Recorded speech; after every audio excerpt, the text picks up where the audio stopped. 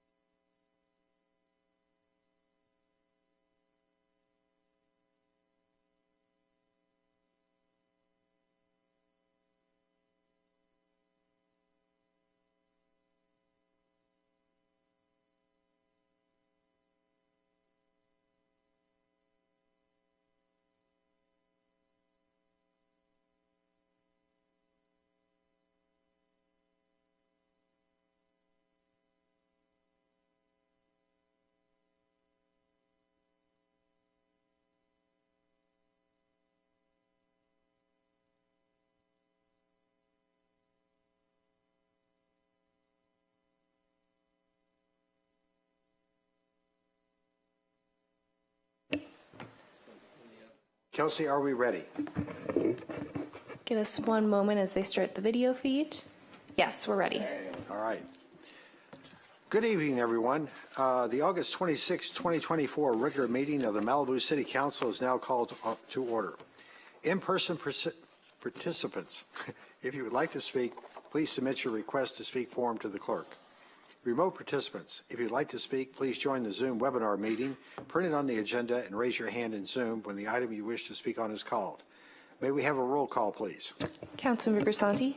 Here. Councilmember Silverstein. Here. Councilmember Euring. Here. Mayor Pro Tem Riggins. Here. Mayor Stewart. Here. You have a quorum. All right, thank you.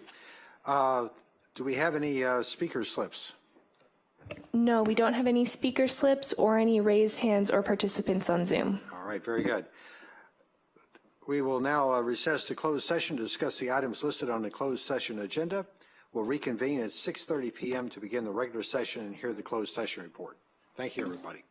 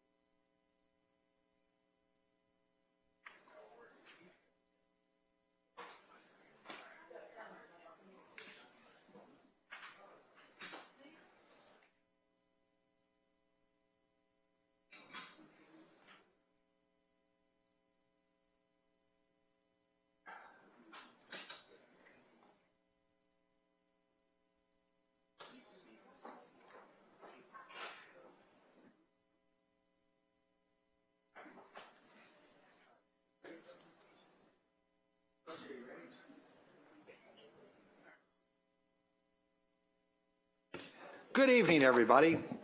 It's time for the Malibu City Council. All right, the August 26, 24 regular meeting of the Malibu City Council is now called to order. In-person participants, if you'd like to speak, please submit your request to speak form to the clerk. Remote participants, if you would like to speak, please join the Zoom webinar meeting printed on the agenda and raise your hand in Zoom when the item you wish to speak on is called. May we have a roll call, please? Councilmember Grisanti. Here. Councilmember Silverstein. Here. Councilmember Euring. Here. Mayor Pro Tem Riggins. Here. Mayor Stewart. Here. You have a quorum. Thank you very much. Don Schmidt, since you're standing, would you lead us in the Pledge of Allegiance? At attention. Yes, sir.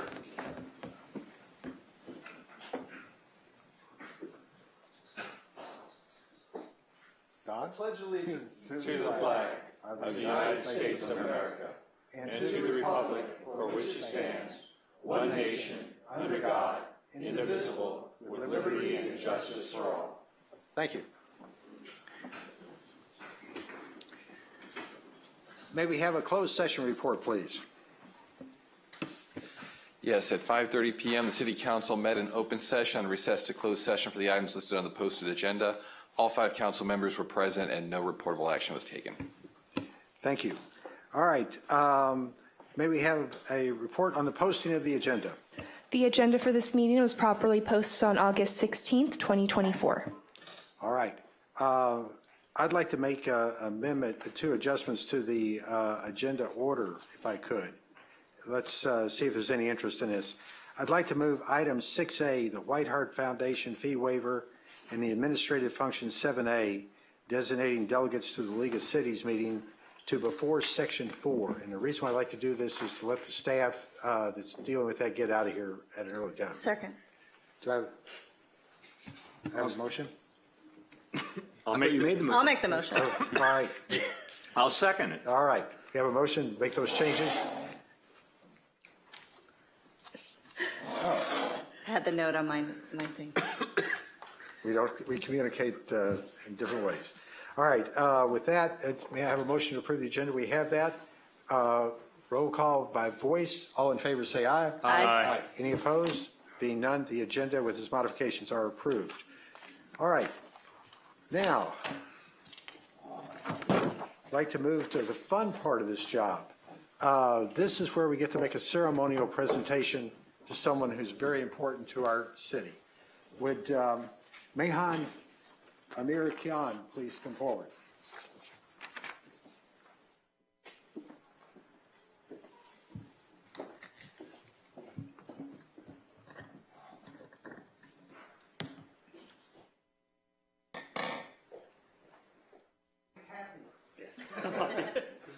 Thank you very much. Thank you. Appreciate it.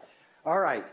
One of the best parts about this job is you get a chance to recognize people for all the good work that they do, and the fact that they've been loyal and helpful to the city for a number of years. And this is one of those moments. Plus, you're going to find out some things about a city employee that most people here don't know. All right, so I'm going to start this as a presentation to Mehan, and I'm never going to say your name. I'm American. All right, tonight I'd like to recognize and congratulate Mehan Amir-Khan on his 7 years with the City of Malibu. Mehan began working for this Malibu as a contractor in 2016. He officially joined the city in 2017 as an information systems technician and now promoted to information systems analyst. Since joining the city, Mehan has supported the entire organization by ensuring that our network and systems are operable. He was a reliable team member during the Woolsey fire and COVID pandemic to make sure the city could continue functioning diligently and remotely. One of those unspoken and unheard and unnoticed heroes that kept us going. Mehan has been an integral part of our city's technology efforts, helping to lead many transformative changes that are underway, such as but not limited to implementing Office 365, migrating systems to the cloud, and increasing cybersecurity. Whether it's analyzing new technology or fixing text bugs, he never hesitates to immediately respond to requests for assistance, much to the appreciation of his colleagues. While dedicated to the city, he is also dedicated to his country. Mehan is an active U.S. Army Reserve soldier, having served for 5 years. We thank Mehan for his service. We really do. He brings discipline and commitment to all facets of his life and to his work. We're honored to have Mehan as part of our Malibu team. On behalf of the City of Malibu, I express our gratitude for your outstanding contributions to the city, your dedication and hard work, embodying the spirit of excellence that we strive for in all aspects of our municipal operations. Mahan, thank you very much.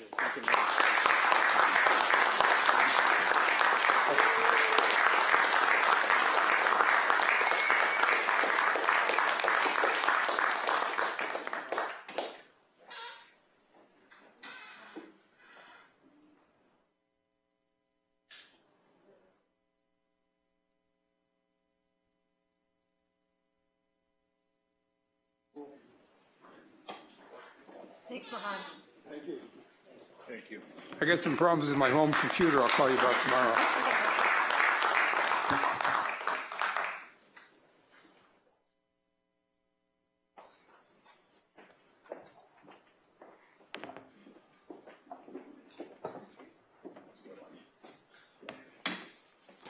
As I said, I think this is the one part of every council member's opportunity to be a mayor. The best part of it is to recognize our key members of the staff. Thank you very much. All right, time to start with our communications from the public. Everybody, if you're going to make a comment, please fill out one of the speaker forms that have it in now. All right, we're going to start with 4 minutes. Terry Davis from Big Rock. And obviously you have Andrew Wyman here to give you an extra minute. Thank you. You have 4 minutes, Terry. Thank you. Thank you. Honorable Mayor, distinguished council members, I'm Terry Davis, and I'm here this evening as president of the Big Rock Big Rock Mesa's Property Owners Association. This is an edited version of a letter that I sent to the council last week. Almost a year has passed since the City Council discussed the necessity to address the problems associated with code enforcement of large unpermitted parties. See my September 8th, 2023 letter to Council and minutes from September 15th and the 23rd. This concern made front page headlines due to a large unpermitted party on July 4th, 2023 at Nobu, as well as 2 documented unpermitted parties that occurred in Big Rock on July 4th and the 22nd last year. The original motion proposed by Council recommended the formation of an ad hoc committee of interested and committed Malibu citizens, believing it to be more flexible, less bureaucratic, and a faster way to gather and provide information, study the problem, review current ordinances, work with legal staff and related entities, and present recommendations to City Council faster than sending it to subcommittee. Those council members who criticized the formation of an ad hoc committee cited no vehicle encouraging public comment. The council ultimately approved assigning this problem to the city's Zeraces subcommittee. Those who favored the subcommittee assured Big Rock contingent that they would commit to addressing their concerns quickly and hopefully find improvements to remediate and/or solve the issues. As previously stated, it's nearly a year and we have had little, if any, contact with the subcommittee or from those who advocated it. According to the city website, the last time the Zeraces subcommittee met was in November 2022. So we asked the council to reconsider the motion that led to assigning this issue to the Zeraces committee and further to approve the original similar motion that was submitted to create an ad hoc committee with the obligation to obtain appropriate, required, and extensive public input. The movement that has taken place with PCH safety shows that you can count on motivated citizens to make change happen. The issues here can threaten our lives. Big Rock, like other neighborhoods in Malibu, has only one way in and one way out. And it goes without saying that the penalties currently imposed on those who are cited are considered, quote, the cost of doing business, end quote, and in no way prevent further abuses. Fire season is raging throughout the state and rapidly approaching Malibu. We may not have another year. We need to make significant progress on safety issues. We in Big Rock commit to doing our fair share and due diligence to facilitate real workable solutions. That was my prepared speech that I was going to give up until Saturday evening at about 6 p.m. when I received a phone call from a neighbor from Upper Big Rock who had just passed by the noted party house from last year and there was another party, and there was parking that was already at 6 p.m. causing ingress and egress problems. I told her to call code enforcement and Lost Hills Sheriff Station. I did the same. I immediately got on the phone, called the code enforcement line, left a message, and with all the information as to where it was, the address, what the situation was, who I was, my contact information, etc. I then called Lost Hills Sheriff Station, spoke to someone at the front desk, gave them again all that information, plus the information that I had called code enforcement in Malibu. I was assured that someone would go and check it out. To date, this is Monday, I have heard nothing from code enforcement. Is that 4 minutes? Gosh, time flies when you're having fun. It's not working. We need to do something, and maybe we can make it work together. Thank you. Joe Sitka, please. Joe, you've got 4 minutes. You've got a donation from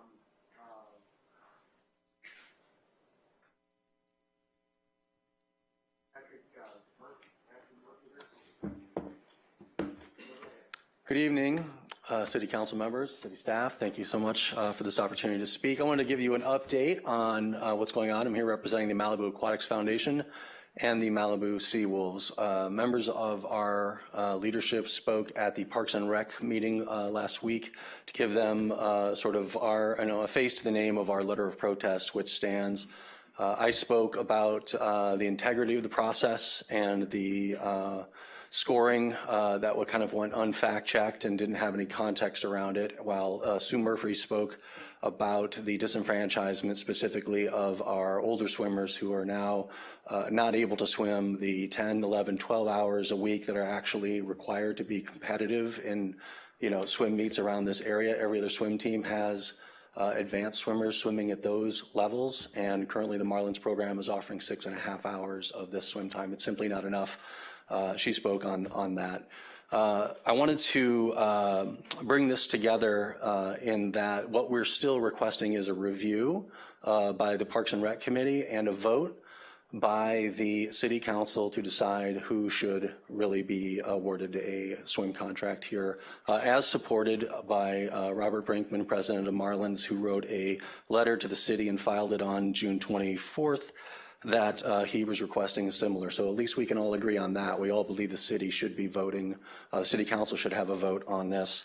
I wanted to speak for a moment on the minutes of approval that are up for tonight, for approving of the minutes of the June 24th city council meeting, during which time Councilman Silverstein and Councilman Stewart both spoke to the desire to have the city council vote on this.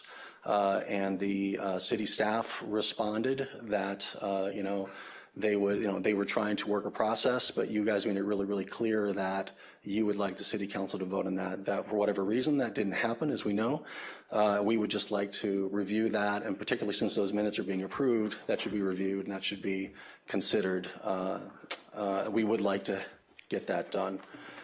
In the meantime, since currently our swim team is disenfranchised and not swimming, there appears to be, part of the brouhaha of all of this is that there isn't enough time in the pool. Obviously, it's a limited resource, and water polo has come back this fall to take the slots that made it now impossible for us to continue sharing the pool as we've been doing over the summer and late spring.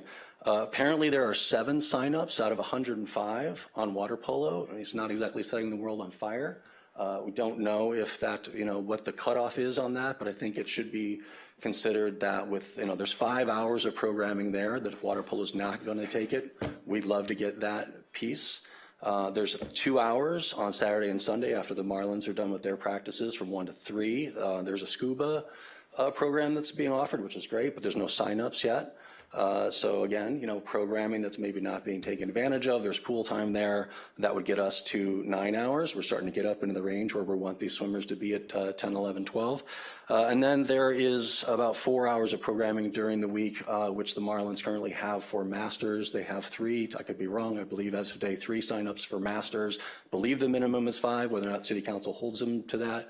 Our city staff holds them to that. That's their decision, but certainly only 3 swimmers in a master's program designed for 12 or more it means that there's resource available. So much as the Marlins were requesting all last year that we share the pool, and City Council eventually granted them that, we request the same for the Malibu Sea Wolves, the Malibu Aquatics Foundation. And I should note that we would like to run the program that we propose, which is bringing in and partnering with Horizon to show you guys what we're made of and what we had planned. If that's an option, we welcome it. Thank you.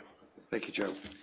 All right, next person up is Robert Brinkman, and you've got an extra minute donated to you, then someone else donated an extra minute. You want 4 minutes or 5 minutes? I only need 4, but I need the 5th minute to contradict what Mr. Sichter just said, because I never agreed or advocated for the City Council to. Time it is. 5 minutes it is. Sorry. Anybody, this is the end of speaker slips to be submitted. We're closing it off. I think there are others.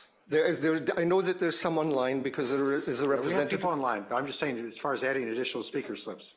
Didn't you sign up? Can I give my time to you? No. Did you not sign up? I did. All right. Let's make sure we got everybody here. Ludwig Brinkman, are you here? Yeah. All right. And also I have Olay Brinkman. You're here as well, right? Yeah. Very good. Thank you. All right. You have 5 minutes. Go ahead. All right, well, I'll start by saying that this is just another misrepresentation by Mr. Sichter, who erroneously said that I said I advocated for you guys to vote on this. We won the RFQ, the open bidding process. We have the contract with the city, and so I don't see any reason to revisit this. But now to my statement, I'm going to read it to make it in the time. Dear members of the Malibu City Council, dear Mayor, my name is Robert Brinkman, and I stand before you as the president of the Malibu Marlins Swim Club. You already know our story. When the Malibu Aquatics Foundation fired our coach, Eric Rahn, and refused to engage with us, we organized, fought for access to the pool, endured grueling practice hours, and ultimately won the city's aquatics contract through an open bidding process. You might call that a happy ending, but it's not over yet. The leadership of the MAF continues to engage in detrimental behavior, displaying unsportsmanlike conduct and undermining our community. I'll be the first to admit that I'm not an expert on swimming, nor did I ever plan to run a swim club, but I trust USA Swimming, the premier swimming organization in the United States. Their guidance is built on decades of experience, including recently sending a team to the Olympics that won more medals than any other in history. Their guidance should be respected, and it does not align with what the Aquatics Foundation is telling you. USA Swimming does not prescribe specific training hours or days, recognizing that such rigidity can be detrimental. Instead, they provide an educational platform centered on the American Development Model, ADM, and the Long-Term Athletic Development, LTAD. The ADM is one of 2 educational frameworks provided by USA Swimming to guide their member clubs. It emphasizes holistic athlete development by focusing on 4 essential principles: fostering strong connections between coaches and athletes, building character, developing competence, and nurturing confidence. These principles are the cornerstones of effective training, according to USA Swimming. The second framework, Long-Term Athletic Development Model, prioritizes the well-being and long-term success of participants, especially younger swimmers. Unlike rigid training schedules that may produce immediate results but ultimately are harmful, the LTAD model focuses on what is best for athletes throughout their lives. When you hear claims like Sue Murphy's that 11 hours or more of pool time is required for any swimmer 10 years or older who wants to be competitive, it's important to consider the source. Ms. Murphy, who emailed you, is neither a coach, a swimmer, nor a member of USA Swimming. Her statements contradict the policies of USA Swimming, the governing body of competitive swimming in this country. They're also contradicted by the experience and knowledge of our coach, Eric Rahn, who has competed at the highest level of the sport and has done an exemplary job of motivating and coaching our children.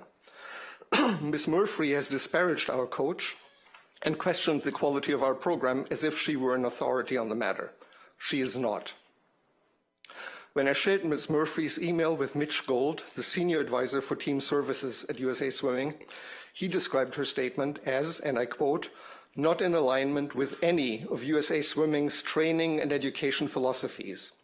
Mitch Gold, who has 25 years of coaching experience and now advises over 700 swim clubs in the Western region, has been a guiding force in the development of the Malibu Marlins Swim Club. When I asked Mitch what could be done about another club publicly denigrating us and interfering with our operations, his response was eye-opening. The MAF's USA Swimming membership expired in 2019, and the club is operating under the Malibu Seawolf Swimming, which is a member club, but not in good standing. Their current head coach, Jasmine Williams, is non-compliant with USA Swimming standards, meaning she's not authorized to coach anyone. Despite this, she's been coaching for the MAF. Mitch Gold described the Seawolves as, and I quote again, pretty dysfunctional, and informed me that no complaint could be filed against them because they're not an active member club. So when you hear inflammatory statements and emails or complaints, like from Mr. Sikta just now, consider the source. They claim the authority of experts, yet they have failed to manage their own club in accordance with USA Swimming guidelines. They accuse the Marlins Board of inexperience while failing to meet the standards expected of a well-run club themselves. If you have any questions, don't take my word for it. I urge you to listen to a real expert like Mitch Gold, who has kindly agreed to provide his expertise this evening via Zoom. Thank you for your support. Thank you, Robert. All right, Melissa, you're up next, and then Craig Hill. Marissa.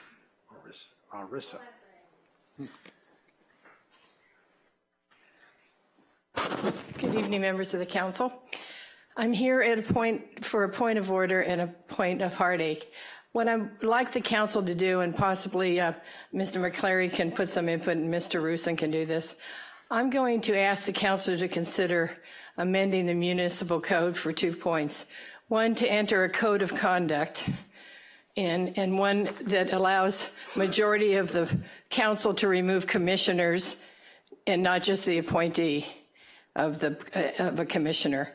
I'm very disheartened living here from 68. I work all over the country. I work out of the country. I work federal, state, county, municipal bodies. And how everything is going on here is embarrassing and I think deplorable. I think there's a lack of respect amongst some, and there's a lack of consideration. Some people, including the city attorney for the Planning Commission, was treated with such disrespect at the last hearing. It was really deplorable. And I really think that I'd like the council to consider those 2 points, and we can speak. We don't have to agree, but we should teach each other or work with each other with dignity and respect that applies to the staff. And if anybody's concerned about the staff, last week I was here from 8 in the morning to do it, and I was here the same thing today from 8 in the morning. And if you see your staff, and some of you do, because I see you there, you'll see how hard they work and the quality of their character. And I think that needs to be supported. And I'm really going to urge this. I'm not going to let up on you until something's done. So I think the faster you do it, the less you'll have to see me. Thank you. Thank you, Marissa. Please, no applause. The decorum, please. All right, Craig, you're up next. And someone gave an extra minute to you, Hashi Clark. Thank you. All right, Craig, you have 4 minutes. The next person up will be Eric Ron. Good evening, Mayor Stewart, council, staff. First, I'd like to apologize for my part of the brouhaha last week. For me to lose my cool is very uncharacteristic and, in the parlance of the day, weird. I was frustrated on several levels with the process that has gotten to where we are with the housing element and with the process of that meeting itself. I'll be writing up my notes on the element. For now, I'd like to briefly touch on one aspect of that as it fits into a larger pattern. The element is required to identify constraints on development. Yet nowhere amongst its hundreds of pages is there any reference to our single most significant constraint. Malibu is clustered along a single arterial road, which is often already beyond traffic capacity. Despite the entire city being a very high fire hazard severity zone, the word evacuation appears in the element only once, in passing. In retrospect, with the Woolsey experience of cars jammed on PCH for hours, we're lucky we haven't had a Lahaina scenario. The more recent evacuation plan might help a bit, but does nothing to reduce the number of people in cars. We have canyon neighborhoods with narrow single egresses. Terry pointed that out. Yet the good folks at HCD have little idea of that constraint, how increasing density with up to 3 residences per parcel, theoretically, increases the probability of deadly events. nor has HCD been sufficiently informed of some of the affordable housing we already do provide to students, live-in help, and the like. Just because it's hard to measure doesn't mean it's not here. So the bigger pattern. The city should be somehow doing a better job of communicating Malibu's unique attributes to outside agencies. When dealing with Coastal about STRs or MRCA about campgrounds, we hear we're not visitor serving enough, but we haven't well made the case that with 16 million annual visitors, we're likely the single most visitor serving jurisdiction in the state per capita, which matters when you're trying to accommodate tourists. Another agency, Caltrans, how can they be entertaining the idea of replacing the center lane with a landscaped median when it's the only emergency access route on many beach days? And why haven't they recognized that sections of PCH meet the neighborhood zone criteria? There may be multiple reasons why outsiders seem not to understand us well. Michelle Shane, in a letter to the Malibu Times last week, observes that we have, quote, a system that prioritizes box checking over results. Well, our staff does a great job with the box checking part of the job, but they don't live here, don't spend nights or weekends here, and have never had to evacuate. There's no box on any form that says, check yes if increasing density will increase the probability of a Lahaina scenario. No box that says, check yes if your city has a single arterial route that dominates all aspects of life as you know it. So our perception problem with outsiders is also on us residents. We may be the proverbial fish that don't know we're wet, living in water. We intuitively understand the city's constraints, so assume others must too. And if you enjoy your enviable way of life, you might tend to downplay what a gauntlet PCH has become. So there's no panacea, but part of the fix might be to always work consciously with the understanding that outsiders might think they know Malibu, they've seen us on TV, but may have distorted notions about the actual place. We should be looking for ways to reveal unspoken assumptions. Somehow we have to do a better job of showing other agencies that our various characteristics often don't readily fit into tickable boxes, that we're not special because we're elite or entitled or something, but because as cities go, we're just a little weird. Thank you. Thank you. All right, next up is Eric Ron, and extra minute for 4 minutes, Lawrence Myers. Are you here, please? All right, thank you. 4 minutes, and then next up is Robert Shore. Hi, good evening. Thank you. My name is Eric Ron. I'm the coach of the Malibu Marlins. And I just wanted to say that I started with the Seawolves as a coach about 4.5 years ago. And I grew the team from 11 to 80, over 80 kids. It was a very successful program, and I enjoyed it very much.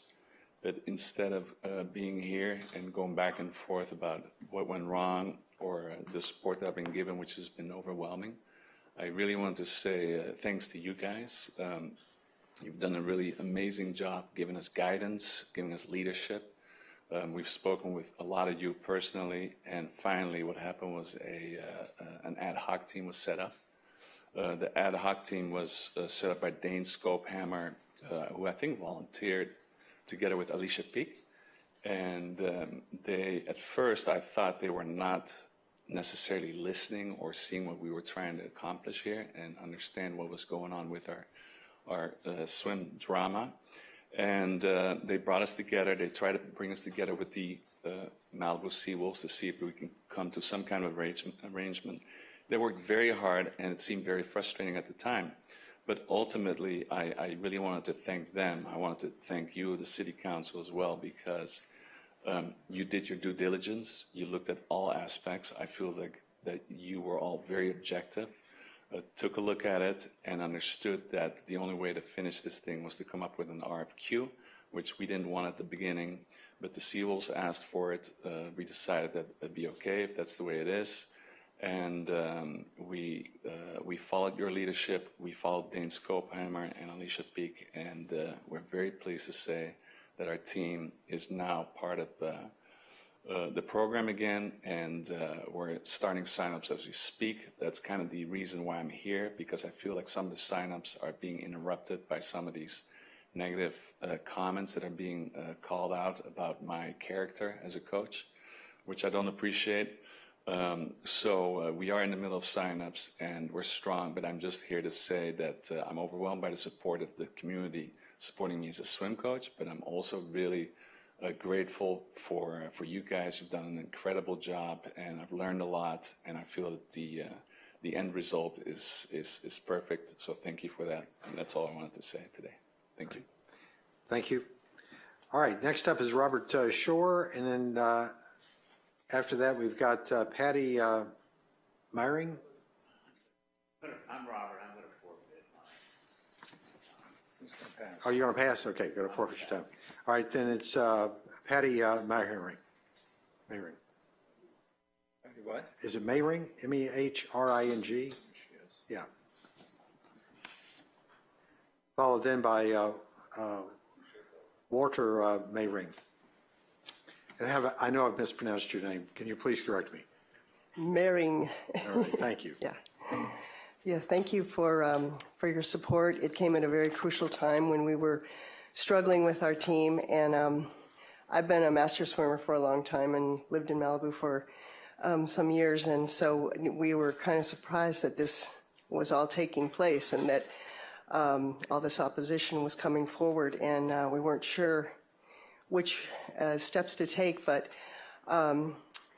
as we moved along and the city kind of guided us and helped us, it was important that we got our message out and that it was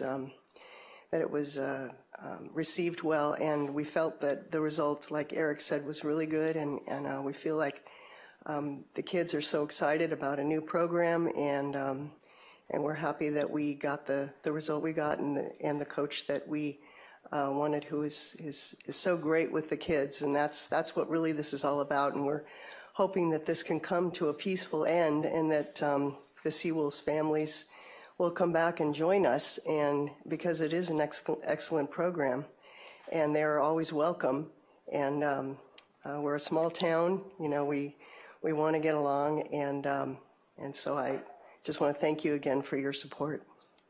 Thank you. Walter.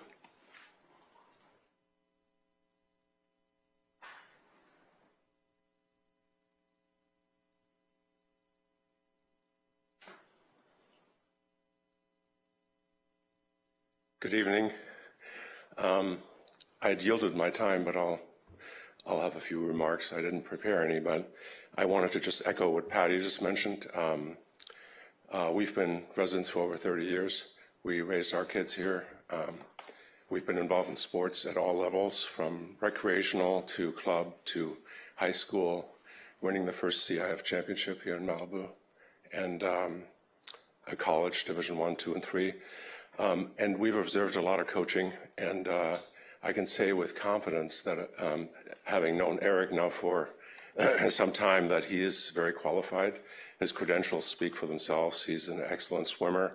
I'm a lousy swimmer, and he puts up with me, but it's good exercise for me. I think it's great for the community what you did to allow them to have those lanes in the spring. I think it was really very meaningful to a lot of these families that we're close to. They're very much appreciated. Yeah, I think the result was very good. Within 8 hours, I think more than 40 families signed up, and that's testament to the fact that the program works. And as Patty indicated, we really hope that those families, those other families, will join in. I think they'll get to know Eric better, and I think in the name of their kids, and put egos aside and just let everybody participate. Again, thank you very much for your support. Thank you. All right, that takes care of all the speaker slips we have in person. We have 2 speaker slips where they wanted to donate time on the Zoom call, but that's not permitted, so they'll have to stay within the 3 minutes. Do we have any online speakers, please? There's 5 raised hands. First is Benjamin. Yeah. I'm sorry. Go ahead. Can you hear? Yes. Okay, great. Yeah, hi, my name's Benjamin. Greeting council members. So I heard the rumors like everyone else, so I decided to look into the facts, and turns out it's true.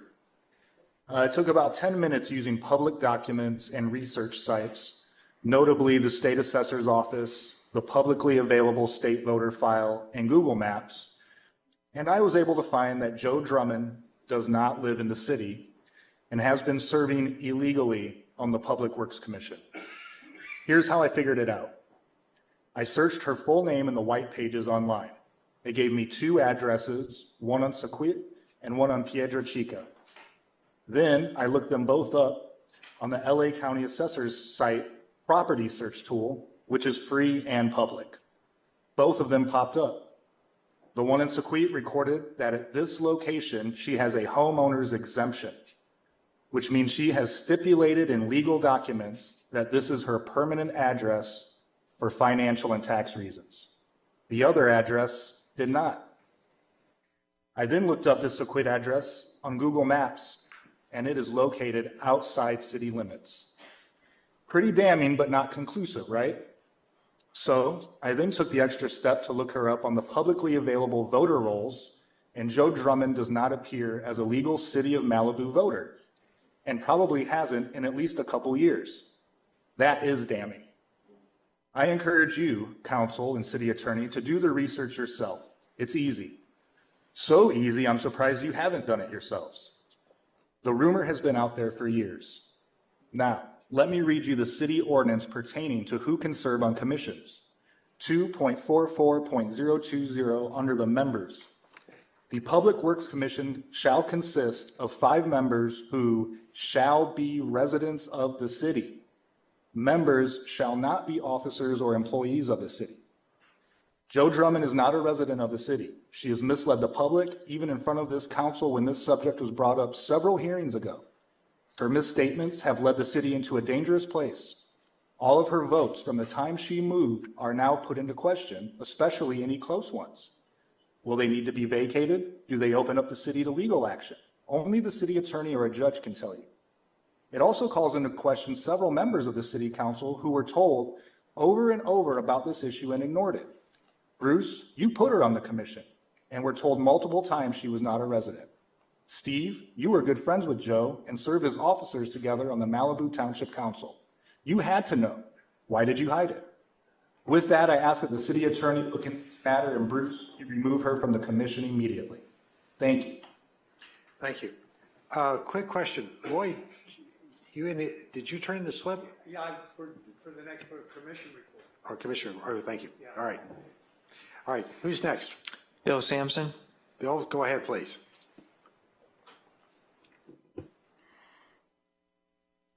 I'm just concerned that we continue. I got a couple of concerns, but let's not keep putting businesses out there that serve the world's most abused and most dangerous drug. It is causing us nothing but trouble. Next, I don't know what the facts are precisely and how this happened. However, Sam Kaplan's mortgage information has been tossed around. I'm informed that information about Mr. Kaplan's mortgage and what is owed on it, and it's a reverse mortgage.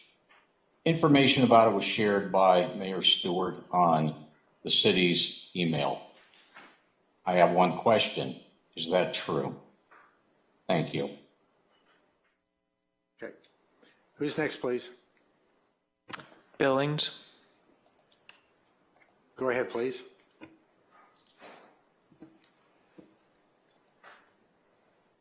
Is his name Bill? What's his name? Billings Goodnow. Billings Goodnow. Are you there, please? Yes, thank you. I had to do unmute problems. This is a comment for Council Member Euring, actually. Steve, have you watched any of the recent Planning Commission meetings lately? I'm wondering if you're embarrassed by John Mazza's behavior as I am. He has created a dysfunctional commission. He's rude to pretty much anybody, staff, applicants, experts, testifiers, and his own fellow commissioners. He's arguing, disrespecting commissioners, staff, applicants, everybody, while professionals and members of the public sit there and say, what the heck is happening here? The meetings go deep into the night. And in case you couldn't tell, they are exhausting, the staff and the budget with John as the chair. As the last Planning Commission meeting, I did hear a clip of Mr. Mazza on an open mic taking a phone call about a project being discussed in front of the commission. I didn't believe it, so I went looking for it again. It happened at a February Planning Commission meeting, and it clearly says, quote, "Under no circumstance do we want to give them a continuance," close quote. But who's we? Is it the city attorney typically provides guidance that during recess there should be no discussion of a topic with the general public between the commissioners. So who is the we? Is the we the Planning Commission?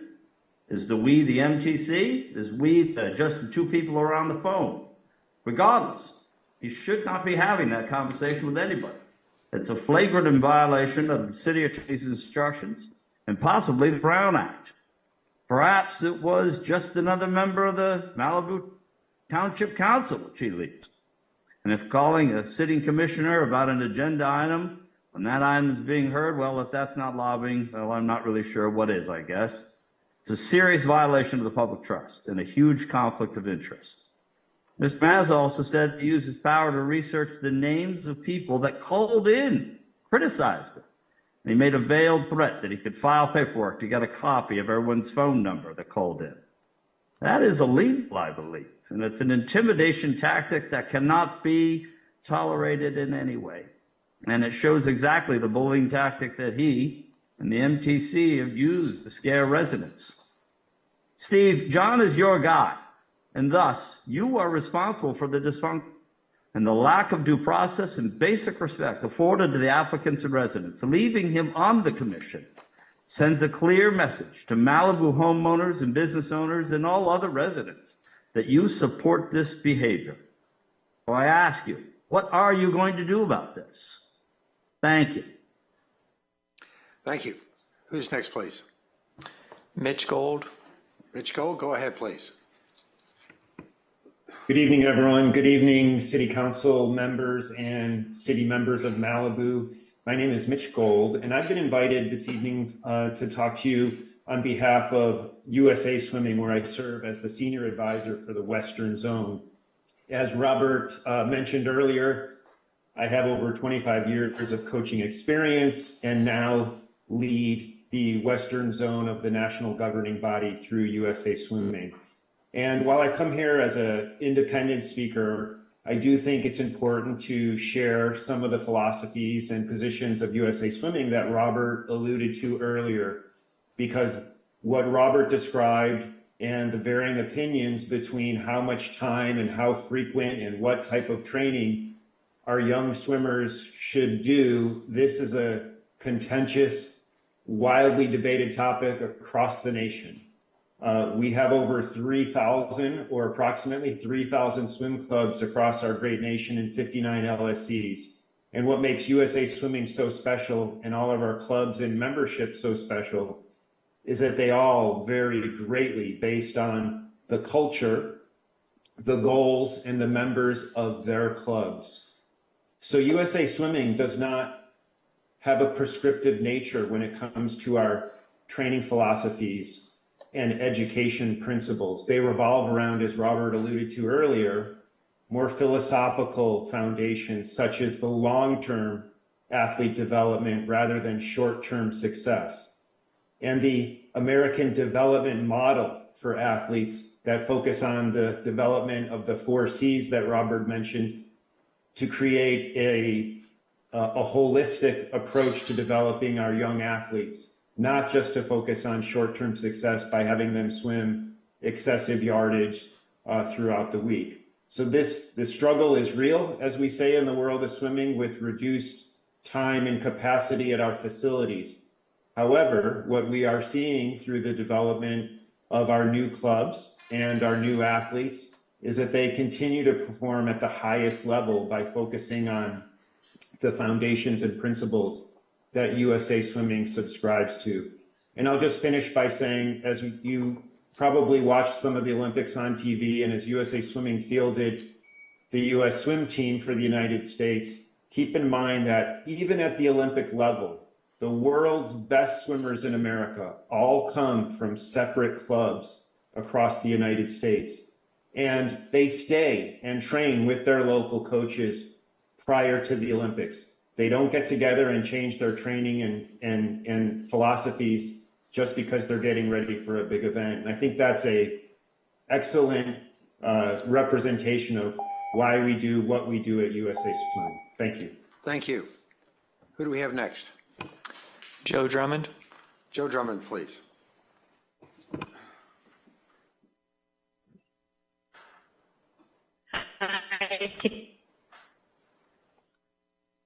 Joe, you're coming in. Joe, you have a very poor connection. Can you hear me now? I think we can now. Go ahead, please. Okay. I just wanted to respond to whoever that was who said I didn't live in Malibu. I do. I just emailed you all my voter registration, and I will get a copy of my exemption, homeowner's exemption, so you have it. So these are just false lies, rumors, and I'm just sick of it. It's terrible, and I hope we can come together and be better than this. So that's it. Thanks. Thank you. Who's next, please? Those are all the raised hands. All right. Thank you very much. Public comments are closed.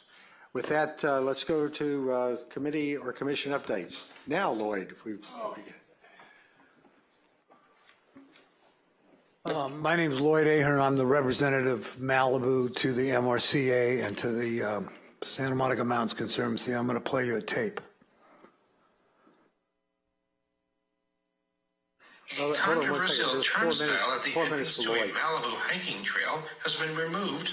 It was not clear if crews from the MRCA removed the turnstile on Monday night or if it was somebody else.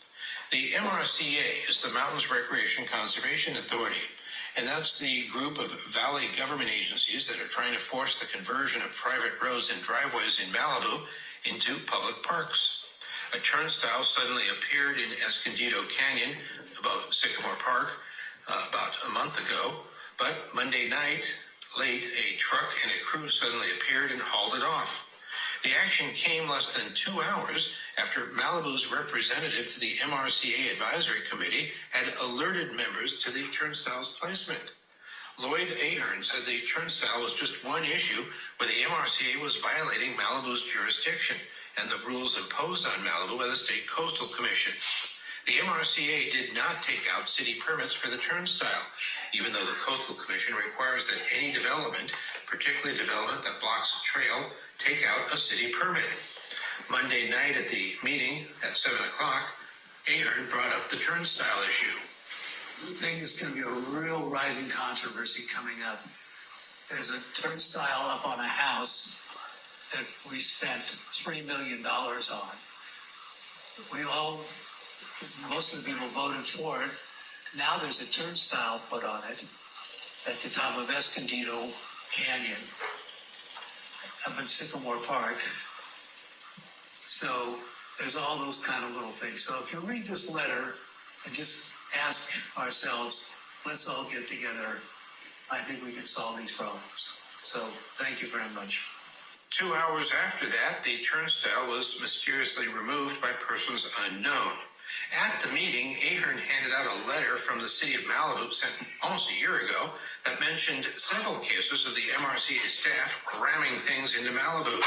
The letter from the city offered to work with the MRCA, particularly on the MRCA's installation of beach access signs on city property near Broad Beach. These signs were mounted without permits in the roadway on signposts that failed to meet state safety standards, signposts that could kill people if a car hits them and they fall over. The city removed these signs and then sent a letter to the MRCA staff asking to work with them to install safe signs with permits. Instead, the MRCA issued a video that was frankly whiny, and it tried to make the city of Malibu look like the big bad beach oppressors. The letter from Malibu went to the MRCA last year, but it appears that their advisory board never saw it. The MRCA's executive director, Joe Edmonston, he attended the meeting Monday night, but he's in a Santa Monica hospital, he said. His phone was silent during the later parts of the meeting. MRCA's officials do not respond to questions from KBOU Radio. The MRCA board, the advisory board on Monday night was questioned about several budget items by Lloyd Ahern. The major budget items include $100,000 for a campground next to Bluffs Park. This is to plan the campground, which would be built on state land in Malibu that's controlled by the MRCA. The MRCA Advisory Board also voted to approve $344,000 for some type of project up on Murphy Way above West Winding Way. Edmiston has purchased land at the top of Murphy Way and proclaimed the road to be a park. His claims have erected signs along Murphy Way indicating that the collection of private driveways is now a public street. On Monday night, Advisory Committee member Lloyd Ahern tried to get details about what the Winding Way project is. He wasn't able to get an answer. Thanks. Thank you. All right. Any other commission reports? No, there's none on Zoom. Okay. All right. With that, we'll close the commission reports. Go to the city manager, please. Thank you, Mr. Mayor, members of the council. Here to share my report this evening. No surprise here. Of course, we've been closely tracking a couple of bills that they've been working through the state legislature this session. Of course, the top one that we're watching is the SB 1297, which would allow us to put speed cameras on Pacific Coast Highway here in Malibu. That is expected to go to the floor of the Assembly this week. We expect that it will likely pass and then be moving on to the governors for final signature. Of course, we're not counting our chickens at this point, but everything is looking good at this point. Certainly not here to take the credit for this. There's been a number of folks who have worked very hard on this effort. And once we get over the finish line, we'll make sure to do the proper celebration and acknowledge all those efforts. Also, we're keeping a close eye on the bill from Senator Stern, SB 1509, the negligent operator bill, which would add additional penalties to folks who are excessively speeding throughout the state. That is also expected to go to the floor this week and likely also to get support and go to the governor for signature and approval as well. So we'll keep you posted on those, but it's looking very likely that we will be not even a year out from the horrific accident on October 17th, and we may have a bill signed that would be allowing us to put speed cameras in Malibu. I wanted to note a quick update on our efforts with community lands. As many of you know, the city successfully launched phase 2 of our outreach initiative. We've hosted 2 pop-up events and 1 community meeting. While the turnout for the community meetings has been less than we had hoped, attendees did have some very robust and productive conversations, and we definitely appreciate the input that we have received. Looking ahead, we have another pop-up event scheduled at the Chili Cook-Off this Friday, August 30th. Following that, we have 2 more community events planned, one on September 5th at the Trancas Lot in West Malibu at 5:30 p.m. and another on September 17th in the Chili Cook-Off lot at 10 a.m. We strongly encourage everyone to attend these meetings and share their ideas and perspectives on our community lands. Also like to address some of the feedback that we received. We have heard the concerns raised about the order by which the 10 categories of uses for the community lands were listed. I just want to clarify that those uses were presented in alphabetical order with no prioritization or ranking implied. Regarding the involvement of non-residents, I want to assure the council and everyone that our outreach has been inclusive of all stakeholders. These stakeholders include local business owners, their employees, residents in the surrounding canyons, Pepperdine University staff and students who access our amenities and services on a regular basis. However, I can also report that 94% of our respondents in phase 1 identified themselves as as residents of Malibu. As a reminder to the council, this information will be included in the final outcomes report that will be presented in October. Report will also include a filter that will allow you to sort the data by resident-only input versus input from other stakeholders. Finally, for those who may not be able to attend the events in person, we welcome your feedback through our project website at MalibuCommunityLands.org. And as a follow-up to a request made at the June 24 City Council meeting, our ESD staff have created an e-blast that went out to local and registered design professionals asking if they're interested in providing the E3 services to our community. This will be maintained by staff and placed on the website with other associated E3 documents. And again, that's for the exterior elevated elements, which is a new requirement in state law that's requiring that those be inspected. A couple things coming up at future city council meetings. One, we have coming back with proposed modifications to the city's codes for temporary use permits, often referred to as TUPs. That is scheduled for the next regular meeting on September 9th. Also, it was noted the housing element draft was approved last week by the Planning Commission with some recommendations. That is scheduled for a public hearing before the City Council on Monday, September 23rd. Also note the draft code of conduct. The work with the ad hoc committee is wrapping up, and we are scheduled to bring that to City Council at the regular meeting on October 14th. Just a quick reminder that due to next week's Labor Day holiday, City Hall will be closed on Monday, September 2nd, and the first regular meeting of the Planning Commission, which would have been held that Monday, will be held the following day on Tuesday, September 3rd. Some good news, we're able to secure additional $1.5 million in Measure M funds that we are going to be able to apply to the signal synchronization project or potentially to other projects on PCH, such as the speed cameras. And let's see, just a couple other things here. Captain C2 and I requested a meeting with the, a briefing with the mayor and Councilmember Silverstein to talk about the recent changes or the, obviously with the Supreme Court decision on Grants Pass affecting persons experiencing homelessness. We wanted to have a discussion just to hear from the Sheriff's Department on how they expect to be proceeding forward at this point.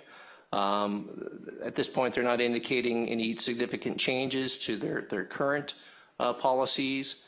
We did have some good discussions about some of the things that we'd like to perhaps try here in Malibu, and I'll be following up with the city attorney on those ideas.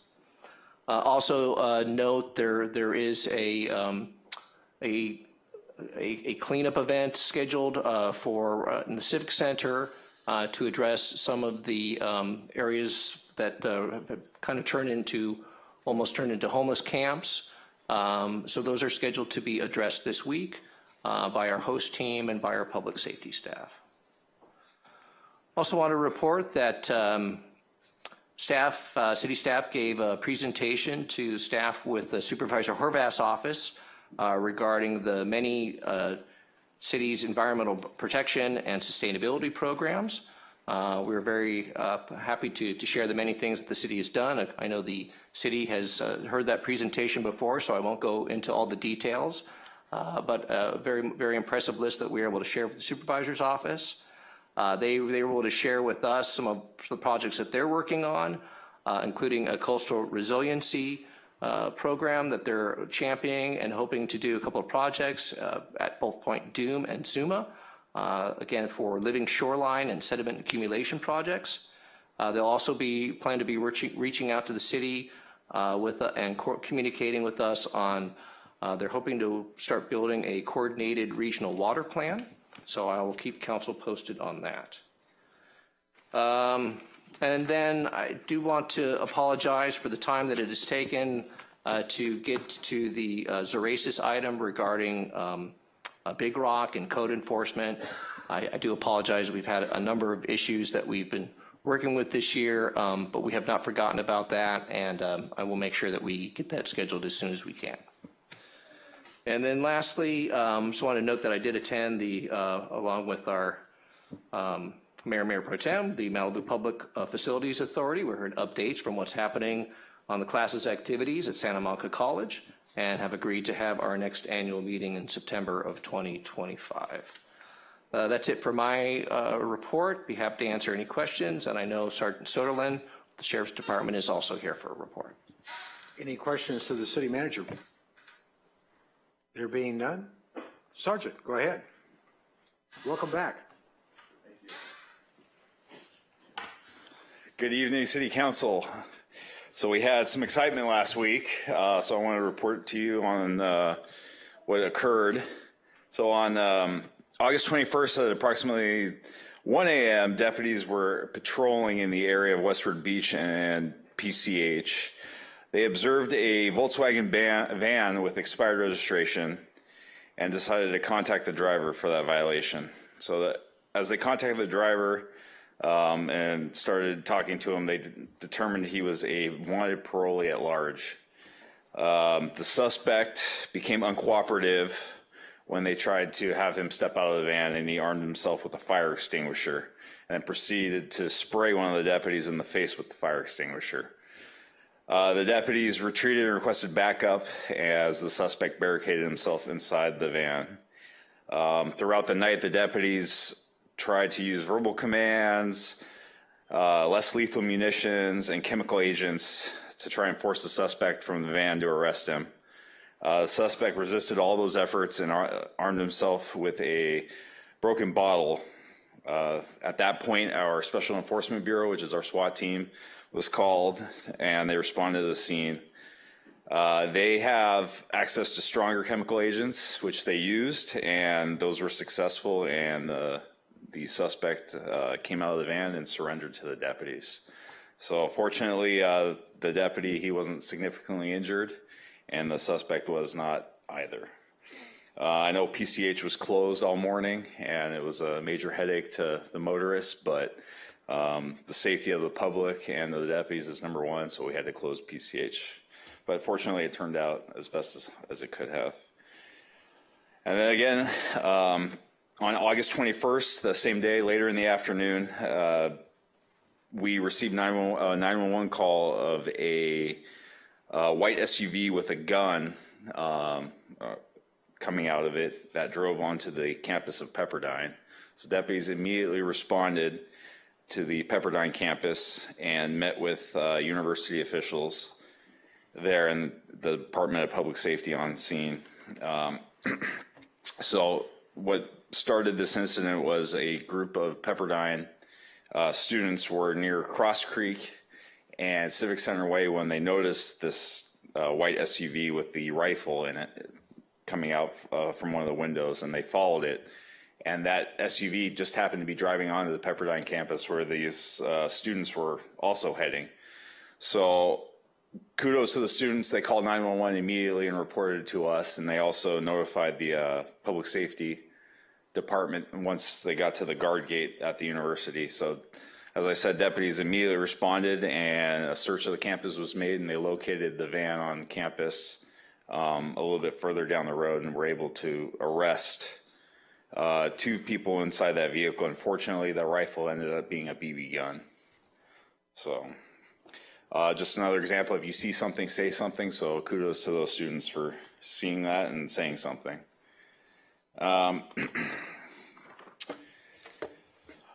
2 Fridays ago, the Stoker family gave the beach team a barbecue, threw the beach team a barbecue. So thank you to them. There was a nice article in the Malibu Times about the event, so feel free to read that. It was nice of them. They do it every year, so I appreciate them. And finally, Labor Day is approaching. Labor Day weekend is this weekend, and with that, that's our last weekend of beach team. So we'll be out there with extra deputies, and also chili cook-off is this weekend as well. So we have dedicated deputies for the chili cook-off, and we'll have extra staffing on the beach. That's my report, and I'm happy to take any questions. Okay. Any questions to the sergeant? Mary Ann? Just a continued thank you. They're doing great work out there, and really appreciate all the effort that they're making to keep us safe. Thank you. Paul? And I'm guessing that there is no update on July 4th? Not at this time. Okay. Thank you. No one else? Sergeant, thank you very much. Thank you. All right.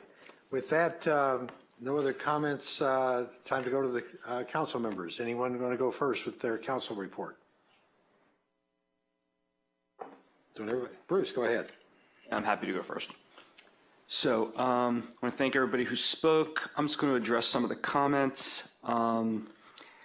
Terry Davis, thank you for bringing that up once again. As you know, Steve Uring and I had proposed the creation of that ad hoc committee, and we were voted down 3-2 for having it, so it's in Zeracis. I'm happy to present that again as a council member proposal at a future meeting if Zeracis doesn't do something soon.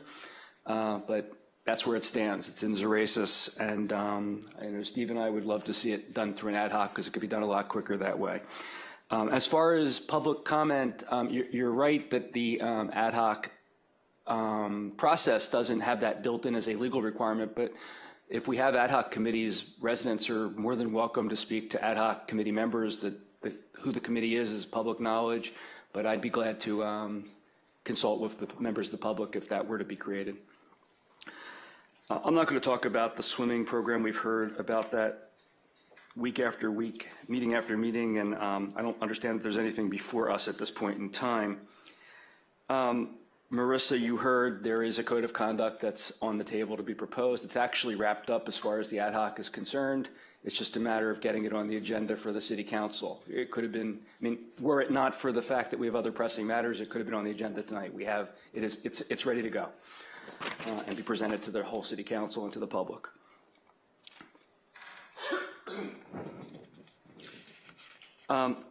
Craig, I appreciate your statement about what happened at the housing element meeting. I want to say also, I watched the Planning Commission meetings at a prior meeting, I believe it was. I know Craig was criticized for coming in with some ideas about what was going to be discussed that night because he had thought about it and done some research, much like I do, and he was accused of being biased because he had actually dug into the facts and formed some preliminary conclusions subject to hearing from the public and the applicant and the objectors. And that's exactly what I think we're all supposed to be doing. So, Craig, I'm sorry you had to be subjected to that. I appreciate the work you do. Craig is my commissioner. I think Craig does an outstanding job. He comes prepared to every meeting. He actually examines a lot of issues that others don't bring up. A lot of times they don't end up being a part of the decision, but sometimes they do, and that's exactly what I think we should be looking for in all of our commissioners. So thank you, Craig. I appreciate your work. Whoever Benjamin is, the comments about Joe Drummond, I was glad to hear Joe called in, but I mean, I'll just ask Trevor, please have a conversation with Joe and get to the bottom of whether she is or is not a resident. I have no reason to believe she's not. I've never heard the those facts that were alleged, which Joe says are not true. So, but city attorney has heard the allegations. Those are not, and those are not the kinds of things like, I don't think someone's doing a good job or I think someone's unfair. Those were very concrete, specific allegations. And if they're true, they're problematic. And if they're not true, then it's problematic that we've got people calling in and making false accusations of fact like that. So I'd like to understand what the facts are. I doubt that Billing Good for Now is a name, that other person that called in. And when I was first elected, I took a lot of grief up here from a lot of people who would come here live and call in and complain and make false accusations as well as state things that they truthfully believed in, which were fine. We are continuing to see that occur now that we're coming up on an election. And, and Doug is also getting the brunt of some of it, I think, unfairly. And I would just hope that, especially people who don't have the courtesy of actually showing up or giving us their true names would stop doing that. If there's a resident here who regularly appears before us, who has something to tell us, I'd like to hear about it. But I don't know who these rabble-rousers are, and it would be good to get to the bottom of that because they seem to have ulterior motives than what it is they're calling about. Thank you. Okay. Thank you, Bruce. Appreciate the comment, too. Who else? Who wants to be next? Paul? I'll take it. Thanks to the speakers. Craig, I watched the meeting. It was very painful for me watching what you went through, trying to get the floor for more than 30 seconds. It was ridiculous. And I don't think that's a proper way to run a meeting. I don't think that any defense can be made that it was done properly. And I'm sorry that it was allowed to go on as long as it did. Marissa, I understand that you watched the meeting as well, and I think that's probably behind your suggestions about the things we should change. And I do understand that, and thank you very much for bringing that up. And in the interest of moving things along, I'm going to move things along. Thank you, Paul. Steve or Mary Ann? Give it a run. Okay, I'd like to also thank the speakers. We get these Zoom people calling in, and I know some people have done some work trying to figure out if they actually live in Malibu, and basically we discovered they do not. They're not really residents. So if some of those guys want to put their big boy pants on and come in front of us and talk to us, I'd like to invite them to do that. I'd love to hear them look us in the eye and tell us what they think. And one of the comments they made that Joe Drummond and I served on the MTC together, it's not true. I haven't been with the MTC for 5 years, and Joe Drummond was never on there when I was there. So for whatever that's worth. Okay, a couple items.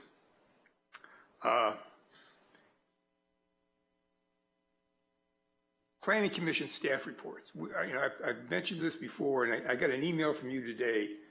What I was looking to try and do is get somebody just to write up and tell us what it is we're doing, right? And and this is like my 4th or 5th request for that. So I just so everybody knows, when I read the staff report, I understand what the intention of the person putting it together was, so I can handle it appropriately.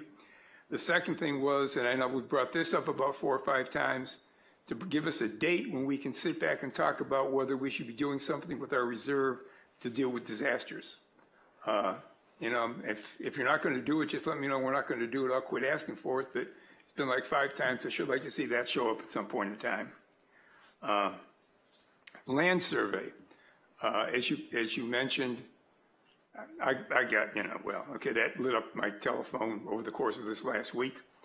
And I guess the question is, when I learned about having input from residents or from people who are not residents of Malibu, one of the things I wanted to make sure was we had these things tagged so that down the line we can, okay. And so I sent an email back in to sort of says, can I talk to the person who tagged them so I can at least understand how they did that, how they accomplished that thing.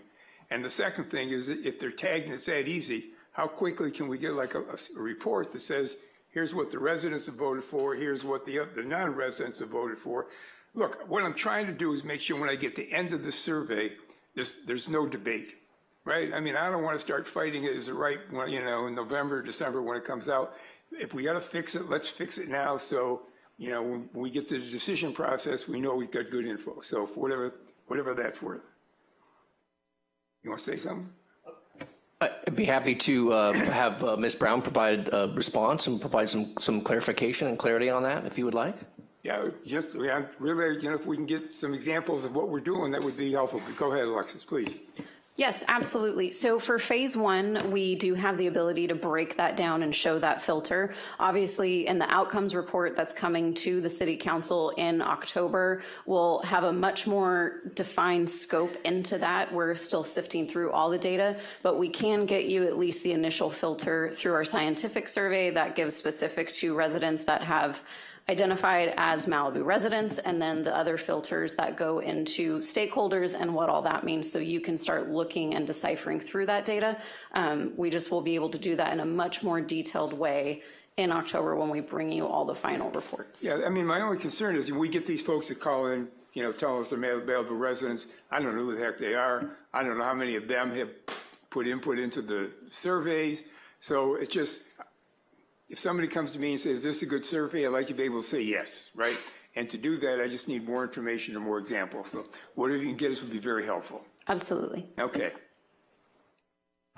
Nobu. And we got Nobu on the agenda a little bit later, so I'm not going to touch base on that right now. What I do want to do is just mention this fine that we gave them. And my concern is, I got a call in the middle of the week from the Malibu Times asking me what I thought about the fine, and I had no idea what the hell it was. They knew more about what was going on than I did, okay? And there's something wrong with that, right? I mean, I don't know how our policy works or how it's supposed to work, but it seems to me we've got some of these items that are impactful for the community, and where the City Council has the chance of being called on to try and just explain it or define it or whatever the heck they're asking us for, somehow we got to get that information before the newspapers get it, right? I mean, if I'm going to look stupid, I can do that on my own. I don't need a whole bunch of help. So, okay, with that, Mayor, back to you. All right, thank you very much. Mary Ann, please. I was actually at the Planning Commission meeting in person, and Craig, you shouldn't have been treated the way you were treated. Nobody deserves that. The Planning Commission already has adopted decorum rules, and they don't seem to be following them. So I would encourage all of us to reach out to our appointees and work with them to make sure that everybody is respectful and following the process appropriately. It's the example that we need to be all setting. The swimming, I agree. I think that has been settled. I also attended the Parks and Rec Commission, and I think our commissioners have done an outstanding job with that.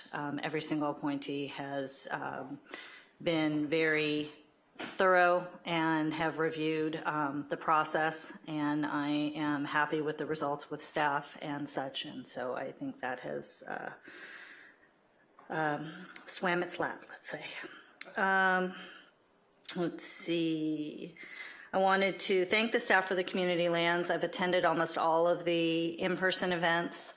I would encourage the residents to come out for Phase 2, come to the pop-up event at the Chili Cook-Off, come to Trancas Field later or the beginning of September, and at Chili Cook-Off, find out about this. Please, everybody show up. These are our lands. These are the input that we want to have our residents for what may or may not be done on any particular property, and everybody needs to take part in that.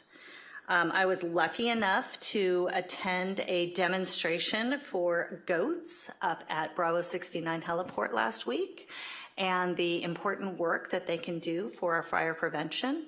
I hope that we'll be able to expand that to other neighborhoods in our community. I know Malibu West does that. I'd love to see it done in Point Dume. I think it would do a great job there, and a lot of the other neighborhoods, so that we can use these animals to do a balanced and environmentally friendly way of clearing the areas. And Terry, I hear you. I understand. I know you're frustrated. I'm frustrated. We'll get that scheduled just as quickly as possible. It's an important issue that needs to be dealt with. And I think that's all I've got. So thank you. Thank you, Mary Ann. Paul wants to add one thing. I'm sorry. I realized I spoke too quickly when I yielded the floor. Lloyd, can you approach the podium? I have a question for you.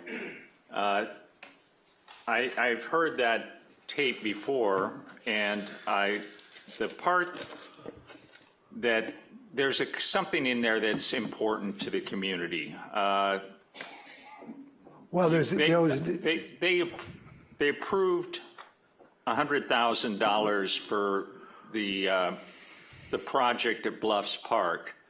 So I take that to mean that the campground he wants to put there is not dead and it's coming back to life. Well, I was thinking about what's coming in Malibu. We're going to have a Category 5 hurricane coming at us. It's not going to come out of the ocean. It's going to come out of the MRCA.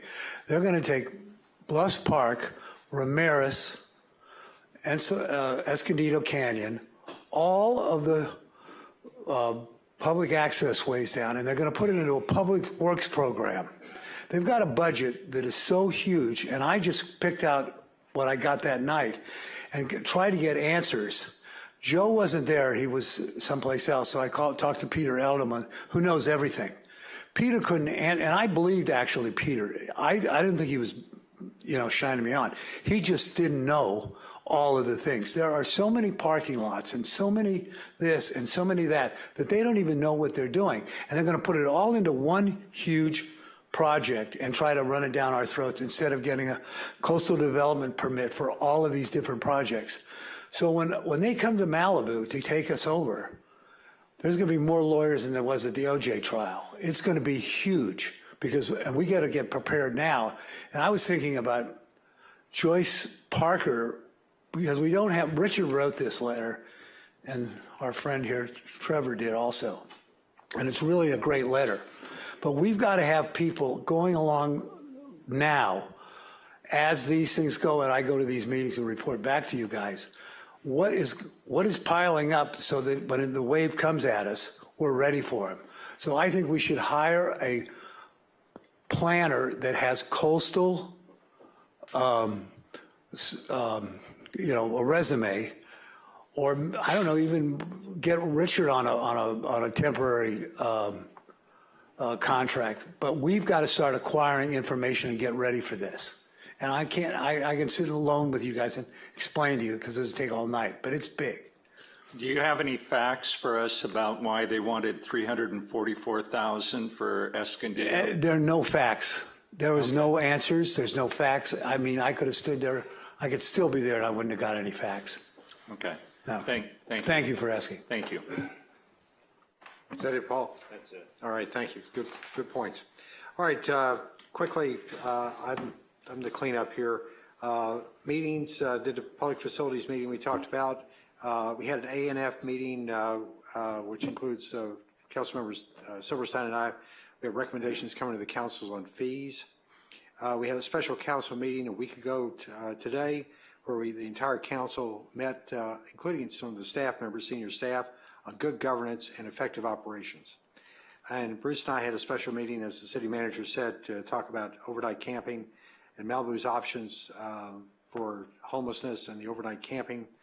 And some of those have already taken hold. They were well in the works beforehand. This wasn't anything we necessarily caused. And I want to thank Sergeant Sunderland. If you notice along some of the RVs, especially Corral Canyon, it's being cleaned up one opportunity at a time. And it's not because we're not trying. Got a few things to talk about on the public comments. Marissa, you heard the comment about the policy for conduct. It's a 7-page document, I think is what it's going to come out.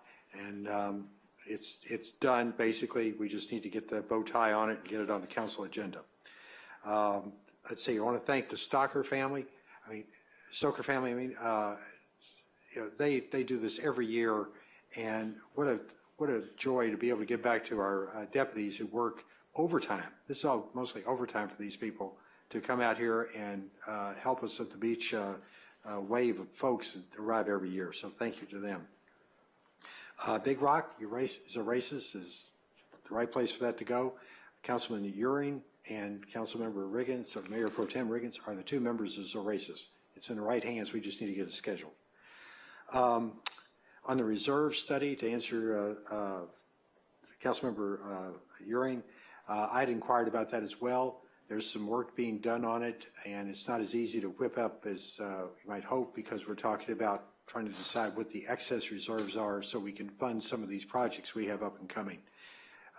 If you look at one of the items we have on the agenda tonight, it's about the investment portfolio. It's at about $110 million. Not all of that is available for general fund purposes. Most of it is, to some degree. We just have to decide what the appropriate amount of reserves are. And don't give us credit up here for this. This is something that's been built up over many city councils. Everybody deserves a hand in making it work. So thanks to all of our predecessors. Lands event, Marianne's right. This is an opportunity to be heard. We're trying to do this as open as we can. We don't want anyone to come back and say, you didn't listen to the community. We're trying to listen to the community. We realize some people may be taking advantage of that, but far better to have everyone talk to us than to leave anybody out. Last thing I want to mention is Bill Sampson. This thing about me and being a cyber criminal, I think, is beyond ludicrous. So let's talk about this one email. It's from October and November of last year. You heard about the last 1/3 of a page on a printout. It's a 4-page email started by a Malibu resident who sent it to my city email account. I responded and said, thank you, I received it. It was totally derogatory about another Malibu resident. Followed up by another email from the same sender on the same email account with now 9 people copied on it. The first one had 2 council members and the sender on it. And I buttonholed this person at the end of a planning commission meeting in November of last year. And I said, so what really is the issue that you seem to be deriding this person about? And the answer was 2 issues. One was Mr. Kaplan's mortgage, and the other ones that this particular person had his DRE license, real estate license, sanctioned. I said I'd look into it, got back to him, and I sent 1/3 of a page email only to that person on the city email, which is the appropriate string because it had been city business from the beginning. And I said, here's a copy of the DRE report on this person. It is clear. There's no complaints. There's no sanctions. Secondly, on Mr. Kaplan, I said, this is public information. And by the way, just to make sure it's still public information, I spent $1 to get a 22-page report on his property about all the public information. And for those of you that don't have a mortgage on your house, when you sign the trust deed on a loan for your house, it says in the very beginning how much money you owe. It's a public document.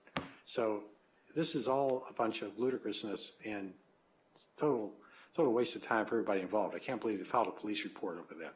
So with that, that's all my comments. Anybody else? If not, let's move to the consent calendar. Does anybody have anything? Well, first off, do we have any public speakers on this? Anyone pulling anything? We don't have any speaker slips, and I don't see any raised hands in Zoom. Okay. Anybody on the council want to pull anything? Bruce? I'll move that we approve the consent calendar. Second. All right. All right. If there's no other comments, we have a first and a second by roll call vote, by voice vote. All in favor say aye. Aye. Any opposed? Being none, the consent calendar is approved. Let's move on to the items that we put to the front. I believe it's item 6A. And that is, Kristen, we're trying to get you out of here before dark and a half. How's that? So this is the White Heart Foundation. Please go ahead with your presentation. Thank you. I appreciate that. Good evening, Mayor Stewart and honorable members of council. The item before you is a $5,116 fee waiver request for facility rental and staffing costs associated with the Ride to the Flags event coordinated by the White Heart Foundation. This year, the event will take place on September 8th, with setup beginning September 7th. The White Heart Foundation has coordinated the event at Malibu Bluffs Park since 2014. This year's expected attendance is 500 people for the 3-hour event and open to anyone 21 years of age and older. The foundation is a nonprofit organization that coordinates programs and events to help support wounded veterans and their families. This concludes my report, and I'm happy to answer any questions. Okay. Do we have any public speakers on this topic? We don't have any speaker slips, and we're checking Zoom, but we don't have any raised hands either. All right. There are no public comments on this. I'll bring it up to the council table. Anybody have any comments here? I'll make a motion to approve. Second. All right. I have a negative comment on this I'd like to make. I looked at the financials, and by the way, Kristen, thank you very much for putting the financial information in here. I went a little bit further and pulled their tax form. It's called a Form 990. It's public. It's also public information, and I was a little I was more than concerned about the fact that this last year they raised $294,000, called $295,000, and the prior year they raised $325,000. However, their grants for the beneficiaries of their efforts were only $1,000 in 2021 and $23,500 last year in 2022. It's less than 7% of their money they raise, and $85,000 goes to salaries and officers of the money. So I don't see, and this is the first time they've asked for a waiver, I'm not in favor of this. Personally, I let everybody else vote as they wish, but I see this as not being someone that is using their tax exempt status to the benefit of their target recipients. So with that, we'll put it to a vote. All in favor? Or anybody have any other comments? Can you just explain that last piece of their, what they do with the funds, who they're going out to? I'm just reading the information. If you look at the package here, I didn't do anything that isn't in the package. I just got a little more expansive about it. If you look where it says assistance to domestic individuals, this is on page 3, it's $23,498. Well, they raised $295,000, and the rest of it goes to information technology, salaries, payroll taxes, lobbying expense, events expenses, $122,000. But the beneficiaries of their charitable purposes only received $23,500. Gotcha, thank you. All right? So I don't know the details of that, but it doesn't say in here that they're for the purpose of raising money to contribute to this cause. It says that they coordinate programs and events to help supported wounded veterans and their families, which I would imagine is work that's done by members of the organization. And you said that there was money spent on electronic transmission things. I think we don't know enough about it one way or the other to be negative or positive in that respect. I just found that the fact that $85,000 went to salaries and event money was $122,000. It just seemed out of balance to me. Mayor Stewart, if I may interrupt, Ryan Sautel is the one of the organizers of the program. If you want to ask him questions, he's available. I find that if the council is okay with that, let's bring him forward. Please do. I wish you'd filled out a speaker slip. Go ahead. We'll give you 3 minutes. I apologize. So the way that we have to file a 990 is usually very not very telling of how a nonprofit operates. So when you're reading the $20,000 some odd dollars given to individuals, individual assistance, that's for that's not a program, that's an individual assistance that's needed for whatever that individual needed back in 2022, which I believe is the last 990s we have on file. Right. So you would have seen, I'm thinking we had to refloor a home of a veteran in Houston that needed retrofitting of her home for wheelchair access.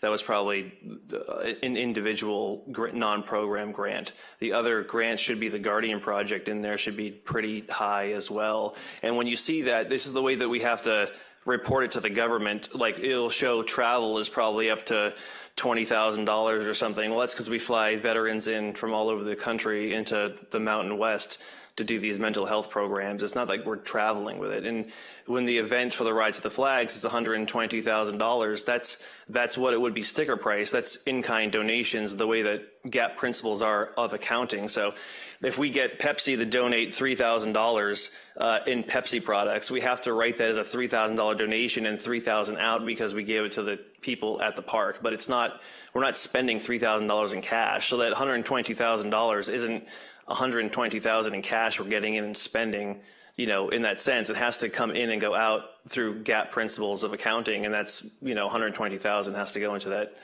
that role. So it's not, it's not what it appears when you read a 990 like that. Okay. All right. And as far as the salaries goes, I know it's a big sticking point as well.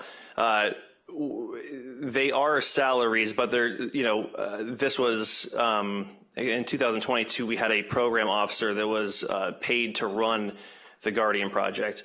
And that is, that's half of those salaries, but those are what would be considered when you go down through IRS accounting. It's technically a program cost, but it's put in as salaries. But you'll see that salary for the most part goes towards, in the column, it goes towards the programs. She was hired to run those programs.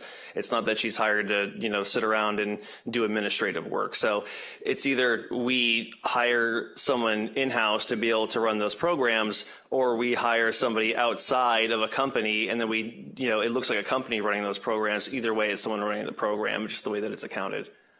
Okay. All right. Anybody, is that? Yeah, that's all I want to say, just to understand the 990 easier. Bruce, go ahead. I appreciate that explanation, and I'll just make the same comment I make all the time when we're asked this kind of accommodation. I don't believe that they'd be doing this and paying $5,000 if we weren't. Well, maybe they would in this instance. Have you paid this $5,000 in the past? Yeah, I didn't know there was such a thing as a waiver. I think 10 years ago I came to the city and I asked when you guys were doing, I think you had like the city grants, right? And you were divvying them out to the local charities here. I asked for a grant to pay for your own fees, and I don't think they understood what I was asking and said no, because I didn't know there was a waiver at the time. So the event cost us, I mean, it's a lot of money to put the Ride to the Flags on, because it involves the Department of Defense and obviously PCH and down here. So it's it's. But this is an event you've paid for in the past. Yes. Oh yeah. Okay. We paid for it. last 10 plus years because I didn't know there was a waiver. So I don't have that issue with this one. Okay. Thank you. All right, Mary Ann? I would just would you like to say a little bit about your program and what you do? Just Yeah, give yourself a plug here. Oh, sure. No, I appreciate that. I wish I brought a video. I would have taken time to show it. You want the Ride of the Flags or White Heart? Just a really quick thing. Sure. Minutes. So I started the Flags of Pepperdine in 2008. That very same year, I thought as a proactive measure to the actual standing memorial, we could do something good for charity. So we did the Rides of the Flags, raised money for other military charities, and then found that there was more veterans who needed help that weren't getting the help. So by pinpointing the dollars and taking it in ourselves, we could have more control over these funds. Lo and behold, as time went on, unfortunately, we lost a lot of our veterans to their own hand. And so we decided to just focus on being a mental health charity. So now we've expanded our mental health services to also first responders. A few weeks ago, we did our very first responder retreat in Colorado with a lot of rescue, one from Manhattan and other first responders who were dealing in 9/11. And so that's all, I should say all, that is the consensus of what we do now is ecotherapy retreats for veterans and first responders. Yeah. Thanks for the work you do. Thanks. By the way, thank you very much for the education. I stand corrected, and Bruce, I appreciate you pointing that out. Thank you very much. We have a motion and a second. Let's put it to a vote. All in favor, say aye. Aye. Any opposed? There being none, it's passed. And Kirsten, thank you very much. All right, next item is item 7A. This is more of an administrative item. And who's going to present this, or how do we present this? Happy to give a report, Mr. Mayor. Again, this is the time for the council to choose its voting delegate and an alternate for the annual League of California Cities, which is coming up in October of this year. It's been September the past few years. So just looking for council to nominate a voting delegate and an alternate. So we don't have to make a decision on this tonight, but we could bring it back at a subsequent meeting if council is not ready to make a decision tonight. Paul or Public. Bruce, go ahead. I didn't know if we had any public speakers. Oh, that's a good point. Do you have any? We don't have any speaker slips for this item, and we don't have any raised hands on Zoom either. Okay, thank you. There's no closed, comments are closed. So it seems to me we ought to ask who's interested, because we may not all be. And who's going? And it'll all be going. Yeah. And who's going? So first off, who's going? I am and I am. Two of us are, right? Yeah. Okay, so which one wants to be the delegate and which one wants to be the alternate? I have no preference. We'll figure out who that, we'll figure out. She'll be the delegate. I'll be the alternate. All right? I'll move that. Second. Okay, all in favor, say aye. Aye. Any opposed? Being none, it's approved. All right, it's 8:12. Are we ready to tackle the thick part of the book here, or do we want to take a break? Why don't we take a break so we don't have to take a break during the hearing? All right, pardon? Why don't we take a break so we don't have to break during the hearing? Because All right. we always get an admonition to be careful during the break. We get a problem with that. Why don't we let's get back here at 8:20. That'd be satisfactory? All right, 8:20 on the dot. And we'll start with our ZoomRes project, item 4A.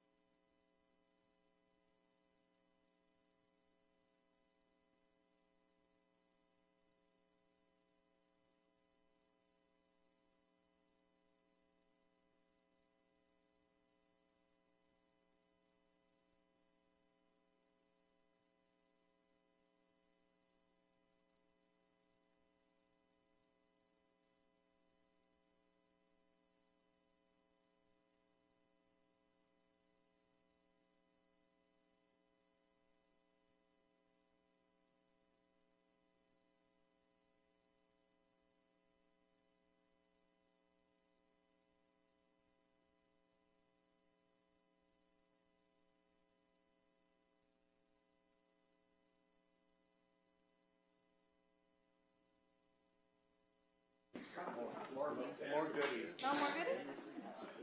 All right. You get extra. You get this and speaker cards.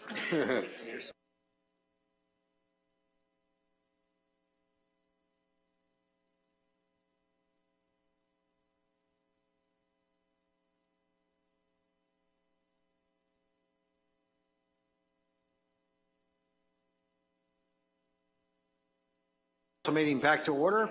Meeting is in session. Excuse me, everybody. All right, let's get started. The next item up is item number 4A. And who will be giving us a presentation on that? Yes, thank you, Mayor Stewart. Members of the Planning Commission, Tyler Eden, Senior Planner here. Want me to go ahead and begin? Okay. So as the mayor mentioned, next item tonight is appeal of Planning Commission Resolution 2409 for a new single-family residence at 6734 Zumiris Drive. So this project is located in the Point Dume neighborhood. It is east of Zumiris Drive. It is visible from the beach adjacent to Paradise Cove, but it is anticipated to blend in with the surrounding development and cause no significant impacts to public scenic resources.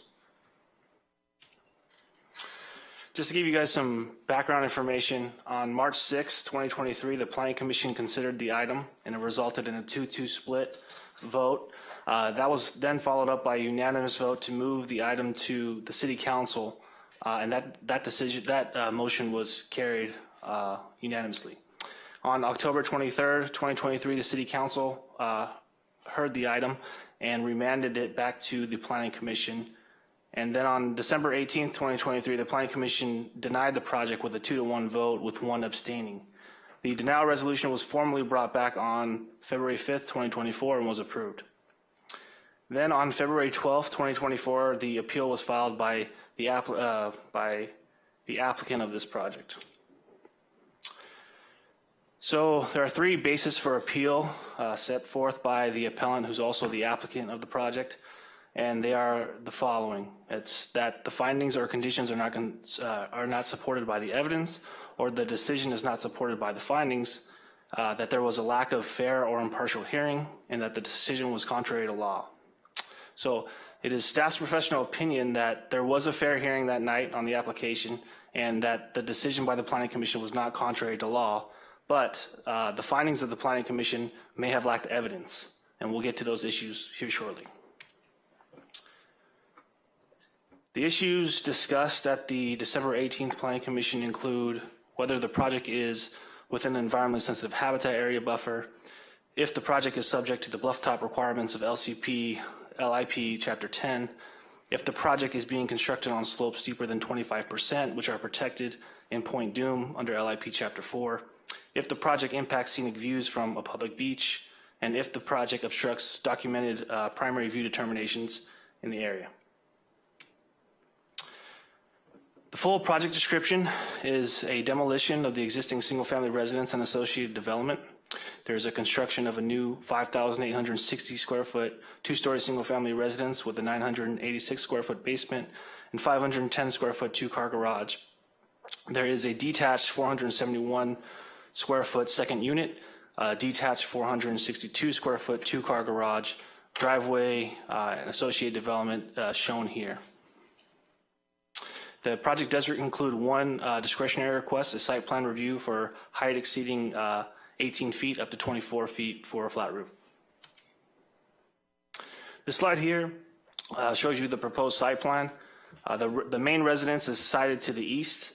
The second unit and detached garage that goes with that, and the courtyard is sited towards the middle of the property, towards the west.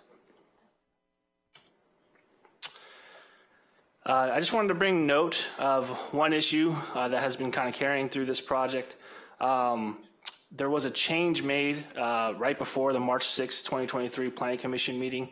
The applicant, the day of the meeting, submitted some revised plans that basically removed the area of the previous spa, which had a little area underneath, square footage, and that area was removed in all subsequent meetings going forward so that they could open up the view sheds of the neighbors complaining to the north. Since they have done this revision, and this is the project that is before you tonight, the item to the left there, the neighbors to the north have all rescinded their concerns of the project, and some have also submitted correspondence in favor of the project. Here's the proposed slope analysis. The project is designed to avoid 4-to-1 slopes, as mentioned, protected in the Point Dume neighborhood, and the 4-to-1 slopes, for your information, are depicted in yellow here. The project proposes a site plan review, as mentioned, for height up to 24 feet. Areas over 18 feet are depicted in red here. Those are the second-story portions of the home. The second unit is proposed to be 12 feet tall. One of the main issues that was brought up by some of the residents was a view corridor requirement. So the applicant, after back and forth with the applicant and some visual analysis that they provided to us, they were able to demonstrate that providing a view corridor on this property wouldn't really provide the public benefit that the section intends, the LIP section. Paradise Cove Mobile Home Park is directly east of this property and is about the same grade as the property. And with the development of the mobile home buildings, it wouldn't really provide any additional views. If this site was sited just due south, there would probably be a view corridor that would provide a public benefit. Another potential issue that neighbors have raised is over the potential stream, and you've seen this in some of the correspondence that was submitted today. In Point Dume, it's pretty specific about how ESHA is applied, and this has been applied to every project in Point Dume consistently, that you're supposed to meet the 100-foot buffer from a riparian habitat. However, as I show here in bold in the code, it says, in the Point Dume area, development shall be designed to avoid encroachment into 25% slopes or steeper, which was done for this project, and that is the only requirement for ESHA in the Point Dume neighborhood consistently. Lastly, the last item I want to mention before we wrap up is there was a coastal bluff issue that was mentioned by one of the planning commissioners. They wanted a required coastal bluff setback as in LIP Chapter 10. There is a coastal bluff that exists adjacent to this site, but it's 350 feet away and about 2 properties to the south.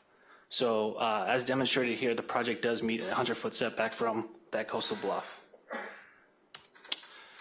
So to end, I just want to add that, there have been issues raised by members of the public that were outlined in this report, this presentation. But at the end of the day, the project is compliant with the LCP and the MMC, and it is staff's recommendation to uphold the appeal and approve the project. But if you find that there are merits to deny this project, then we recommend that you provide findings to support that decision. And we're available for any questions. Our geology team is also here. Thank you. Thank you, Planner Eaton. Made an error in the order here. We shouldn't have any recusals or disclosures at this point. So let's go down the line, and anybody have anything they want to say? Bruce, we'll start with you. Sure. I made some disclosures at the prior hearing on this matter, but since that time, I've got nothing to disclose in terms of further discussions, except for one thing. I went to the property and I took a photo of what I could see of the ocean from standing on the street. I provided that to the city, and I may refer to that during the hearing. I may ask some questions about it, so I don't know if you want to provide that to the applicants and or the objectors. I also drew some lines on a diagram and a photo that are in the record.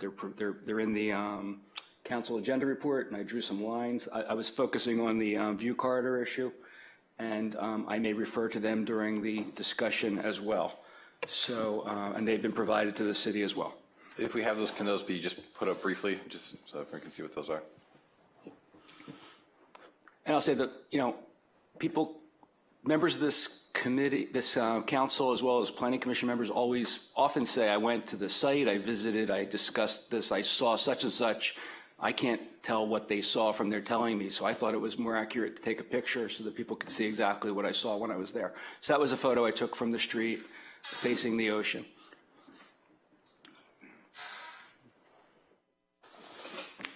Anything else, Bruce? There are two diagrams. Oh, there's two, I'm sorry. Well, there's a diagram and another photo that have some lines drawn on them. If you give us one moment, we're working on getting that up. Councilmember Silverstein, you're reserving your decision until after you've heard all the information provided at the public hearing, correct? This is just information that you wanted to be able to discuss tonight? Yeah. No decision till it's over.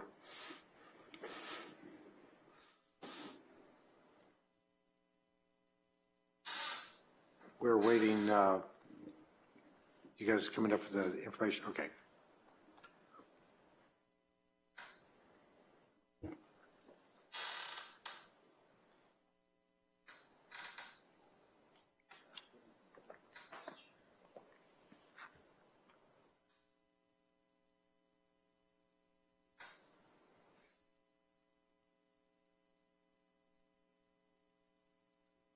Do you want to come back to this? Can we come back to it? We'll come back to you, Bruce, on this. Fine, thank you. Okay. Paul?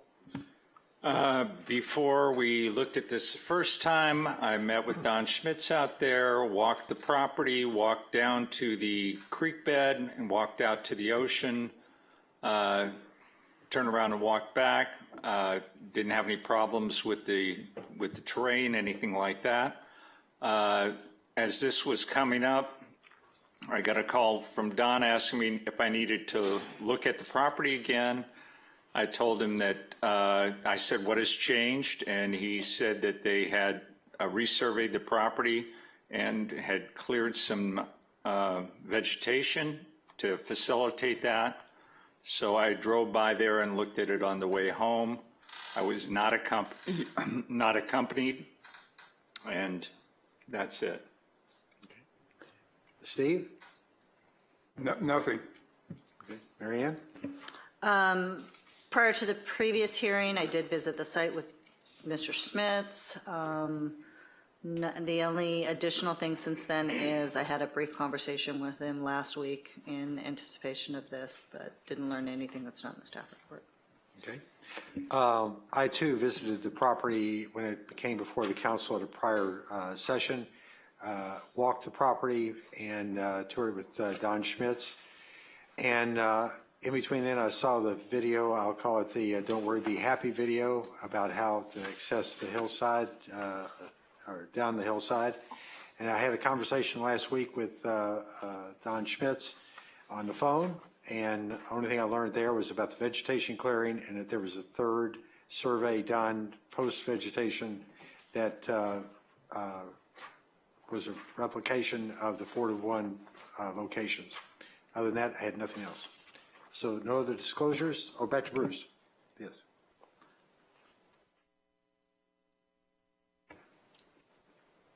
Bruce, go ahead. Okay, well, this is a diagram that appears in the council agenda report. I don't recall which page number I had provided that to the city, but in any event, it's a diagram right out of the report. The red line and the black line are from the diagram, and I added the blue line and the green line. Okay. And the words that say view line 1 and view line 2. All right. All right, with that. And this is a photo that is in the council agenda report.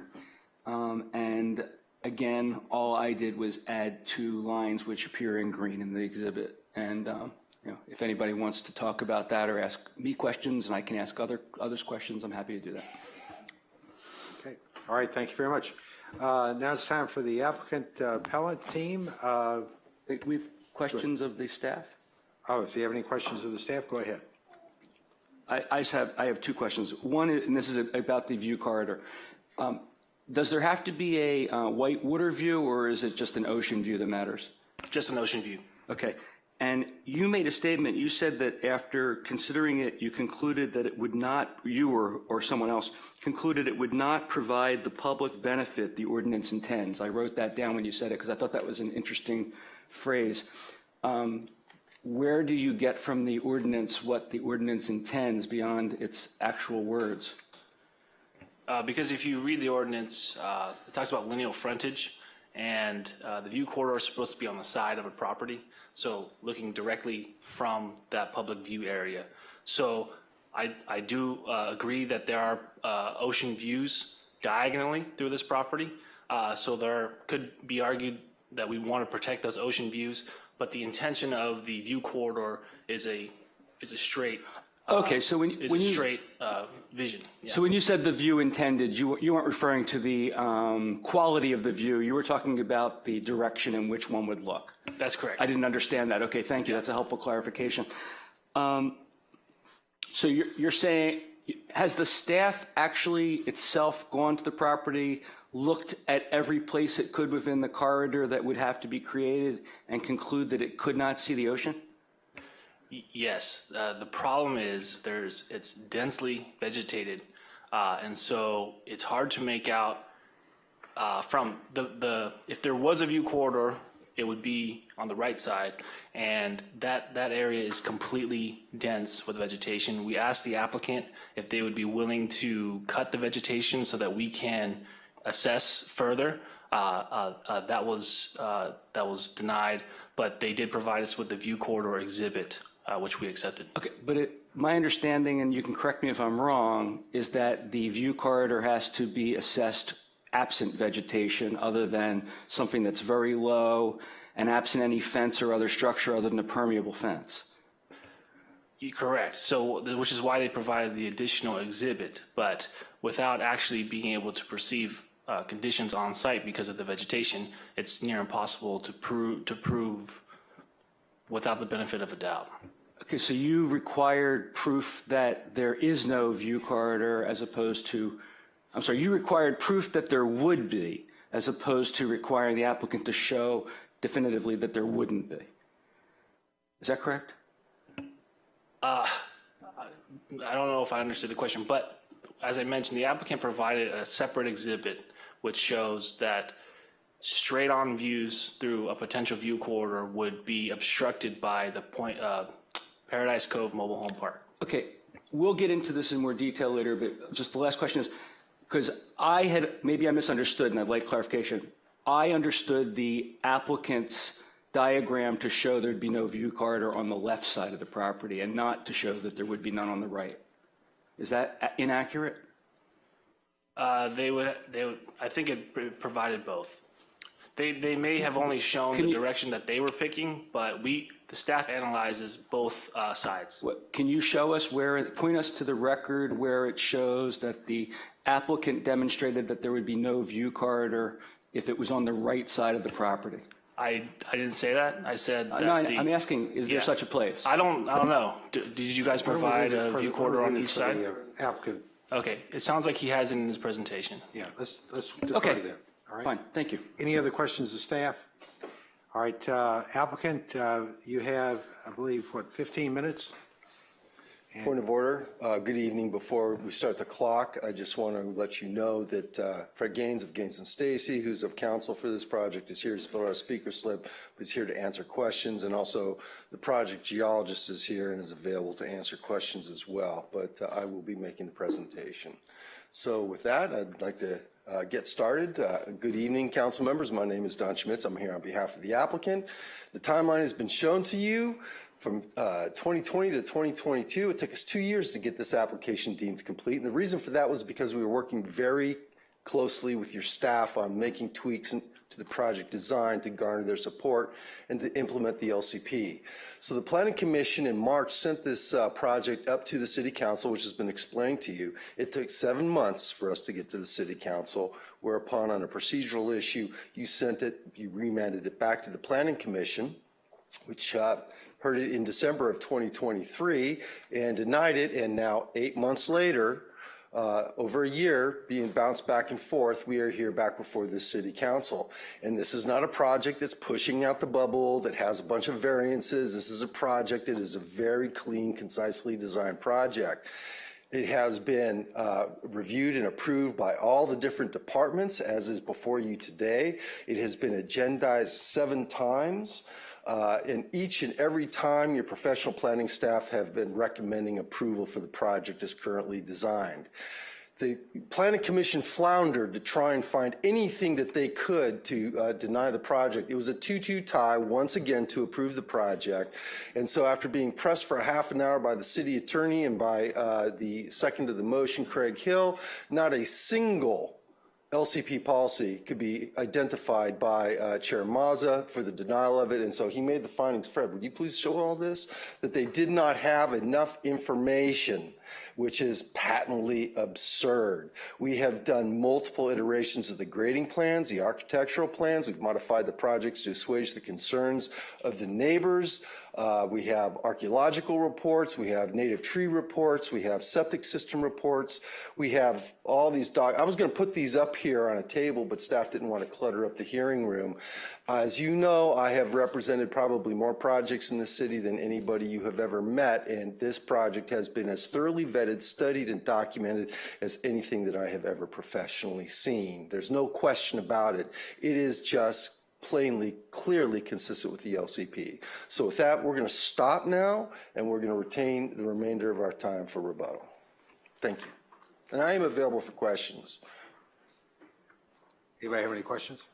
I'm going to have questions, but let me just, how are we going to do this in terms of timing? Should we wait until after everybody has spoken and then have them come up and ask them questions? Let's, I think it would be better to, let's go ahead and get any speaker slips. Kelsey, how much time do I have left? You got 12 minutes and 36 seconds. Yeah. I don't want to eat into Don's time with the questions. Let's go ahead and have the public comments, anything there, and then we can vet whatever questions we might have. Is that acceptable, City Attorney? Sure. Okay. All right, let's do that. So I've got the speaker slips here.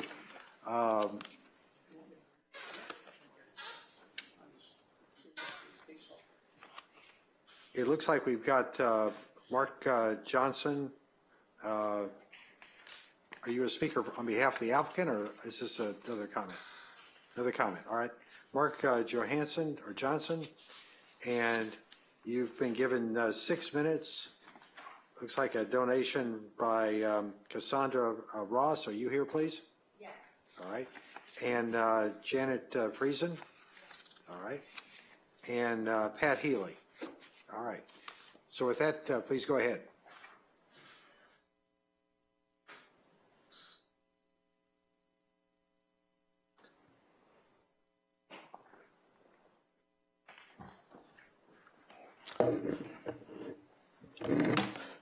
Good evening, Mr. Mayor, council members. My name is Mark Johnson, as you said, and I hold a PhD from Princeton University, and I'm a licensed engineer and geologist in the state of California. I served for 17 years as the staff geologist for the Coastal Commission. I have extensive experience in Malibu and Santa Monica Mountains. I was instrumental in writing and the certification of the Malibu LCP, particularly sections 9.4 and 10.4, dealing with geologic stability. Could I have the PowerPoint, please?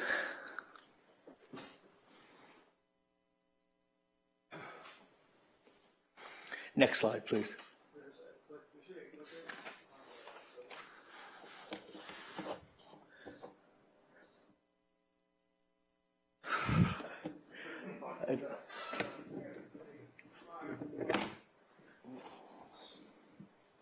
Right here. Oh, okay, thank you. There are 3 geologic issues with the proposed project. The presence of a possible fault at the site, and although the proponents have shown that development will be safe against landsliding today, there is limited evaluation of future slope retreat. And 3, the project appears to encroach into steep slopes, which are defined by the LCP as those greater than 25%. Turning first to the possibility of a fault at the site, borings and trenches show an abrupt increase in the thickness of the upper rock unit, identified as older alluvium or marine terrace deposits. Although the project geologist, Jake Holt, dismisses this anomaly as a depositional feature and states, quote, if the change in older alluvial thickness is related to fault displacement, the fault is not zoned active and therefore irrelevant, end quote. I disagree. It is exactly this kind of anomaly by which faults are identified. The determination of whether a fault is active or not comes after it has been identified. Although the project geologic team has shown that the development will be cited to be stable against landsliding today, they don't fully evaluate stability as the slope is modified in the future. The LCP identifies a 100-year time frame for that. So, turning to the item of slope retreat, one expects such a slope to retreat due to erosion over time, and for the bluff or canyon edge to retreat to the west. Furthermore, to erosional processes acting today, one must add any marine erosion in the future due to sea level rise. Finally, turning to the LCP requirements to avoid steep slopes, I note that the LCP states that, quote, in the Point Dume area, new development shall be designed to avoid encroachment on slopes of 25% grade or steeper, end quote.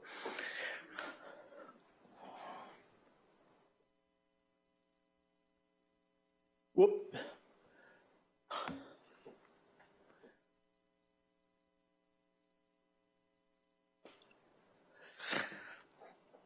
This is the second survey submitted by the applicant. The first, conducted by Land and Air Surveying, showed the proposed pool, jacuzzi, and walkways overlapping those areas of greater than 25% slope. I have a slide of that available if the council would like to see it. In contrast, this survey, conducted by Peak Surveys, shows no development within areas mapped as greater than 25% slope. I don't know what data these slope calculations are based on, nor how the polygons on the map were derived. Without the raw data, I can't determine the exact degree of encroachment, but encroach they do. In fact, the slope varies in steepness. In order to evaluate the overall steepness of the slope, not affected by minor changes in the steepness along the slope, I just looked at the overall grade of the entire slope. Taking the top to be at elevation 11 or 100 feet and the bottom to be at elevation 36 feet, the horizontal difference between these points is 238 feet. So the rise over the run equals 64 over 238 feet, and the slope steepens to 3.7 to 1, or 27%.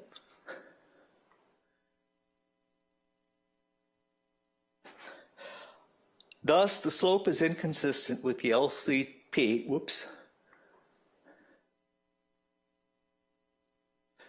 because of the possible fault, sections 9.4 and 10.4, slope change and bluff edge retreat over the next 100 years, sections 9.4 and 10.4, and the encroachment onto slopes equal or exceeding 25% in steepness, section 4.6.1.A. Slope retreat is not taken into consideration, so the project does not assure stability for the next 100 years as required by sections 9.4 and 10.4. This is especially important due to continued sea level rise. And lastly, the project encroaches into steep, greater than 25% slopes as prohibited by the LCP sections 4.6.1A. Thank you. Thank you, Dr. Johnson. All right, next speaker is Janetta Giovino.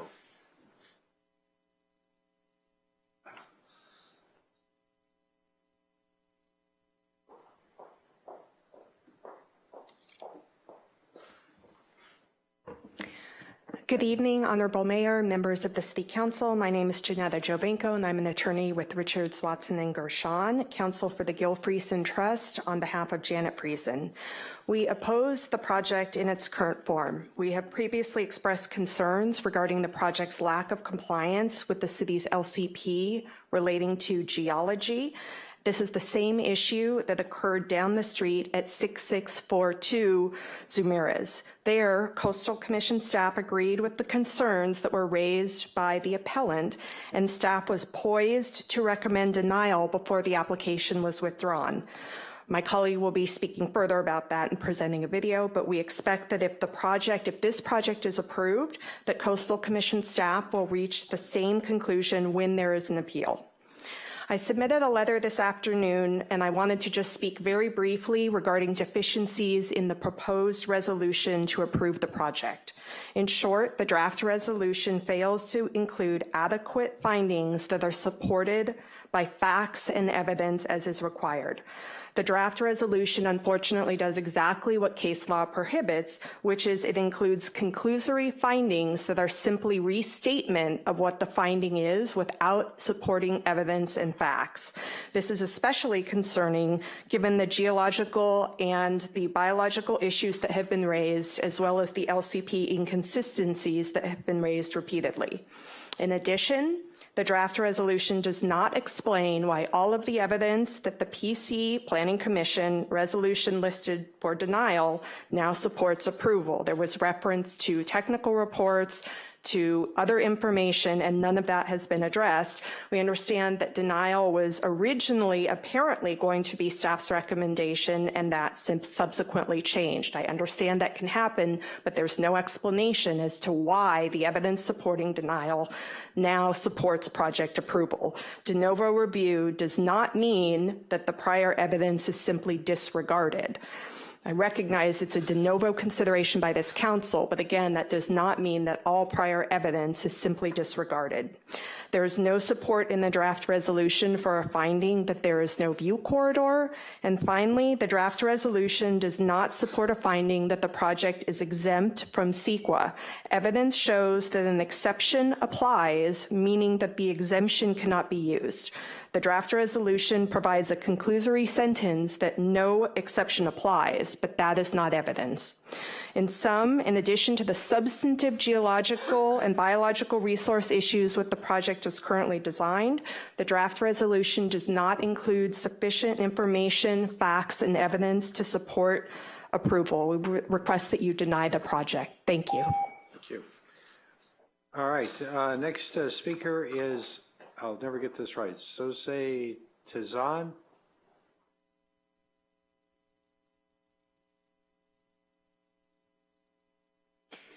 Good evening. My name is Sosa Tezian, and I am with Richards, Watson, and Gershon. We represent the Gil Friesen Trust on behalf of Janet Friesen, a neighbor of the property. On Friday, my colleague provided a video with testimony from a recent Malibu Planning Commission hearing on a project down the street at 6642 Zumirez Drive. The Planning Commission previously approved the project, and it was appealed to the Coastal Commission. The appeal was based in part on concerns that the residents encroached onto a 4-to-1 or steeper slope in violation of the city's LCP. Coastal Commission staff agreed. The applicant withdrew the project and redesigned it to move it back from the bluff. The video clip you will see shows that applicant's architect, Doug Burge, explaining the issue to the Planning Commission in June and noting that his client incurred significant costs to redesign the project. The same issue is present here. We request that City Council deny the project and urge the applicant to redesign it to avoid the 4-to-1 or steeper slopes. Thank you, and would you please play the video?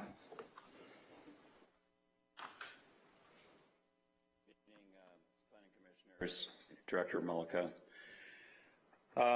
Just wanted to add a little color to what's the process here. We obviously had this approval a little over a year ago, and we're sitting here today based on something that I say it really was no one's fault except for a very interesting situation concerning surveys and slope analysis that I'd like to try to make a suggestion on how to correct this for this doesn't happen in the future. Basically, as architects, we all rely on other consultants to provide us with information, in this case, a survey. Licensed surveyors are stamped. They're certified by licensed surveyors that have been in business, especially in this town, for a long time. In this case, there was kind of a vague requirement in the slope analysis in Point Dume. You can't build technically on a 4-to-1 slope. Other parts of Malibu has different slope analysis. In Point Dume, it's a 4-to-1 slope.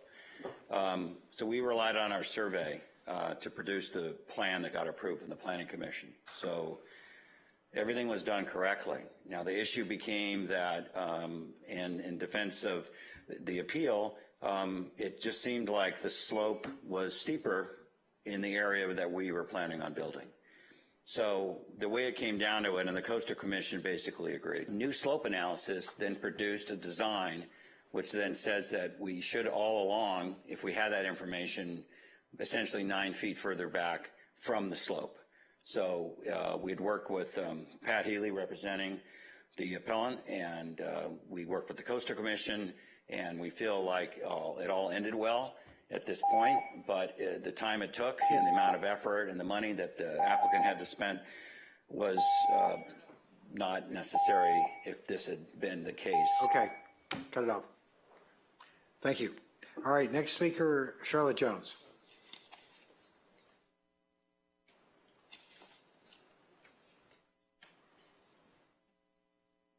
Speaker after Charlotte Jones will be Joe Drummond.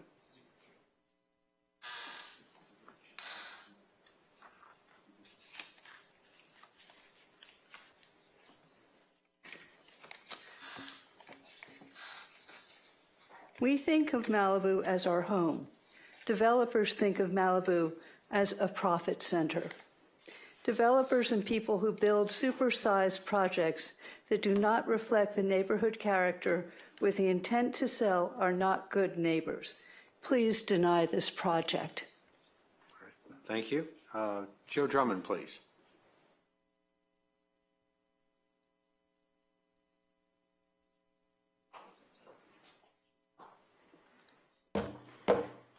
How are you?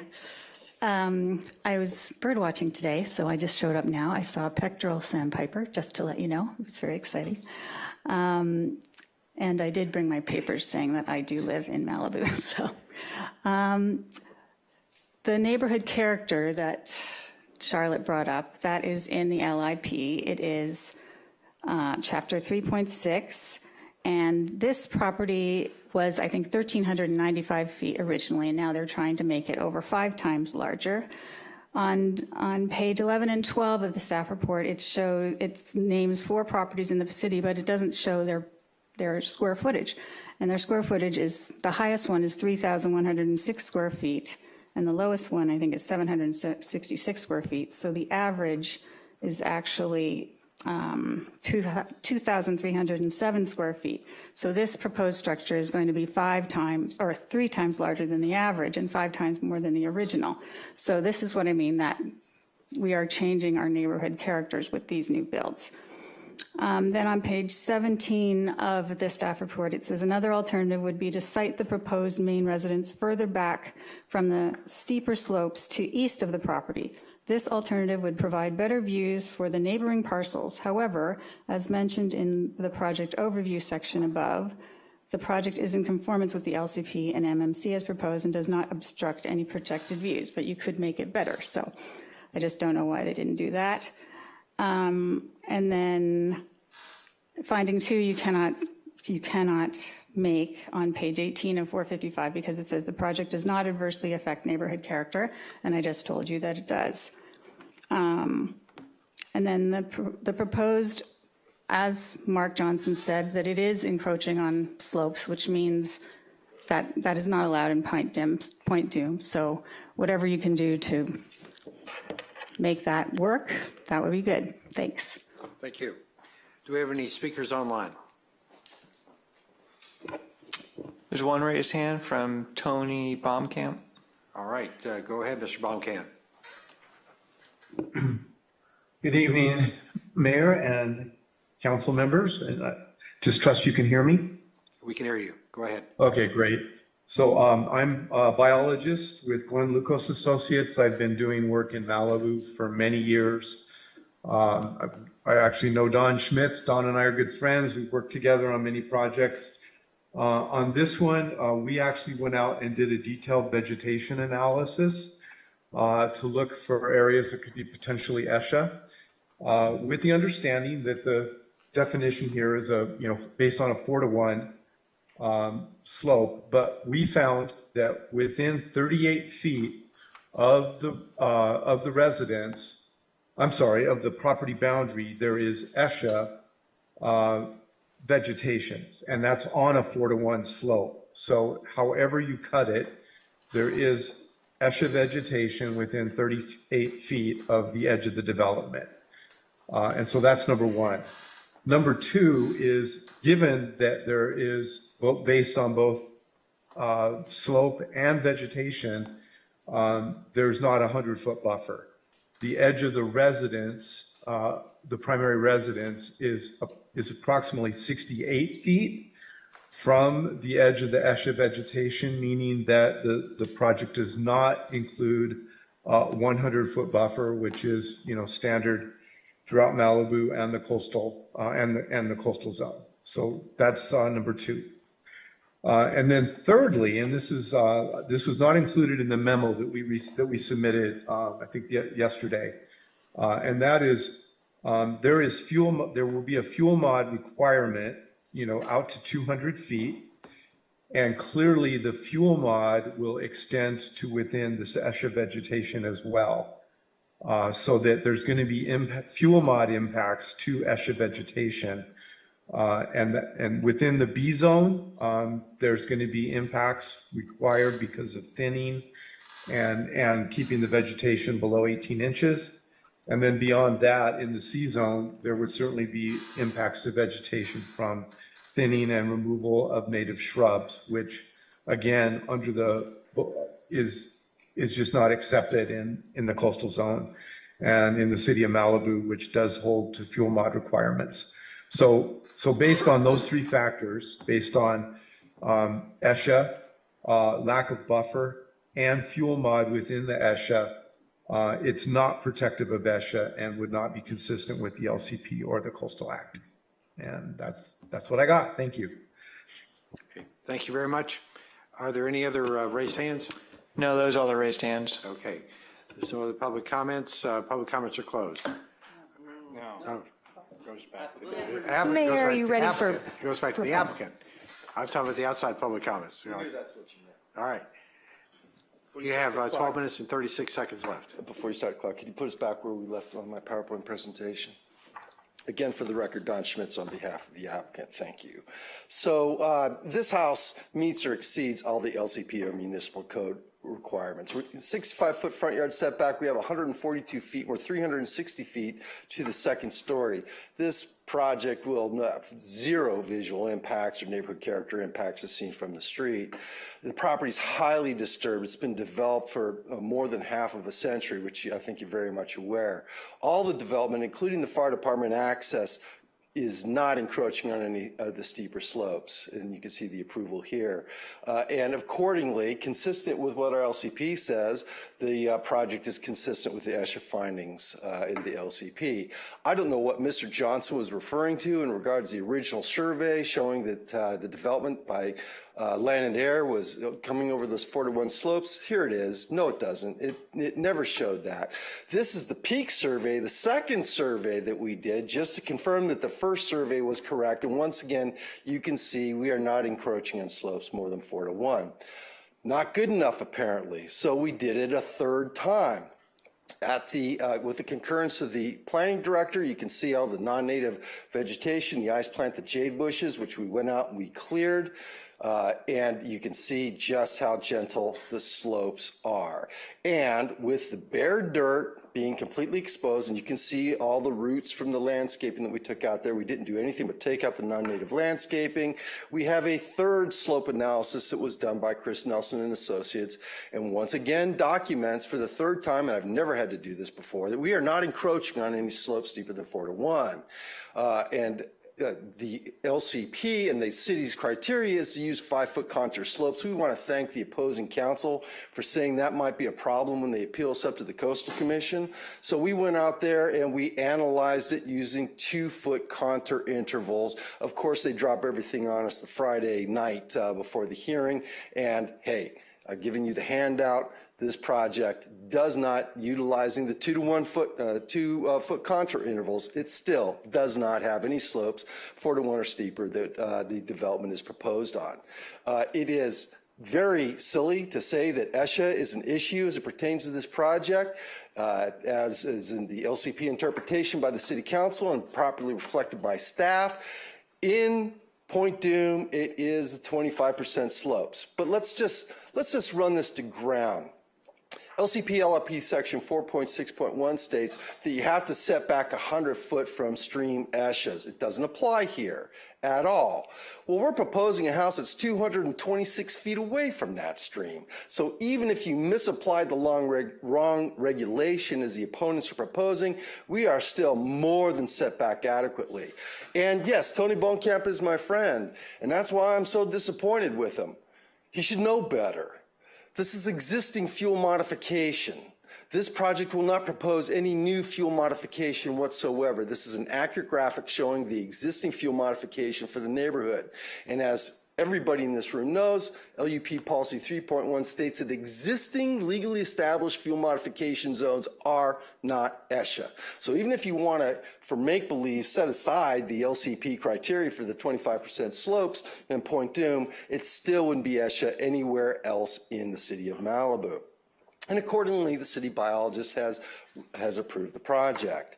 What is a coastal bluff? They're not talking about this. They tried to make this argument before. The definition of a coastal bluff versus a canyon wall is where you follow the lines and you have at least 500 foot going in any particular direction. The city has determined that this is not a coastal bluff and that the proposed project is not located near the shore or bluff. And this is the LIP Chapter 10 findings in the staff report. And we just want to be treated like everybody else. You can see the subject property. This is 6716 Ramirez Canyon, which was approved in 2006 by the city. And the exact, excuse me, let me go back to that. And the exact, never mind. The exact same finding was adopted that this is not a coastal bluff. The project was reviewed extensively by the city geologist after they hired Mr. Johnson, who's never been on the property. And is opining as a surveyor, by the way, which is highly inappropriate and didn't come out with any survey equipment. The 3 licensed surveyors I brought to you, council members, have done each one thousands of projects in this area. He also, without having gone to the property, is questioning the review of the city geologist. And not only are they here available, Ms. Lauren Doyle, but you also have your specialist expert, Chris Sexton, I believe is his name, who can talk to you about whether or not there's any faults. And we gave supplemental analysis after Dr. Johnson submitted his assertions, very uneducated assertions, despite his very impressive pedigree, because once again, he's not been out on the property. This project has rightfully received approval from the city geology department. Sea level rise is a concern. If this doesn't show they're willing to throw anything and everything that they possibly can at us to keep us from building a house next to Janet Friesen, I don't know what does. This is absurd. You can see this is with 6.4 feet of sea level rise. This is with 8 feet, which nobody is envisioning over the next century or two, and it is nowhere near the property. But they actually submitted an opposition stating that we should have analyzed sea level rise and erosion to the feature down below us. It's absurdity. So let's talk about the ocean view issues real quickly. Yes, we did an exhibit, engineered, and Councilman Silverstein, we did it on the left side of the property because we're entitled to do that. That's what the law says. Only if it's an irregularly shaped lot can the planning director, please read Malibu LCP LIP section 6.5 E2. On irregularly shaped lots, the planning manager shall determine which side yards. This is not an irregularly shaped lot. So we chose the left side, and here's the view that you would get, which would be the mobile home park. By the way, this has never been applied on any other project on Zumirez. So the proposed project will not have adverse impacts on scenic resources. We're less than half of what we can have on the 2/3 ratio. We are consistent with the neighborhood character. Of the 27 properties in the neighborhood, 19 of them have a second story or taller than 18 foot. Here's some examples. You can see the subject property, 6754 Zumarez. This is a project that was approved, and it's a lot bigger than 3,000 square feet. Thank you, Ms. Ruggles. This was approved by the City of Malibu and approved by the California Coastal Commission. It's the most visually prominent house in the area along the beach. The Coastal Commission found it consistent with the Section 3025 under the Coastal Act, and you approved the site plan review for it. 6716 Zumarez, again, just 2 lots on the other side, a 2-story home, approved by the City of Malibu with a site plan review, with a full amount, much more than what we are proposing. What about private view protection? As you are aware, only things over 18 foot are subject to the private view protection from the municipal code. 6706 Zumarez, you couldn't see the project at all. 6716, the Zicklands, this picture is not accurate. It's not where the primary view is, but that portion was not over 18 feet. It was 13.5 feet. Nonetheless, my clients, working with the neighbors, as you have admonished us to do so, Councilwoman Riggins just reiterated this a couple weeks ago. They eliminated one of the best parts of this project to take that portion out to assuage the concerns of the Zicklands. It's still consistent with the 2/3 rule, and it actually increased the rear yard setback. And the way the house is designed, just like everybody else, at a 45-degree angle to take in the views down the canyon to the ocean, the house itself provides a buffer from any noise coming from the pool. And so this 13.5 feet went away, and the Zicklands went from opponents to supporters of the application. Right next door at 6728, they were also in opposition to the project, but after we made the modifications that I just described to you, they have written a letter of support. The only ones opposing this project is Ms. Friesen next door. So the proposed project will not impede any private visually impressive views at all. But you wouldn't know that from the opponents, who actually, take a look at where Ms. Friesen's house is and where the subject property is. Her representative, Jamie Harnish, actually wrote a letter, amongst other people that she's hired, saying that this house to the north would have impacts on her ocean views. I'll just let that sink in for a second. This is her primary view determination. We're not going to impact her primary views. Oh, and by the way, this is her house in 2018, and this is a house in 2023, where the primary view determination was taken. You notice something different? There was no building permits after 2018 except 2 electrical permits and a plumbing permit. No building permits whatsoever. But what happened is she went out there and she completely rebuilt decks and built a new deck, which you can see the framing here. This was also taken in 2018. And this is, in 2022, a viewing platform built even further down. It's hard to see in the slide. It's actually cantilevered over where the slope actually does drop down. Rules for thee, but not for me. So in conclusion, the entire property is highly developed and disturbed. And not just where the footprint of the existing development is, but the fuel modification for this and the surrounding properties goes all the way down into the canyon. Mr. Bohnkamp asserting that this is ESHA is just, he's making a very big mistake. The LCP is crystal clear in regards to this. I don't think anything more could be done to document that this property is proposed respecting the 4-to-1 slopes. We've surveyed it 3 times. We pulled out the ice plant. We coordinated it with your staff. Between Land and Air and Peak Survey and Nelson, those 3 firms have probably done 95% of all the surveys in the greater Malibu area, without exaggeration. And each and every one, as opposed to Mr. Johnson, who was sitting in his office and averaging slopes from the bottom of the canyon to the street and said that one band in that area is steeper than 4-to-1, completely unqualified, completely inappropriate. All 3 of these surveying firms determined to the satisfaction of your staff, and I would think to you, that we are not encroaching on steeper slopes. We are consistent with the LCP for point 2. The proposed residence does not have significant impacts on scenic resources or scenic areas. It just doesn't. And we have documented that, and we are applying our analysis, as is your staff, completely consistent with the years and years of precedent that has been established by the Planning Commission, the planning staff, and this body. No portion of the development is impacting primary views. Nobody's even asserting that anymore. The previous complaints that we had was over portions of the development that were 13 feet tall, but we still took it out. We were entitled to have it, but we wanted to be good neighbors, and so we have done so. And there is no new fuel modification proposed. I cannot emphasize that enough.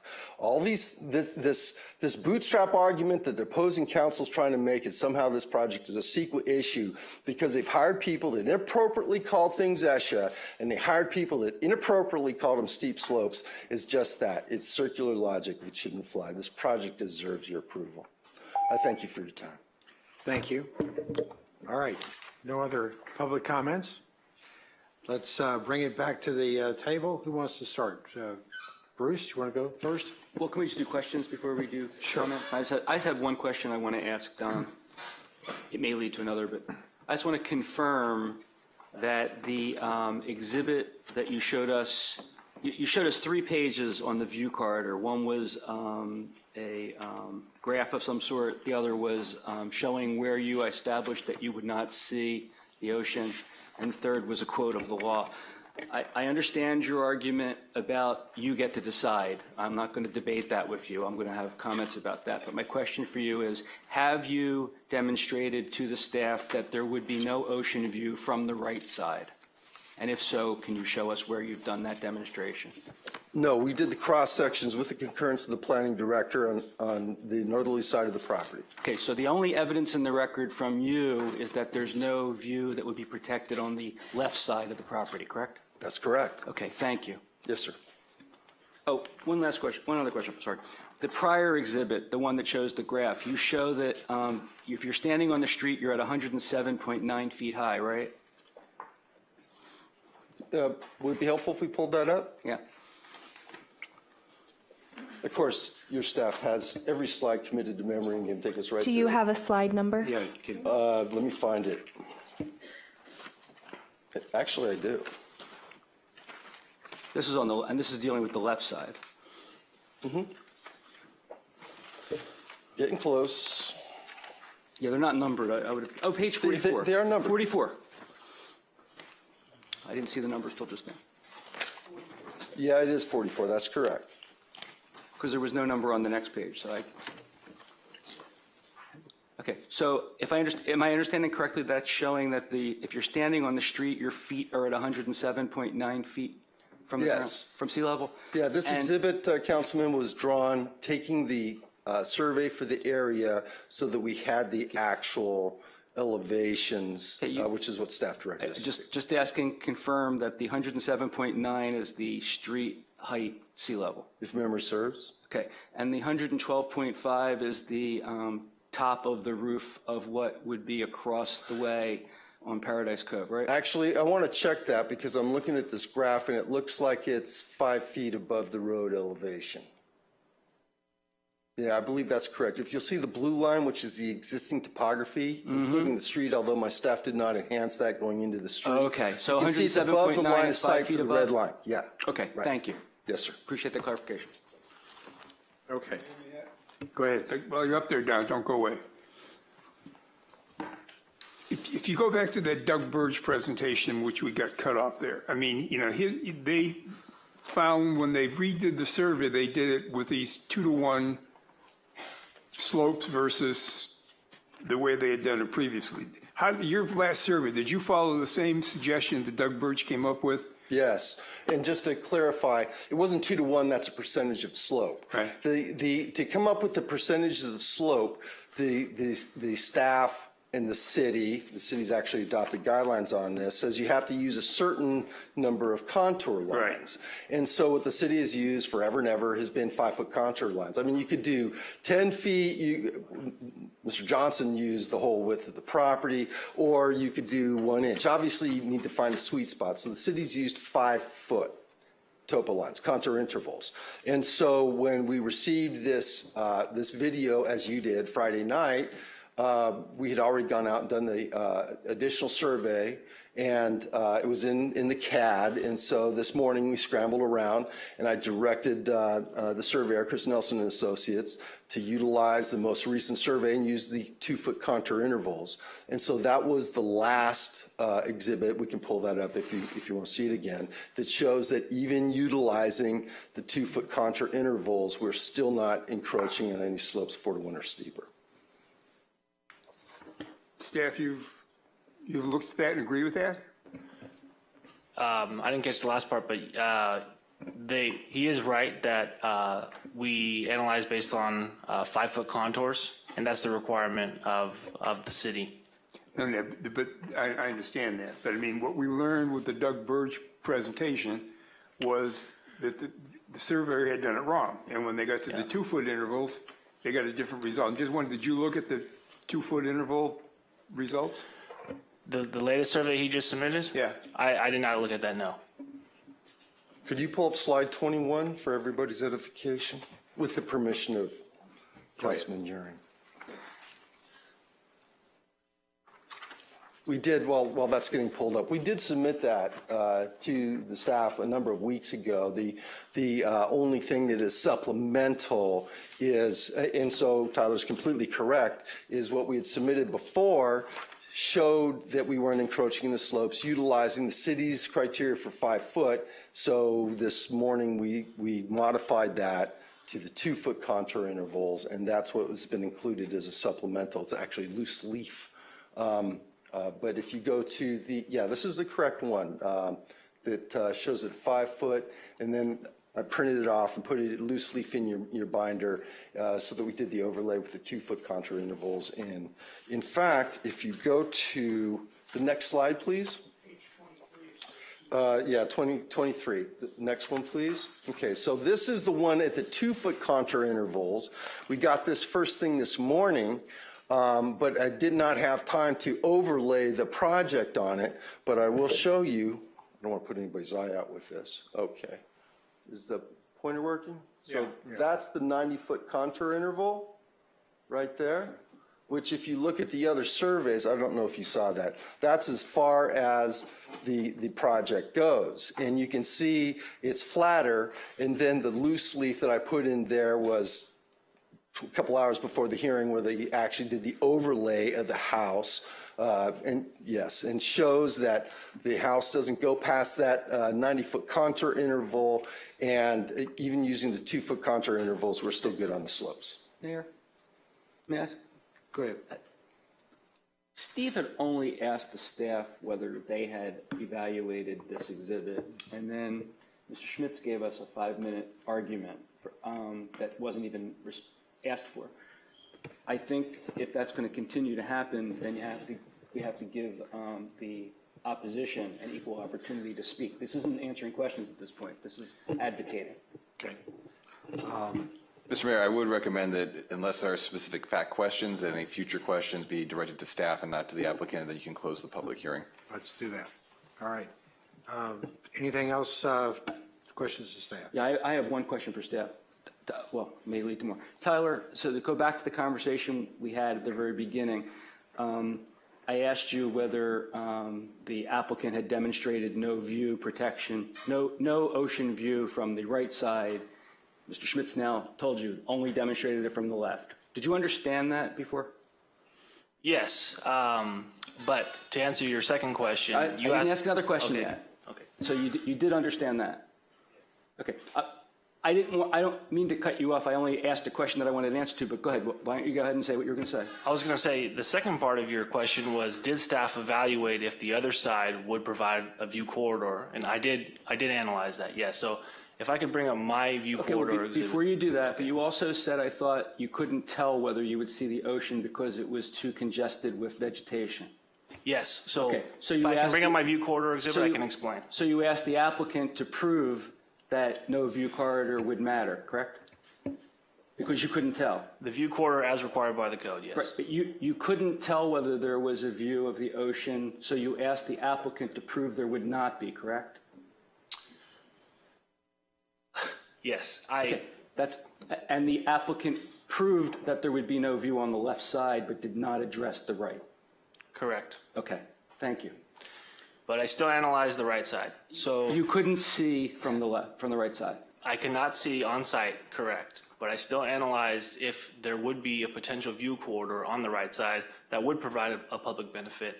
And as you see, to the best of my ability here, we're talking about a slope with the same grade and the same type of development on that slope. So, like I said, if this project was southerly, one more parcel, I think definitively you could say that a view corridor would provide a public benefit. Okay, so I'm going to talk about what you will see. I'm going to talk about this diagonal issue shortly, but for right now, look at your picture that you just put up there. You're saying that it would be subject to the same impairment as the left side. The left side has buildings. The right side corner does not, correct? The right side corner is flat ground. There is some development on the right side. There are other pictures in the staff report that shows that when you get over to the far right and you draw a straight line right through the border of the subject property, straight line to the ocean, it's flat ground at Paradise Cove, not buildings on the far right. Were you not able to see that in other exhibits and through photographs? I can see it. Right. What this doesn't show you is the exact property boundary. So that's not definitively. I don't think you can definitively make that statement. Right. But there is homes outside of the left side, in the center, and to the right, almost to the tip of that slope. So Mr. Schmidt showed us that the top of the roof on the left side is 112.5 feet above sea level, right? Mm-hmm. And 107.9 feet above sea level is where you're looking out and you could see the ocean if there's nothing obstructing you, right? Sure. Okay, so you know that there's something at that far right corner, and it goes in quite a bit. I'm not talking now about an inch or two of land. Yeah. You know definitively that at that right side there's 112 foot or even 108 foot obstruction? I think if you wanted to be on the safe side, you could ask the applicant to provide a view corridor on this project. They have the burden of proving their entitlement to this application, right? But as he mentioned, he's also selecting the side in which. We're not there. We're not on selection of side. I'm talking about the right side if the right side applies. Based on the evidence that was available to us, it did not look like it would have an impact, a benefit. I'm sorry. Okay.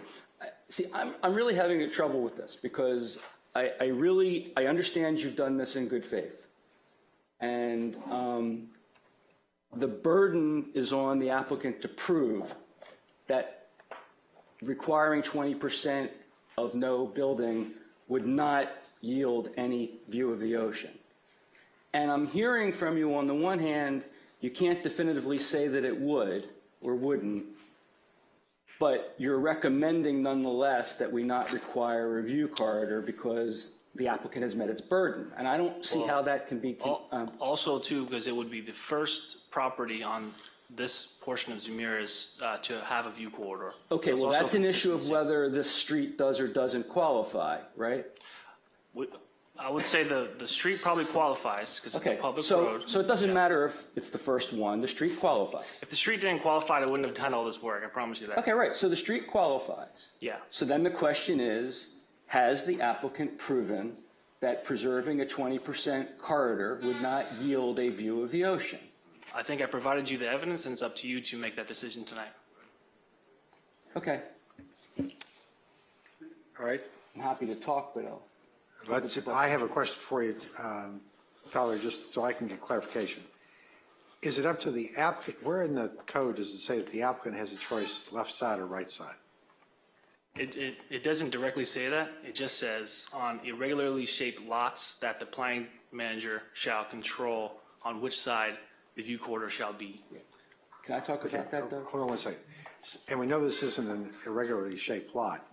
So what's the basis for the applicant to have selected only the left side? Typically, you want to provide the view corridor on the side that would provide the most public benefit, which in my opinion is the right side. Okay. Doug, can I address that? All right, go ahead, Bruce. Yeah, because this is a legal issue. What the applicant is telling us, and Don said this at every planning commission meeting, and he said it at the prior city council meeting, and then it was interesting to me that he didn't say it during his opening remarks, and he held it for rebuttal to say it for the first time, that he gets to choose. He said, quote, "The planning director shall not choose the side if it's not an irregular lot," and that's not what the ordinance says. What the ordinance says is that if it is an irregular lot, the planning director shall do it. That has not anything to do with what else the planning manager can or can't do. It's a logical fallacy that he's taking from the words. In 90% of situations, let's talk about, houses along the beach itself. It's not going to matter whether you go to the right or the left. If you've got a regularly shaped lot, you're going to see the ocean on the right or the left. If it's irregular, I guess it's potential that there might be something in front of it on one side and not on the other, and that's why the planning director has to be the one that says, no, you can't, it's going to be on this side because we want to get an ocean view. This is a very unusual situation because by everyone's acknowledgement, on the left side there would be no ocean view. On the right side, with all due respect to Tyler, there is an ocean view. At least there's absolutely no evidence that there's not. This nowhere says that it produces the absurd result that where you would have assume a situation where it's a pristine ocean view for the entire 20% on one side and no ocean view on the other. It would be an absurd result to say that because it's not an irregular lot, the planning manager can't direct that it be on the side where the ocean view would be preserved because they have the fortuitous circumstance of not having it on the other side, and that's what they pick. So Don says this says shall not. It doesn't say shall not. It gives an instance in which the planning manager shall, but it doesn't say anything about where it is a regular lot that the planning manager shall not. Okay. Thank you, Bruce. Anybody else have any questions at this point to staff? I have one quick one for me. Tyler, the last the biologist who spoke sort of contradicted some of the statements that Don made regarding ESHA and buffer. How do I square that? Do you think he Yeah, so there may be biological species out there that indicate the presence of what we consider ESHA. I think they mentioned coastal sage scrub in their report. But how the city has consistently and verified by the Coastal Commission actually has applied the ESHA chapter to Point Dume is just 4-to-1 slopes, so not based on the vegetation. In regards to 6642, which the other neighbor brought up, there was no additional ESHA standards applied on that project, and for the record, there was no additional bluff top setback required. The Coastal Commission reviewed that project. Their only issue was there was some anomaly in the slope analysis, but all the other issues they did not say the city made the wrong decision.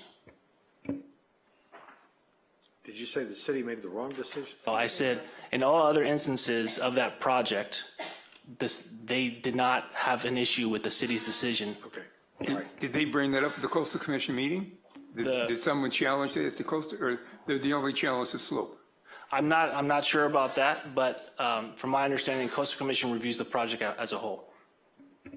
Okay. All right. Any other questions? All right. I think it comes back for us for discussion. I'm happy to go first, but since I've been speaking a lot, if someone else wants to, I'm happy to wait for them. Paul's got his finger on the button. Go ahead. I'm ready.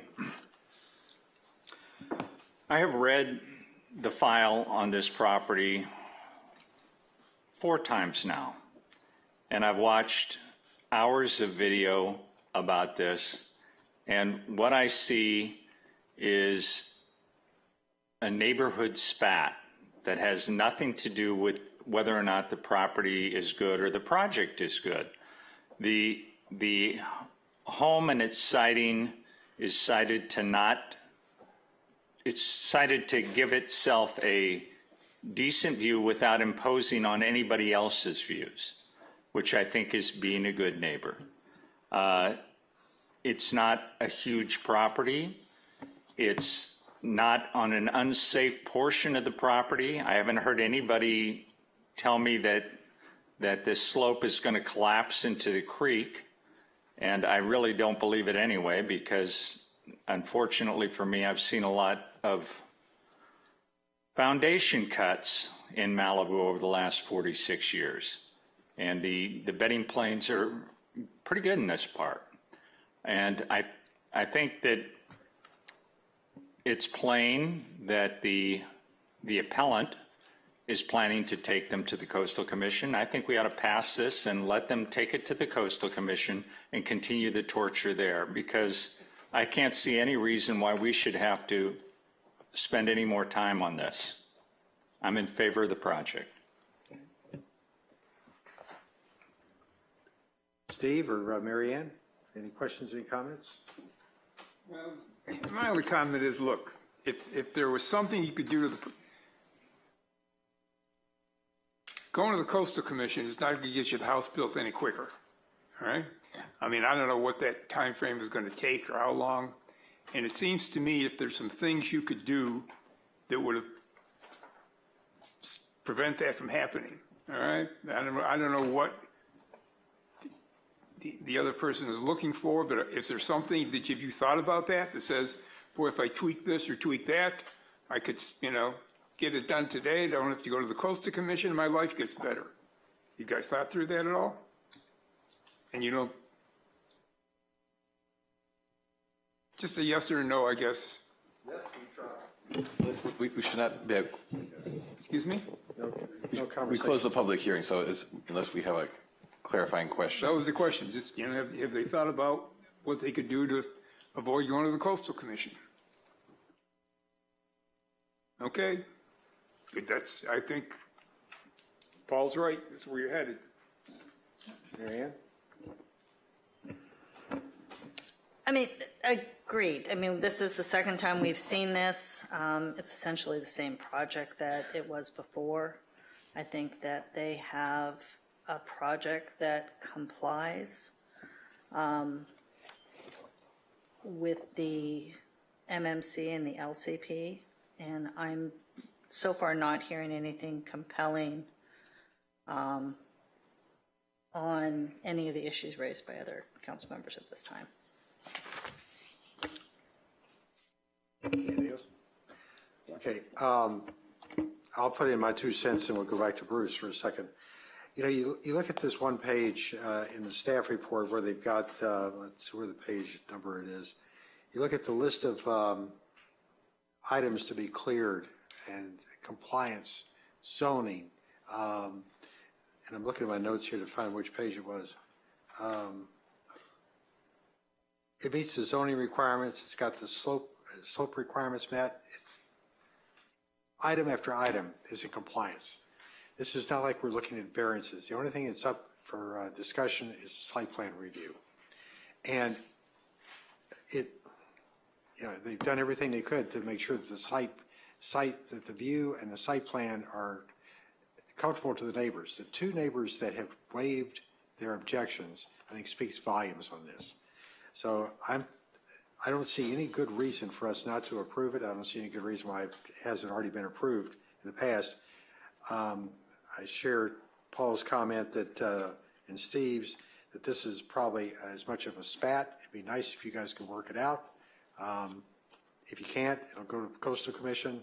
We'll see what they say, but I don't see any reason. I don't see a basis for us to decline this. Mayor, I do. Go ahead, Mary Ann. I have a question for staff with regards to the CEQA exemption. Can you tell me, is that an exemption that is typically provided for single-family residents? That's correct. Is there anything in CEQA that merits a denial based upon the CEQA findings? Not for this project. Okay, so typically a single-family residence, as proposed, replacing a previous single-family residence, would be found to be exempt from CEQA.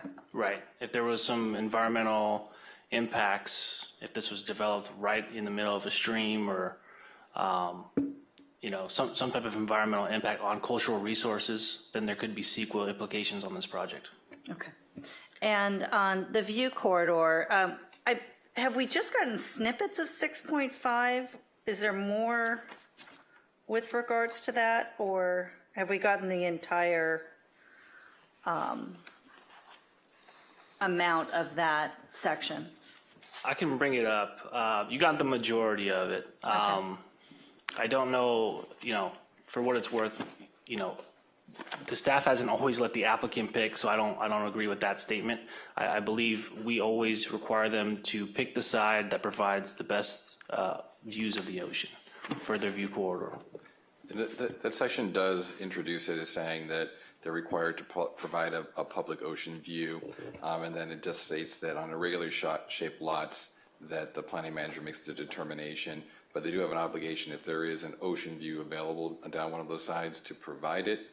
I believe staff's testimony is that it would not be available from either side. And that's correct. And based on the evidence we have, to Councilmember Silverstein's point, it's not definitive. I don't disagree with that. But based on the evidence we had, Google Earth, the surveys, it did not look like it would provide the benefit intended by that section of the code.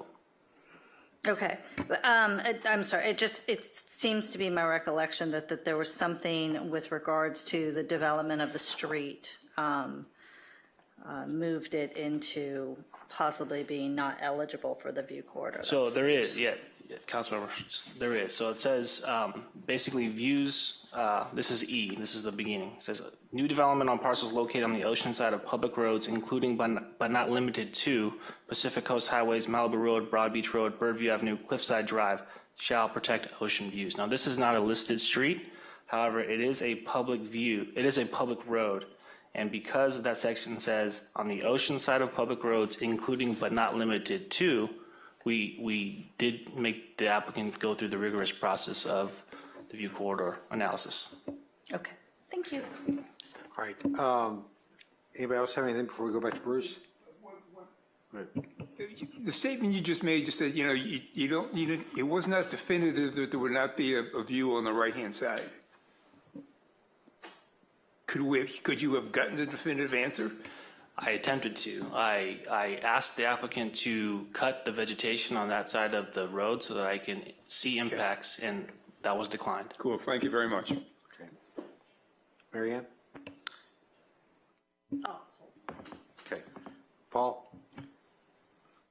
Tyler, to your knowledge, have we ever required an applicant to cut vegetation?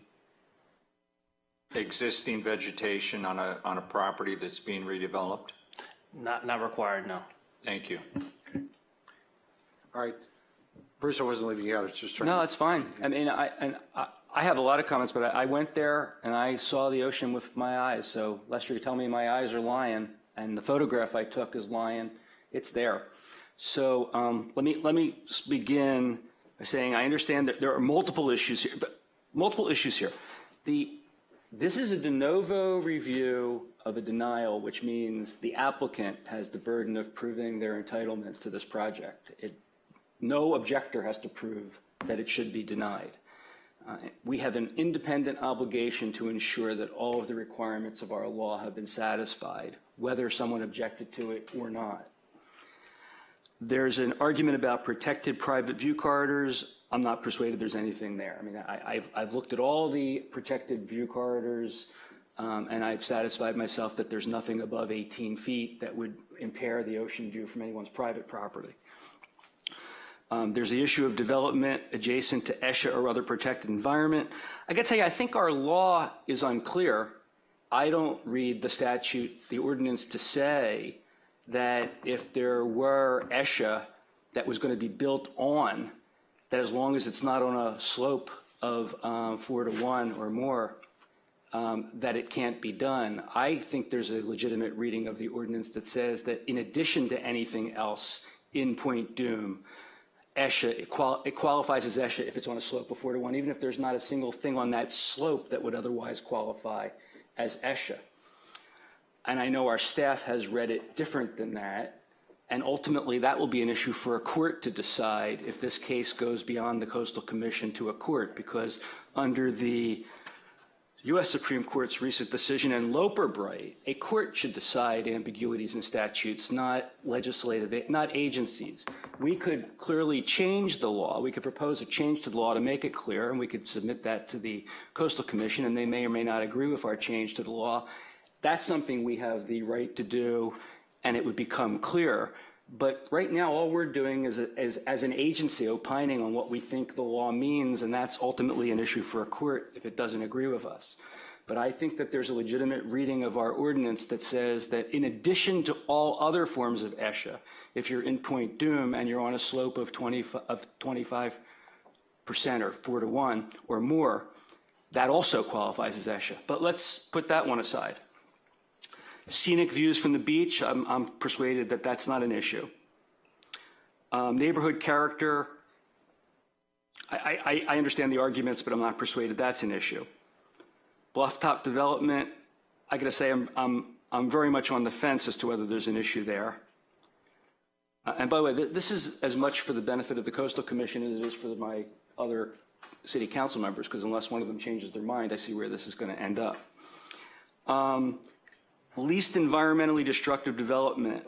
I have always had a hard time understanding that one because I can posit 100 different possible ways in which this project could be done slightly different that would be less environmentally destructive. And so I don't understand what it means to say this is least environmentally destructive.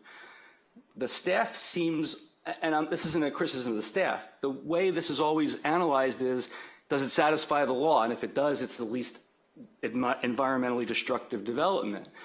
But if that were the case, this wouldn't even be a requirement because you have to otherwise satisfy the law. So it has to mean something in addition to ticking off all the other elements of the law. It has to be also least environmentally destructive. And I'm sure, I said it, there's a half a dozen ways this could be done differently that would be less environmentally destructive. I don't understand enough about the CEQA exemption to be able to say there isn't one or is one. But the one thing that really troubles me is the public view of the ocean from the street. I had a lot of general comments about the vision statement, the mission statement, the general plan.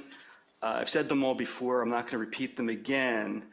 I do think also that Chapter 6, Purpose and Intent, is important to read. Nobody ever does.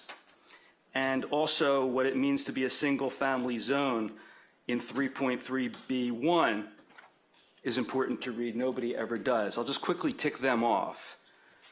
What it means to be in a single-family zone is that the single-family district will serve the majority of the city's single-family residential parcels.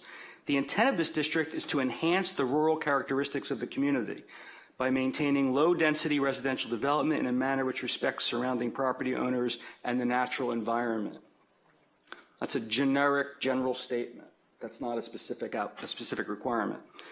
The purpose and intent of the Scenic Visual and Hillside Resource Protection Ordinance is the purpose of the Scenic Visual and Hillside Resource Protection Ordinance is to enhance and protect the scenic and visual qualities of coastal and mountain areas within the city of Malibu as a resource of public importance in accordance with the policies of the city's local coastal plan and the California Coastal Act. To implement the certified land use plan, development standards, permit and application requirements, and other measures are provided to ensure that permitted development shall be sited and designed to protect views to and along the ocean and scenic coastal areas, to minimize the alteration of natural landforms, to be visually compatible with the character of surrounding areas, and where feasible, to restore and enhance visual quality in visually degraded areas. So the issue of the view corridor. The full we're talking about 6.5E, titled Ocean Views. It says new development on, and this is new development. Because it's being torn down and rebuilt, it's considered as if it's a clean slate. It's new development. New development on parcels located on the ocean side of public roads. I'll skip all the verbiage because it was already explained by Tyler. Shall protect ocean views. So first there's an explanation of what happens when the new development is below the grade, if it's on a hill.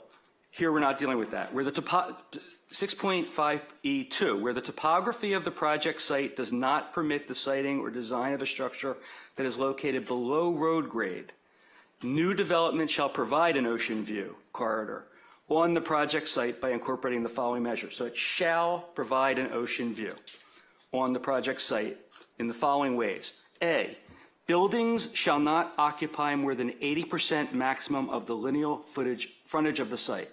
Now, this house is going to take up almost 100% left to right of the property.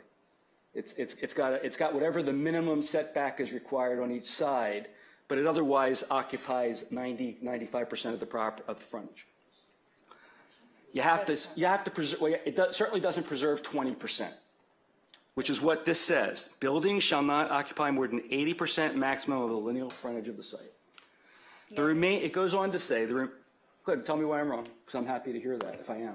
Because the side yard setbacks requirements is a cumulative amount of 25% with 10% minimum on one side, which would leave 15% on the other side.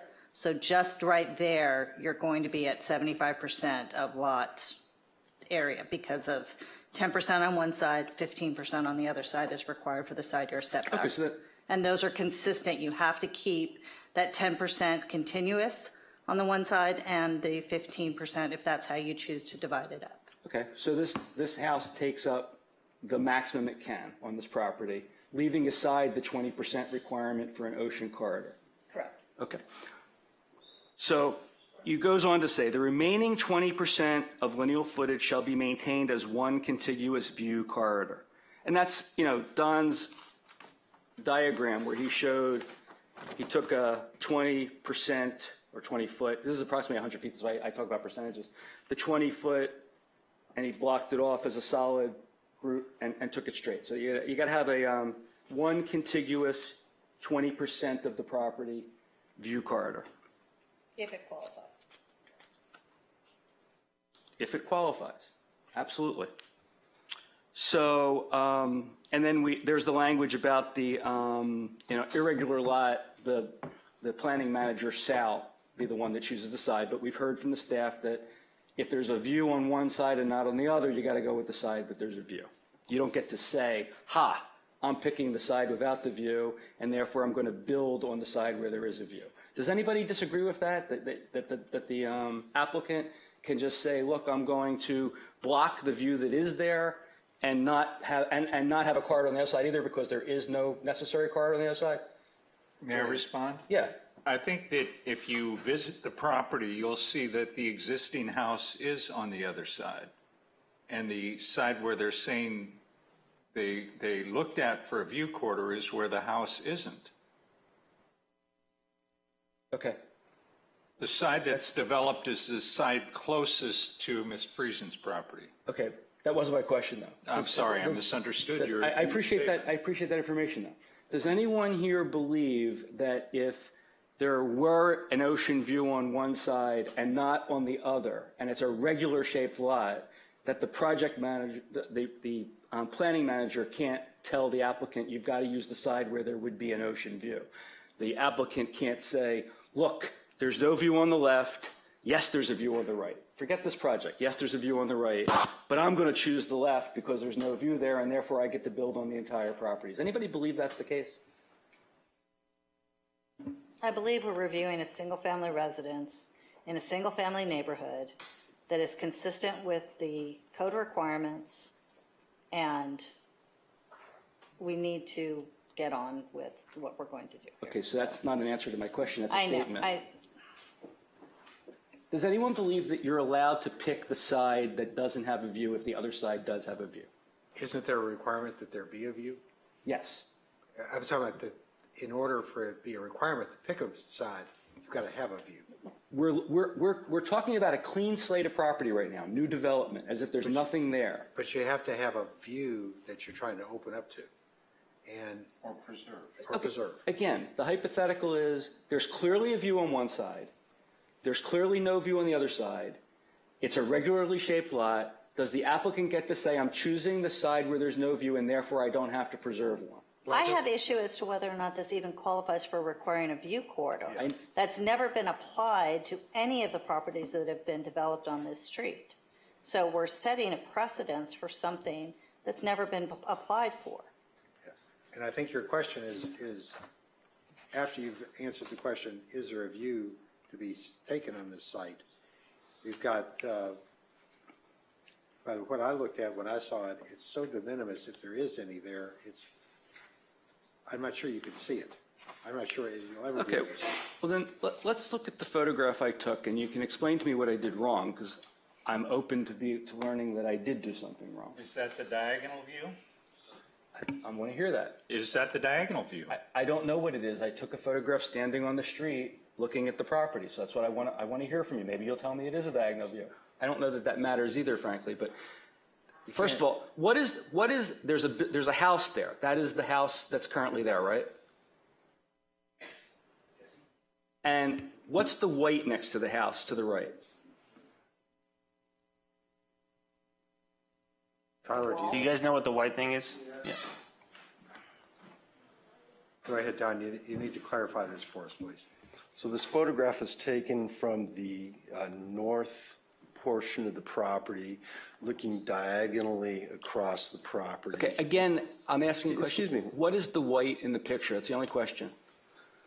Next to the house. I didn't realize that was the only picture, only question. You can see the subject house. You can see the story poles. I believe there's Below the story poles. Yeah, I believe. Oh, do you know? It's talking about it's the wall. It looks like a wall, right? It's the neighbor's wall. Yeah. It's the neighbor's wall. Yeah. In fact, you gave a pretty. That's what I'm trying to understand. It's the neighbor's wall? No, that's our wall. Oh, it's that's our what wall. I thought. Okay. I feel like it's like my cousin Vinny. What are these bushy wall. things here? Okay. So that's a wall that's on this property, and it's to the right side of the property. Yes. Okay. How much further does the property extend to the right? How much further does it extend to the right? Yeah, is the wall the end of the property, or is there even more property to the right? That's the wall that goes across the backyard, right? And it goes almost all the way to the property line. I think the hedge line is about the property line. Yeah, you that's can see correct. in the back. Yeah. Okay. Can we, hold on a second. Can somebody get the pointer and let's make sure we're all talking about the same thing? Well, before we analyze this picture any further, is this pointing across the property? Yeah, In which case, diagonal. it's not applicable because it should be taken on the right-hand side looking across. When you take it at the diagonal, then you're basically getting what the next-door neighbor's property was looking at, not what this subject property is pointing towards. It's not accurate as far as the depiction of along the property line. And also, I might add, and I'd like to get Mr. Mayor, can Mr. Schmidt sit down? I think the question was answered. Just want to Thank you, clarify. Don. Thank you, Don. Yeah. Here's the point I'm making. Well, hold on a second, Bruce. Okay. Let's make sure that we really have a case to make here. You see the dirt that's right in the picture of the yes. fence? The tree coming out of it. Yeah. My memory of this property, if we got an aerial shot of it, that is a perpendicular line from the street to the house. It's straight. This looks like you're taking the picture at an angle because to align yourself with the driveway is to talk about the side of the property, if I'm making myself clear. Okay, so this is what it comes down to. Again, you can see the ocean there, and you would see even more of it if 20% of that side of the property was not allowed to be built on. You clearly can see the ocean. Okay, we agree you can clearly see the ocean. No, But there's no way to tell from this picture that that's accurate statement. And this is the reason why you're disagreeing with whether that's the right way to look at it. But you can clearly see the ocean, can you not? You don't take view corridors on the diagonal. This is not a visually impressive issue. That's not in this code. That's a different provision. Okay, here, the staff is telling us that if you can see it through the view corridor on an angle, that doesn't count. You have to be able to see it straight. Straight. Like a tunnel. Like a rifle shot at the edge of fine, like a rifle shot. Like as the code requires. No, as the code does not require. The code requires that the corridor that's preserved be a straight line on both sides, 20% in between. It doesn't say anything about how you would see through it. It only says what needs to be preserved. Think of now let me finish. And think of a glass corridor between two buildings, not a tunnel, not a corridor that has walls, but a glass corridor. You stand in the corridor and you can look around in any direction you want. And if by preserving that corridor, you can see the ocean, then it preserves an ocean view to not allow construction in that corridor. That's exactly what the code says. It doesn't say one must be standing in the corridor. It doesn't say one must be holding their eyes straight at a bowling pin down the alley. It simply says that ocean views must be preserved. And the way we preserve them is by requiring that 20% on one side or the other of the property be left undeveloped. If you can see the ocean by virtue of leaving 20% on one side of the property left undeveloped, you must have a view corridor. That's incorrect. So we will ultimately, the Coastal Commission, and then after that, perhaps the Superior Court, and then possibly the Court of Appeals, and then possibly if this this objector wants to keep spending money, they'll try for the Supreme Court to decide how to interpret this code. It probably makes a lot more sense, like Steve said, for the neighbors to work it out. But that's how I see it. I think that it's a misconstruction of the statute to be saying that you have to act like this is a tunnel and you have to look down the tunnel and see the ocean. We're all about preserving views. That's why I read those other generic provisions. We're supposed to be a rural, oceanside community, and if you have an ocean view to preserve, you preserve it. And what this city council is doing by approving this project is eliminating an ocean view, which our code considers important and which the residents who made this a city considered important. So for that reason, I think this can't be approved. There's a lot of other issues, but that's the one that I think is central to this. Bruce, if I could just make one quick comment. If you look at page 70, I'm just trying to get some aerial shots here. We don't seem to have very many on this because I didn't think this was going to be an issue. If you look at that view on either side of it, it looks right into Paradise Cove Mobile Home Park. And as I think the applicant said, the mobile home park's actually at even a higher angle. I'm sorry, page 70? Yeah, I'm looking at the package that he's. Oh, Don's, okay, hold on. Don's package. The parallel views down both sides, the north and, I'll call it the north side and south side, puts you right into the mobile home park. Okay, can you put up the exhibit I created with the lines? Well, I think this is going to highlight the fact that you're across the angle. That's fine. But well, hold on a second. If you look at the picture that's on 70, you can see this driveway, the brown spot that's a dirt or gravel driveway on the north side. If you look at your picture, you're looking across that angle.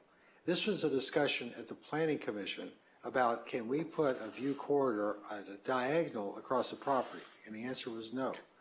So while I respect the fact that you went out and took the picture, I think it's ill-purposed to try and use that as a basis for deciding what ocean view there is. There either is one or there isn't, and you have to look down, pick a side, left or right of the property line, and it really isn't there. The word diagonal view corridor is being misused. A diagonal view corridor would be one that starts, let's say, 40% into the property and then moves diagonally across the property to the point where it hits the corner. That would be a diagonal view corridor, and clearly a diagonal view corridor is not required and is alien to our code. Looking diagonally through a view corridor is not a diagonal view corridor. It's a view corridor through which one can see the ocean diagonally. But more importantly, if you look at the page you just said, 70, and take a straight edge and run it from the blue line to the ocean, you will see that there is in fact a street on the other end at Paradise Cove, not a building. And therefore you eliminate the additional 15 feet or whatever it was that blocks the view on the left side because there's a building there. There's actually a straight view. There's a much more spectacular angular view, but there is a straight view to the ocean, and then there's an angled view to the ocean while standing in the view corridor, and then there's an even more spectacular view of the ocean while standing outside the view corridor looking through the view corridor. And nowhere in our code does it say that the view corridor has to be able to preserve a view when someone stands in the corridor, blinds themselves like a horse with blinders to what's straight in front of them, and looks only straight into the view corridor to the ocean. Does not say that. And again, if we want to misconstrue the code like we've done before, we can do that, and the Coastal Commission probably will reverse it. And if they don't, I'm sure Ms. Friesen's going to go to the Superior Court, the Appellate Court, and the other appellate court if she can. Maybe she'll even have a constitutional argument and go to the U.S. Supreme Court. Who knows? Well, like I said, I think it's better that this get resolved between the owners, but I don't agree that there's a view here to be preserved. Paul? I'm not interested in recreating every interpretation that came out of the Malibu's Planning Commission for the last 30 years. So I'm going to recommend the recommended action that we adopt resolution number 24-24, Exhibit A, determining that the project is categorically exempt from the California Environmental Quality Act, CEQA, and approving appeal number 24-001, Exhibit B, approving coastal development permit number 20-068 and demolition permit DP number 20-028 for the demolition of an existing single-family residence and the construction of a new 5,860 square foot single-family residence with a 986 square foot basement, 510 square foot attached garage, and a 462 square foot detached garage.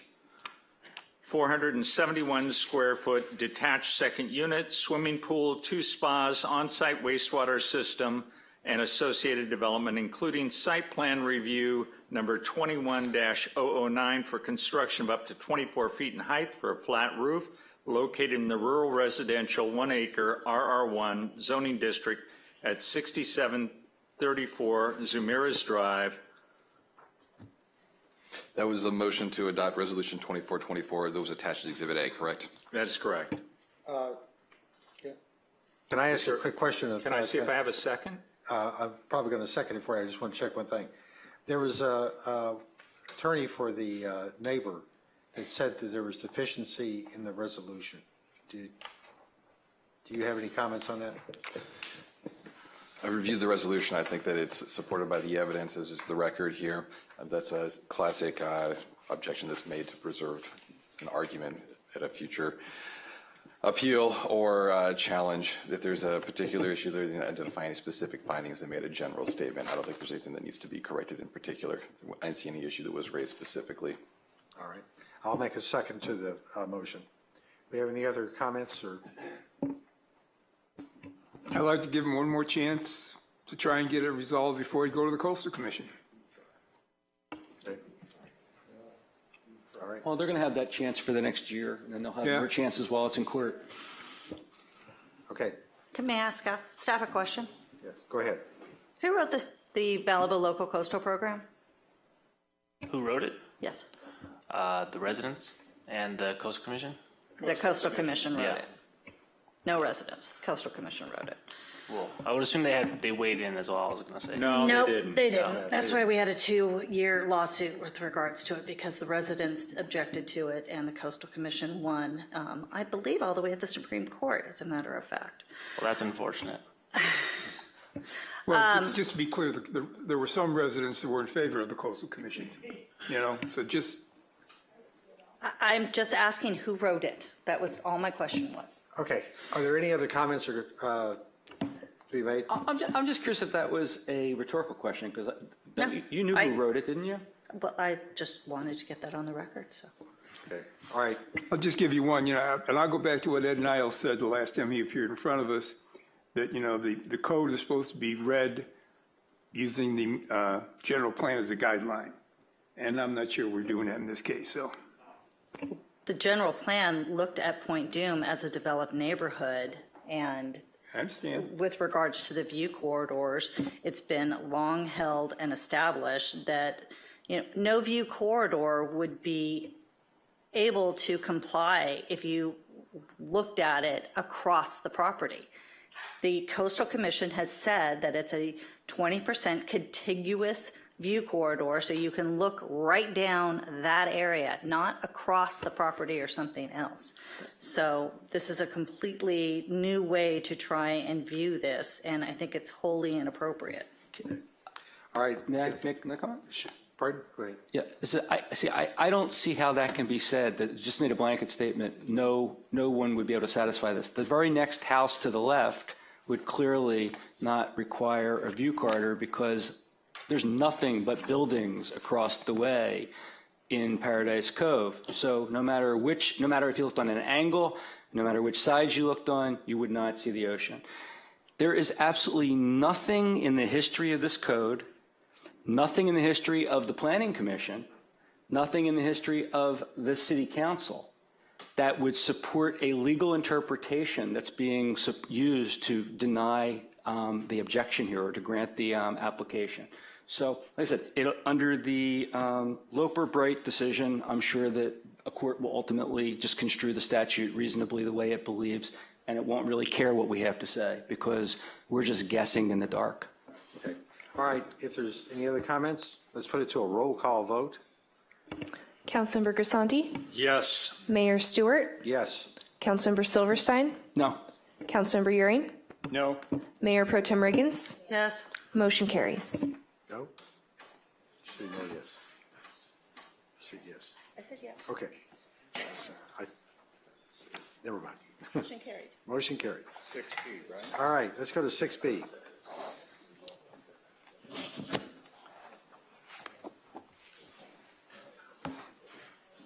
This is regarding Nobu Restaurant conditional use permit. Trade you these for these.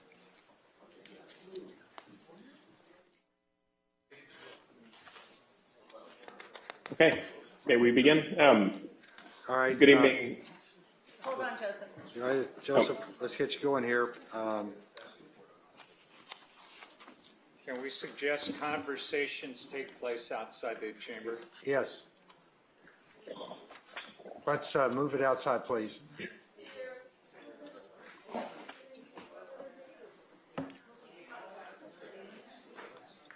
Just a moment, Joseph. Okay.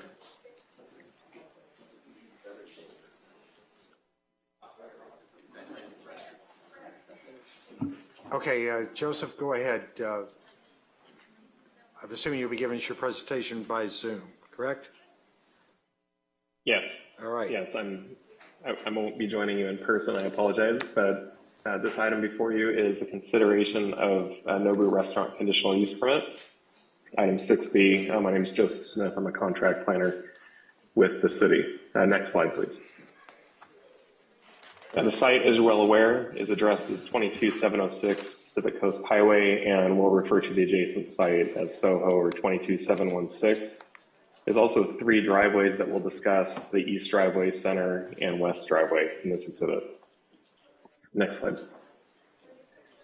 The Nobu site is developed with a 1-story, 5,900 square foot commercial building. It operates under an active CUP and joint use parking agreement that was issued by the Planning Commission in January 2007.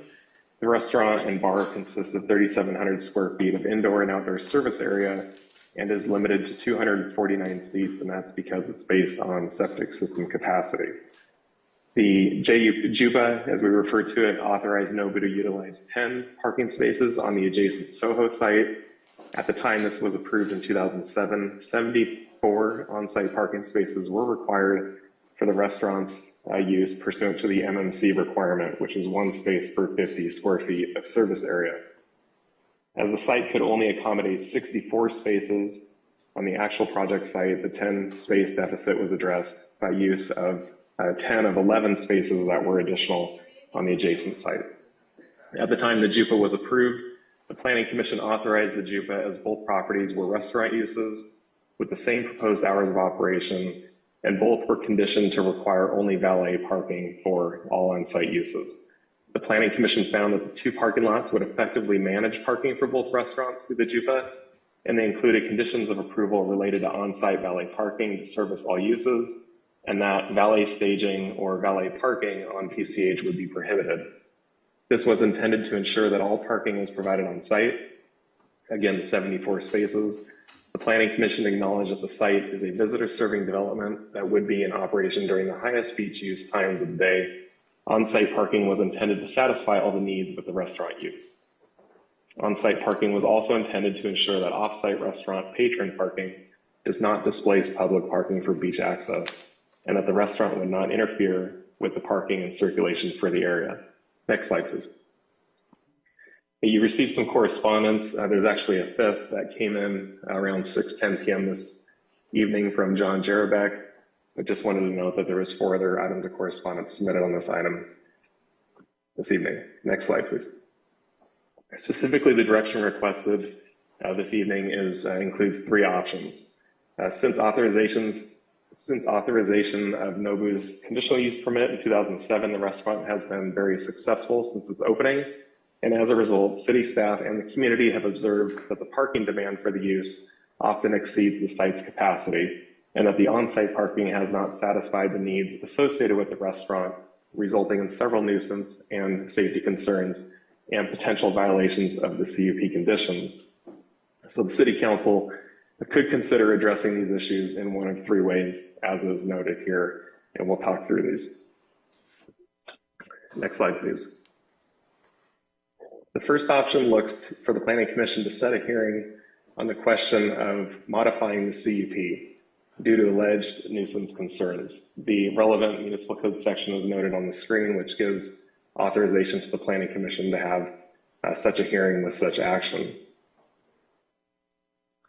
Per the MMC, if evidence demonstrates that Nobu's use of the property constitutes or is creating a nuisance, the Planning Commission may set a hearing to consider modification of Nobu's CUP and then modify it at that hearing if it makes such a finding after the presentation of all evidence. Next slide, please. This is a list of potential nuisances created by Nobu's use of the property, and these include holding events without temporary use permits, employees, valet tenants, and frequent use of PCH crosswalk at the property edge as a result of parking off-site, vehicle queuing on PCH potentially impacting traffic and safety, and rideshare vehicles and taxis conducting U-turns and or staging on PCH potentially impacting traffic and safety. Just by way of process, should the Planning Commission hold a public hearing on the question to modify CUP conditions, the item would be noticed the same way as a new CUP hearing. It's a 21-day notice in the newspaper, mailed to property owners, tenants within 500 feet, and any interested parties requesting notification. Next slide, please.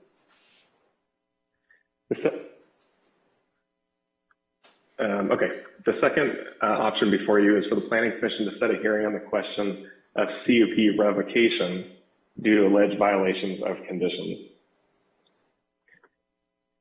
Per the MMC section, as you note here, if evidence demonstrates that Nobu has not substantially met any of its conditions, the Planning Commission may set a hearing to consider revocation of Nobu's CUP, and then may revoke it if it makes that finding after the presentation of all evidence. Next slide. Here's a list of relevant conditions of approval that were included in the conditional use permit. These are noted as conditions 2 and 40, which carry similar language requiring the JUPA requirement to be recorded on site. Condition 2 also discusses compliance with the plans that are on file from 2007, would be the reference plan set. Condition 14 includes revocation language if conditions are violated. Condition 40 has the tent space specifically required on site, on the adjacent site.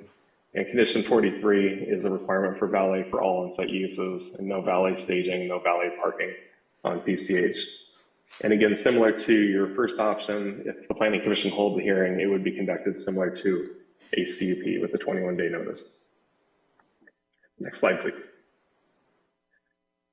The third option looks at requesting council to just receive and file this report and would request Nobu finalize a conditional use permit amendment application and staff to process that application in a timely manner.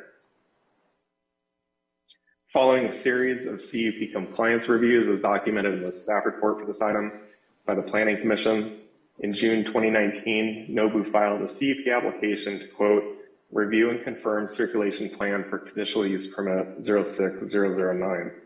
The CUP application was received by the city as a CUP amendment referenced as CUPA 19005 and included an access and parking review memo that was prepared by the applicant's traffic engineer.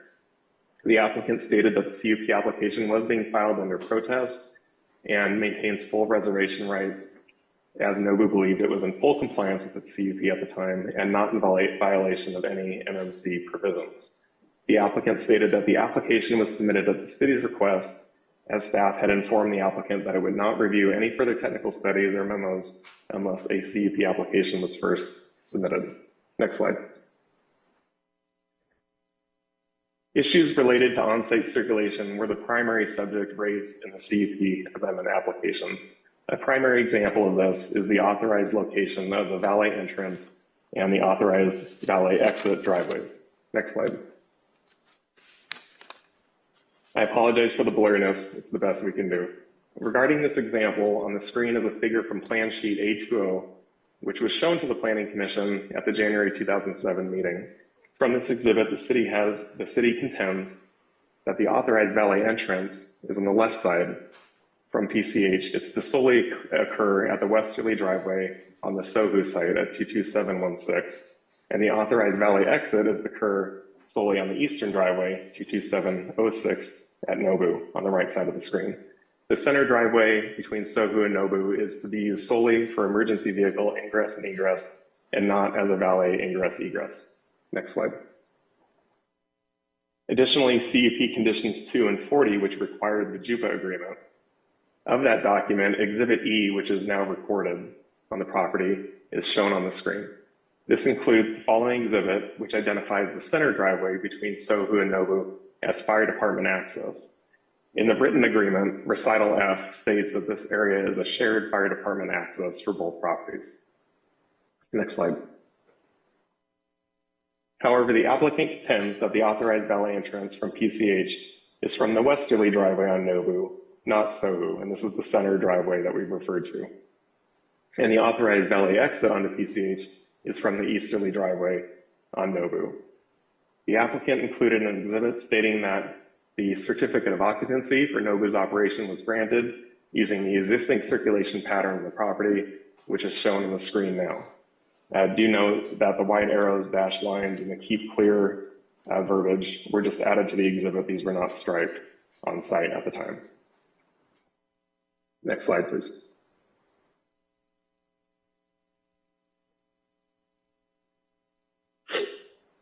The applicant further contends and made statements that this is the circulation plan that was approved by the conditional use permit, that this is the circulation plan that has again been in place from the beginning of NOBU's operations, that this circulation already has been approved by the city through the certificate of occupancy issued for the site, and that this circulation has been subsequently endorsed by the city through countless site visits and meetings. Next slide. Turning back to the CUP amendment that's on file, going back to June 2019, again, CUPA 1905 was filed. June 2019 and March 2020, there were updates presented to the Planning Commission. In April 2022, staff had met with NOBU and representatives regarding a potential crosswalk relocation and the status of an updated traffic plan, which considered revisions to ingress and egress for SOHU and the NOBU sites. On December 22nd, 2022, Public Works issued an incomplete letter and traffic memo to the applicant. The letter indicated why the proposed ingress-egress changes to SOHU and NOBU were not acceptable. The letter also listed requirements for the installation of a full traffic signal at the easterly NOBU driveway on PCH, protected phases for westbound and eastbound turns and U-turn lanes, and a dedicated phase for the pedestrian crossing. Additional requirements included roadway restriping and revisions to the easterly driveway location with information requests related to valet operations, rideshare operations, deliveries, and on-site parking. The last update on the CUP amendment application was from this December 2022 note. Next slide. The following images, council, are just for reference of the site. I know you know this very well. I thought we could have these in here in case there's any questions specifically on what's out there today. But the following images provide street view images from Google Maps of the site, PCH striping and signals, and site driveways. So if you could just scroll through these a little slow. Next slide. Have the center driveway on the left. Next slide. And the west driveway at the Soho site. Next slide, please. We're now turning eastbound PCH, approaching that west driveway at Soho. Next slide. Approaching the center driveway. Keep going. Again, a bus stop near the center driveway. There's the center driveway. Keep moving. Eastbound PCH approaching the east driveway. There are rideshare signs in this section on the right side. You can note those. And the east driveway at the end.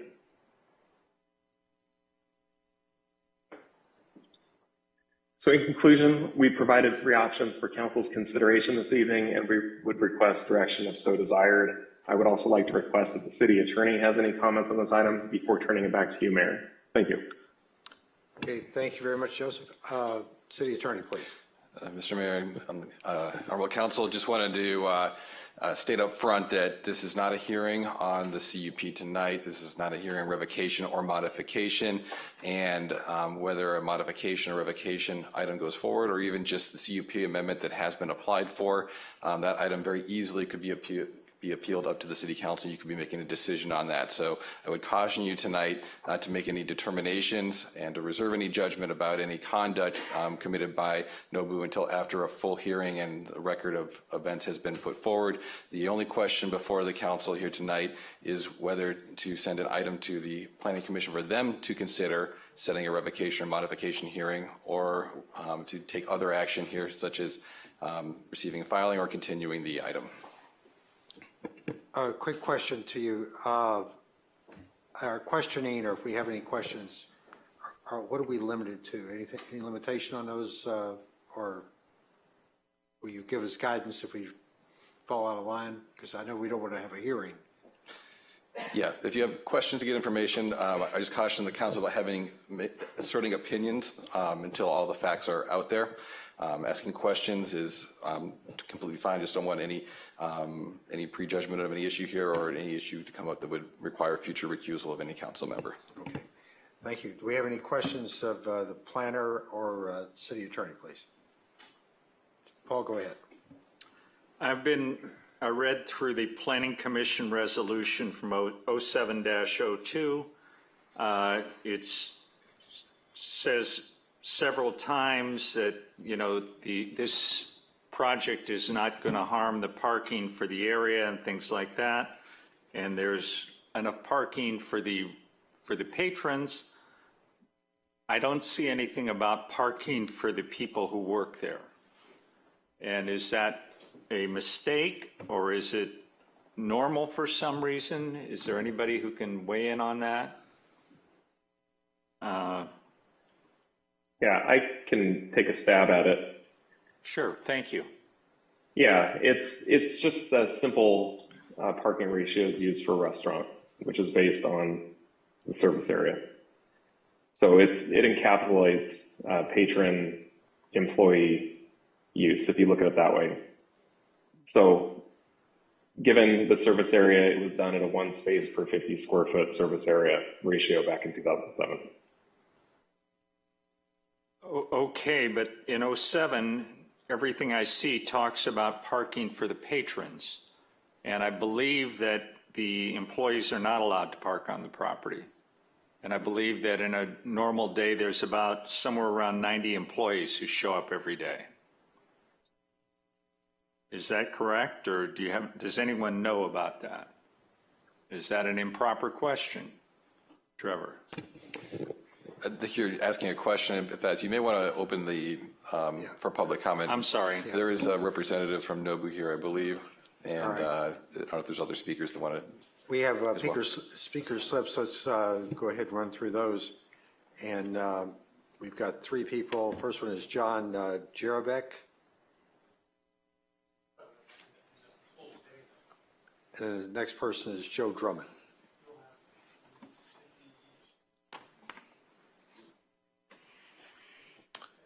Go ahead. Thank you.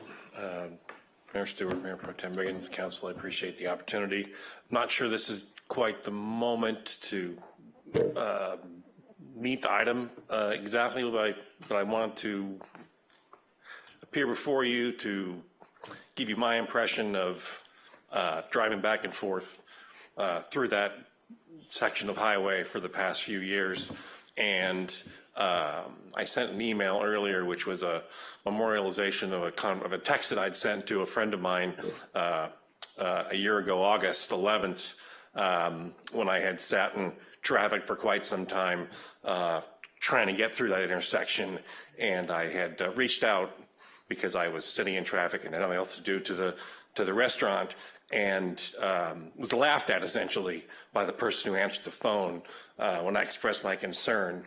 And my sense was in that moment, and since then in other traffic situations I've experienced, and that includes actually the July 4th, 2023 situation, that they had no interest in operating in good faith to anyone else but the people who were paying the money to visit the restaurant. And so I'm hopeful that this process will realize some situation for them where they can be held to account for not only the specifics of whatever the CUP is, but simply acting in good faith as a merchant in the neighborhood. And so I just wanted to come down tonight and appear before you and have my sentiments be recorded in the record. Thank you. Thank you very much for coming. All right, next is Joe Drummond.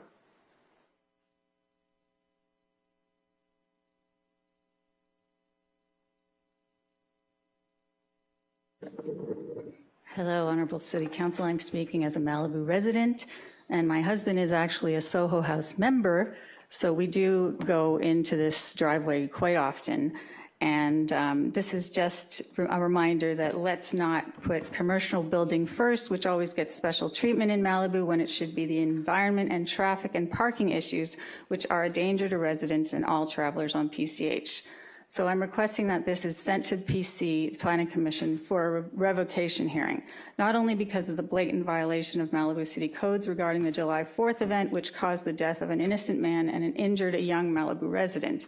The Nobu restaurant enters the same driveway as Soho House, and regularly there are way more cars going into Nobu, way more than 74 cars. And they're all trying to get into the same driveway, and often both the lanes are taken from Nobu, and we're left on the road trying to get in, and there's no room for emergency vehicles, nothing. Both lanes are going to, there's 2 lanes going to Nobu, not just one, when there's supposed to be one going to Soho, one going to Nobu, but there's always 2 going to Nobu when it's busy and you just can't get in, so it's a nightmare. And it leaves no room for emergency vehicles, and we are often back up on PCH trying to get inside just the driveway. So I think it needs, also Jefferson Wagner has videos of the chaos regularly. So I just think they have no regard for our residents and any of the drivers. I think it just needs a revocation, and maybe they can make it better. I have no idea, but thank you. Thank you, Joe.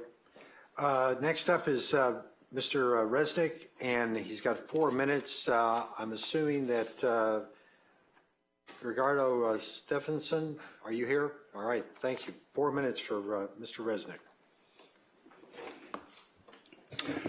Thank you, good evening, members of the City Council. My name is Benjamin Resnick. I'm a partner at Jeffrey Mangels, Butler & Mitchell. We represent Nobu, and we have been involved with this process for the last several years. We submitted a letter after we saw the staff report dated August 22nd. I hope you've read it. Let me just start off by saying we have been working for a long time with the city staff and others trying to be able to address concerns about circulation and parking.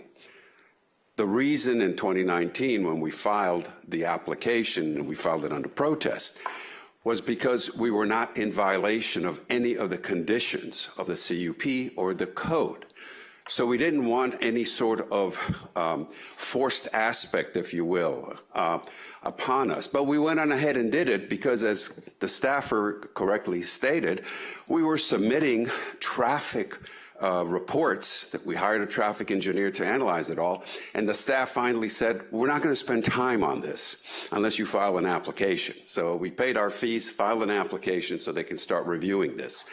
We filed it in 2019, and the city was quite busy with the Woolsey fire at that point, so things weren't moving very quickly. And then by 2020, you had COVID, and so it took a lot of time. Nothing was happening.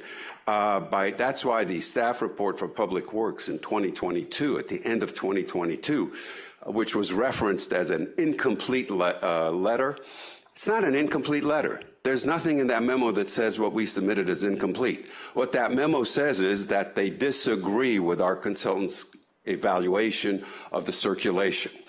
The big decision issue was which driveway do you come in on, which driveway do you exit, can you use the middle driveway? I don't want to take my precious time here to get into all the details. I was involved in those discussions.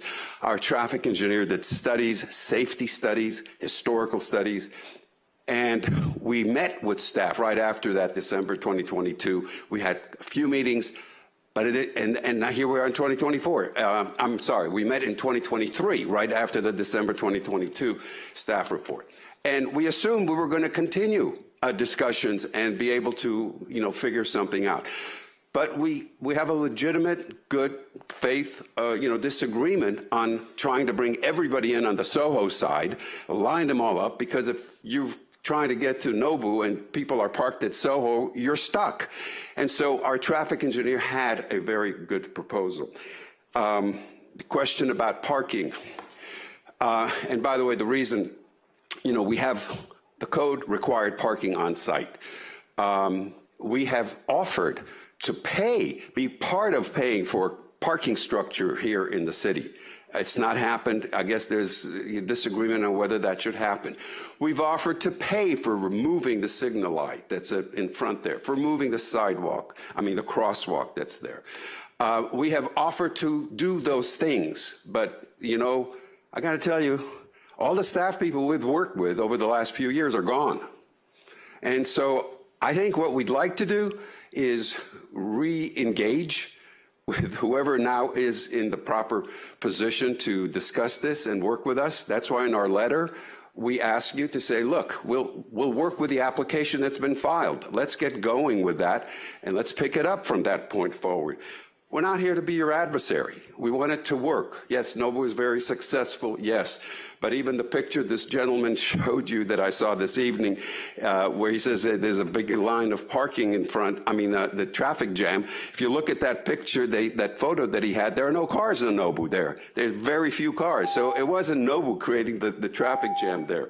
But we'd like to work with the city, and we'd like to get that going. Thank you.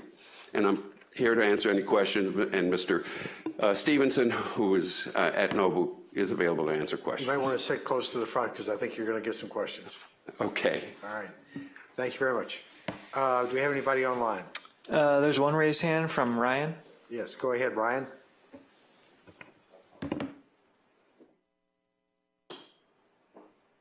Ryan, go ahead. Ryan, you're unmuted.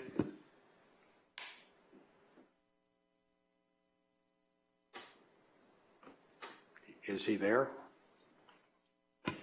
He's unmuted. Okay. Ryan, is there anybody else after Ryan? No, he's the only hand. I just now got the pop-up that says unmute. Can you hear me? Yeah, we got you. Go ahead. Okay. I'd like you to take a combination of numbers 1 and 2. What was not brought before you is a revocation of the joint use parking agreement, which is causing this problem. Now, whether there's a modification of the CUP or a revocation, which there's grounds for both, but you need to consider these in combination. I sat next to Richard Weintraub when this was a wind sale, and he proposed the valet parking requirement, parking cars 3 deep in the parking lot, just for the Nobu building when it was called a wind sale. And he said he thought it would work. Well, I'll let you know, this textbook of 1 parking space per 50 square feet of service area of a restaurant, that's an average restaurant. We're not talking an average restaurant here. This is world-class. This is on the beach. This is in Malibu. And this is a sushi restaurant that's got triple the staff of a typical restaurant operation. So your formula is inapplicable, and that's what needs to be determined. They should not get the kicker of 10 extra parking spaces from the other restaurant, because that restaurant has changed and it's become no longer a donor of 10 parking spaces. It needs all of its parking spaces. And in fact, you really need to consider the conditional use permits for both of these restaurants. And I know that's a big pill to swallow, but there is an ongoing nuisance problem here that has existed, and the lawyers and the consultants have perpetuated the status quo for many years. And this nuisance problem, it's not working. This is not working. And that fiasco on July 4th of 2023 and July 4th of 2024, those are two extreme examples as to why you should consider a revocation. I'm not advocating for that at this moment, but the added, this intensification of the beachfront parcel and trying to export all of the impacts off-site across the street to some parking structure down PCH that isn't even built yet, those are not for consideration here. They must park on site. And you cannot choreograph this with valet operations to become successful, because it's an overuse, and you need to disregard that formula and come up with a formula that works for this unique and successful restaurant. Thank you. Thank you, Ryan. Is there anyone else? Those are all the raised hands. Okay, public comments are closed. Let's bring it back up to the dais. Paul, you want to go first, or Mary Ann? Sure. May I? Go ahead. Unless Mary Ann's ready to go. Nope. No, go ahead. Okay. Thank you. Mr. Resnick, thank you for showing up today. I read your letter, and I was a little alarmed that at 2 points in it, you say that the event was so well planned and run that it did not cause a single incident or report at or around the subject premises. What do you consider to be around the subject premises? You need to come to the podium, please. And then at the end, you say the event went off without a hitch. You're referring to the August 7th letter that we wrote? It's here in, yes, the August 7th. Yeah, it's the August 7th letter that we wrote. Page 2 and page 6. It's the letter that we wrote addressing the TUP issue and the controversy, where we explained that we thought we had a legitimate TUP in place and the reasons therefore. So that event that evening was monitored by code enforcement and by the sheriffs, and that what I meant in stating what I stated is that at the site, the issues that were presented in the year before, in 2023, with a lot of cars of overflowing into the street, et cetera, did not occur. Nothing happened on site or right immediately in front, because no one was allowed to bring their cars, no one was allowed to park. So that's what I meant. If no one is allowed to bring their cars, how does someone leave the place and get into their car and get into an accident in less than 2 miles of driving and kill somebody? We don't know where she parked her car, somewhere in the area. She walked off the premises, so we're clear. Nobu did not have her car. The valet never operated. We never gave her keys. She never had her car there. She walked off premises. Sir? Yes. Your permit said that everyone was going to arrive in a shuttle. Did she arrive in a shuttle? Don't know.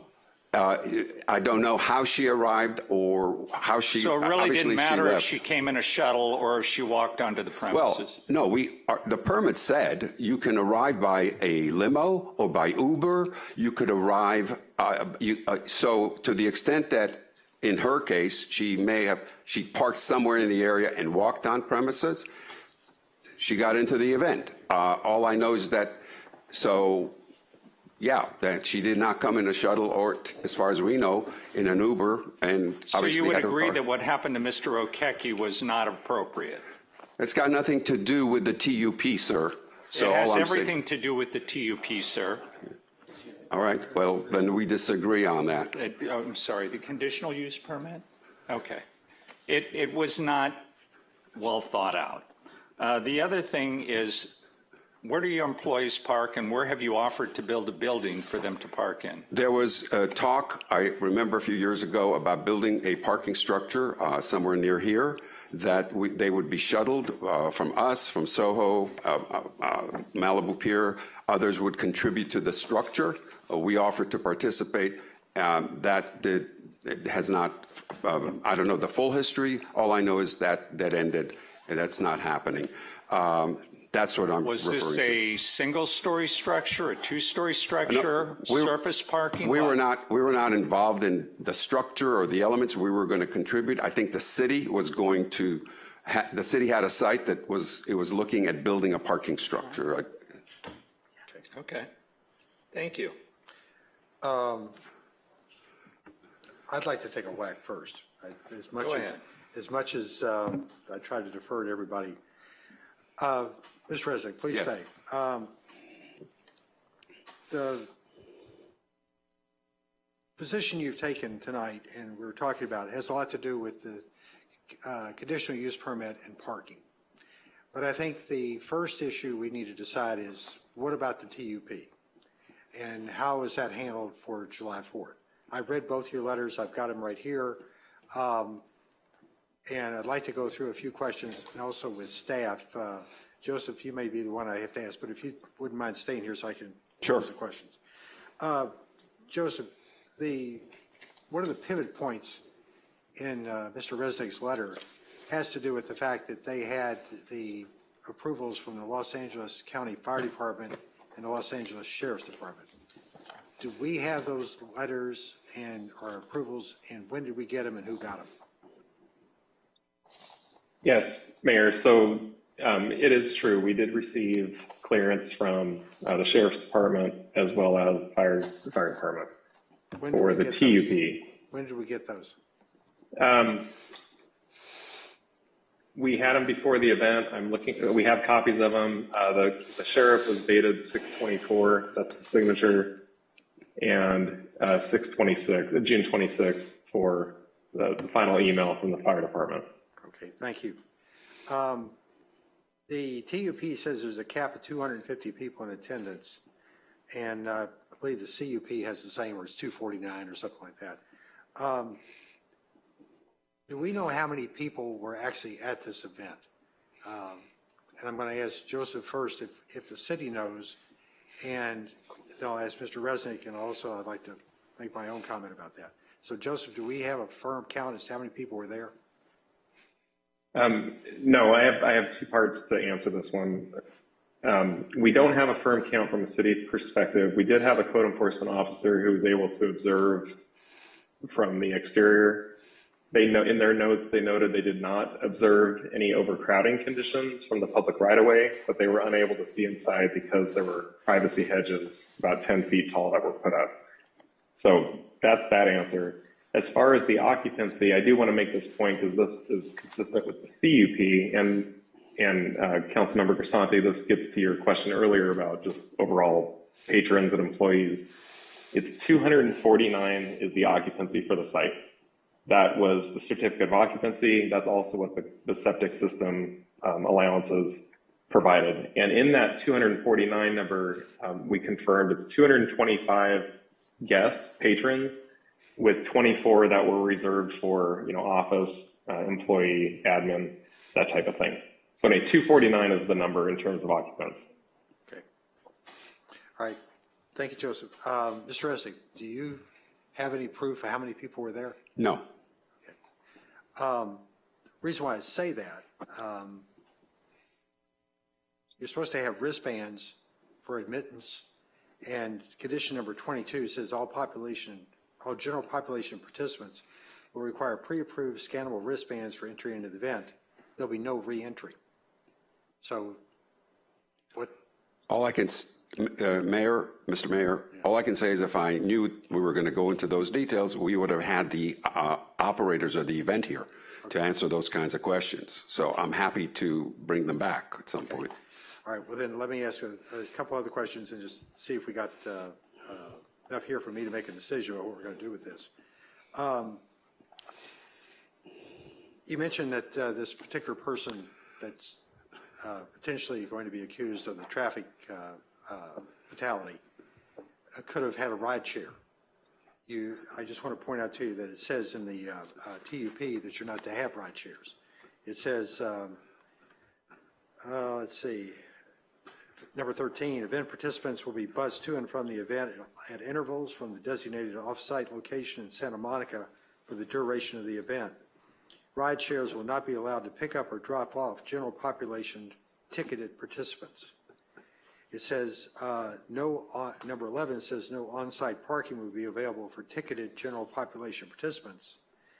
And it says on-site parking will be dedicated only to event staff and pre-selected VIPs. So how this woman got in, because I think the stipulation is that only the people who were bussed in that weren't VIPs could be admitted in. So if she walked in, that's a violation of your TUP.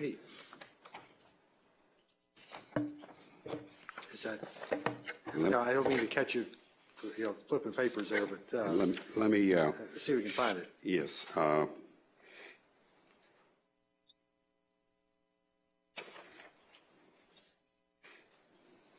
I'm looking at just a second at the condition. I'm trying to find. I think it's on page. It starts on page 6 as the parking and circulation of the TUP. Hold on a second.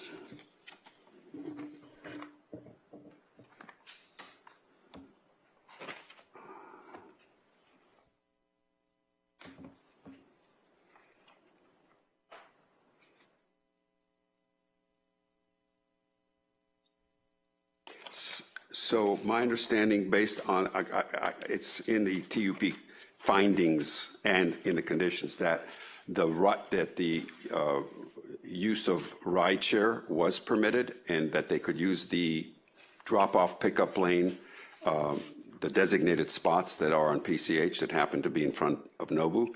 13 says you can't. Well,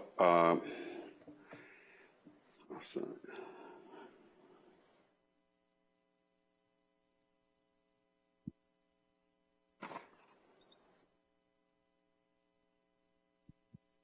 Yeah, I see that. And I think on the findings, I think what it said is that we're going to use the rideshare lanes for redirecting people.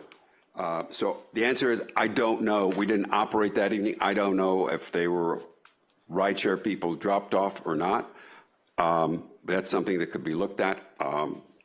So again, we're more than happy to get the event operator to answer those kinds of questions, because we did not operate that evening, the event. So it's Nobu's restaurant. You're representing Nobu. Are you telling me that you didn't operate the restaurant that day? No, it was, the whole restaurant was, what's the right word, given over to an operator run. I think it's called four cornering. The what? Four walling is where you basically turn. Well, it was given to an event operator that has done it in the past, and it's their event. And so I'm not saying there were no Nobu employees in the kitchen or otherwise. Of course there were, but they were operating the whole event. So if I don't mean to do this for the people who can't see it, you're basically going like this. The operator was over here and you're over there and you're not responsible? If Mr. Mayor, with all due respect, if we want to have a hearing on what happened that evening, give us notice. We'll bring the right people. We'll answer the questions. But this is not what I thought this is about. If we want to do that, we're happy to respond. We're not running away. All right, but I think the question is, are we going to have a hearing? I'm trying to find out what possible violations there might have been in the TUP. Okay, so here's the problem. Exactly, you just said it. You're trying to find out what possible violations. If you make a finding, or if you decide there's a violation and you decide to send it to the Planning Commission, whether it's revocation, amendment, or anything, you send it to them, you've basically now taken the council out of play. So whatever happens at the Planning Commission, you've prejudged it.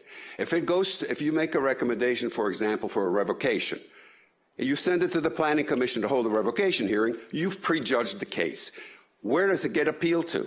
Where does it end up at? So the problem is your code sets a process for initiating revocation. It starts with the director of planning with information or evidence he gathers. I've never seen it start from the city council down because you are the ultimate arbiter at the end. And so my concern is, quite frankly, is that this is a really risky, dangerous due process issue that you were, going down. If you want to, which is one of the reasons why we recommend, and we openly suggested, let's get back on path with the application we filed and with the staff that now is new staff that can review it, and we can then take that to the Planning Commission and work with that. If there are other issues, they want to deal with parking, they want to deal with other issues, I guess it's up to them at that point if they want to open it or not. But, this was to be, I guess, at a high level, some city council discussion or consideration of something. But if you're treating this as a finding that you're going to make in order to decide whether you want to initiate or tell the commission to initiate an action, then I'm troubled by that. Okay, I appreciate your comment. Let me say this. I think one of the things I wanted to find out right off the bat was one of your key pivot points was, did you have LA County Fire and LA Sheriff approval? We did. And you did. We also had every department's approval, because before the director of planning issued the TUP on June 10th, he circulated the memos. It was circulated to all the departments. The full application was reviewed, which is why in our letter we said on the very last day under condition 37, which is June 26th, which said if you had an agency that was still outstanding, I found it very strange that Public Works, which had the application at the very beginning, on the very last day in the evening sends an email that says, where are you parking? And as we said, they knew that that there's no parking, that everybody's being shuttled in. Or they said, where's your encroachment permit for the Caltrans rideshare or drop-off? And we said, you put it up there, your own department. So we were concerned. Look, I don't want to go down this path right now. I mean, I think the issue is, my point simply was, yes, we had the clearances, and the event went forward with conditions being complied with, because the condition required code enforcement, it required sheriffs to be there. They were there the entire evening. They monitored it. They reported back, and their conclusions was the event went off without a hitch. In as far as what they were looking at, that was the issue. All right, if I could say one thing, then I'll turn it over to the other council members. What I'm trying to do is to see how valid your letters were, and I think you brought up some very good points in them, but that has to guide us as to what instructions we want to take of the three options that are on the table. So that's my reasoning for asking these questions. And fair enough. And understand, I'm not trying to do and as City Council has advised us, not trying to get a pre-opinion on it. What I'm trying to do is just let's make sure we understand the four corners of what the discussion is. And that guides me as to how I would suggest the city staff go forward. Sure.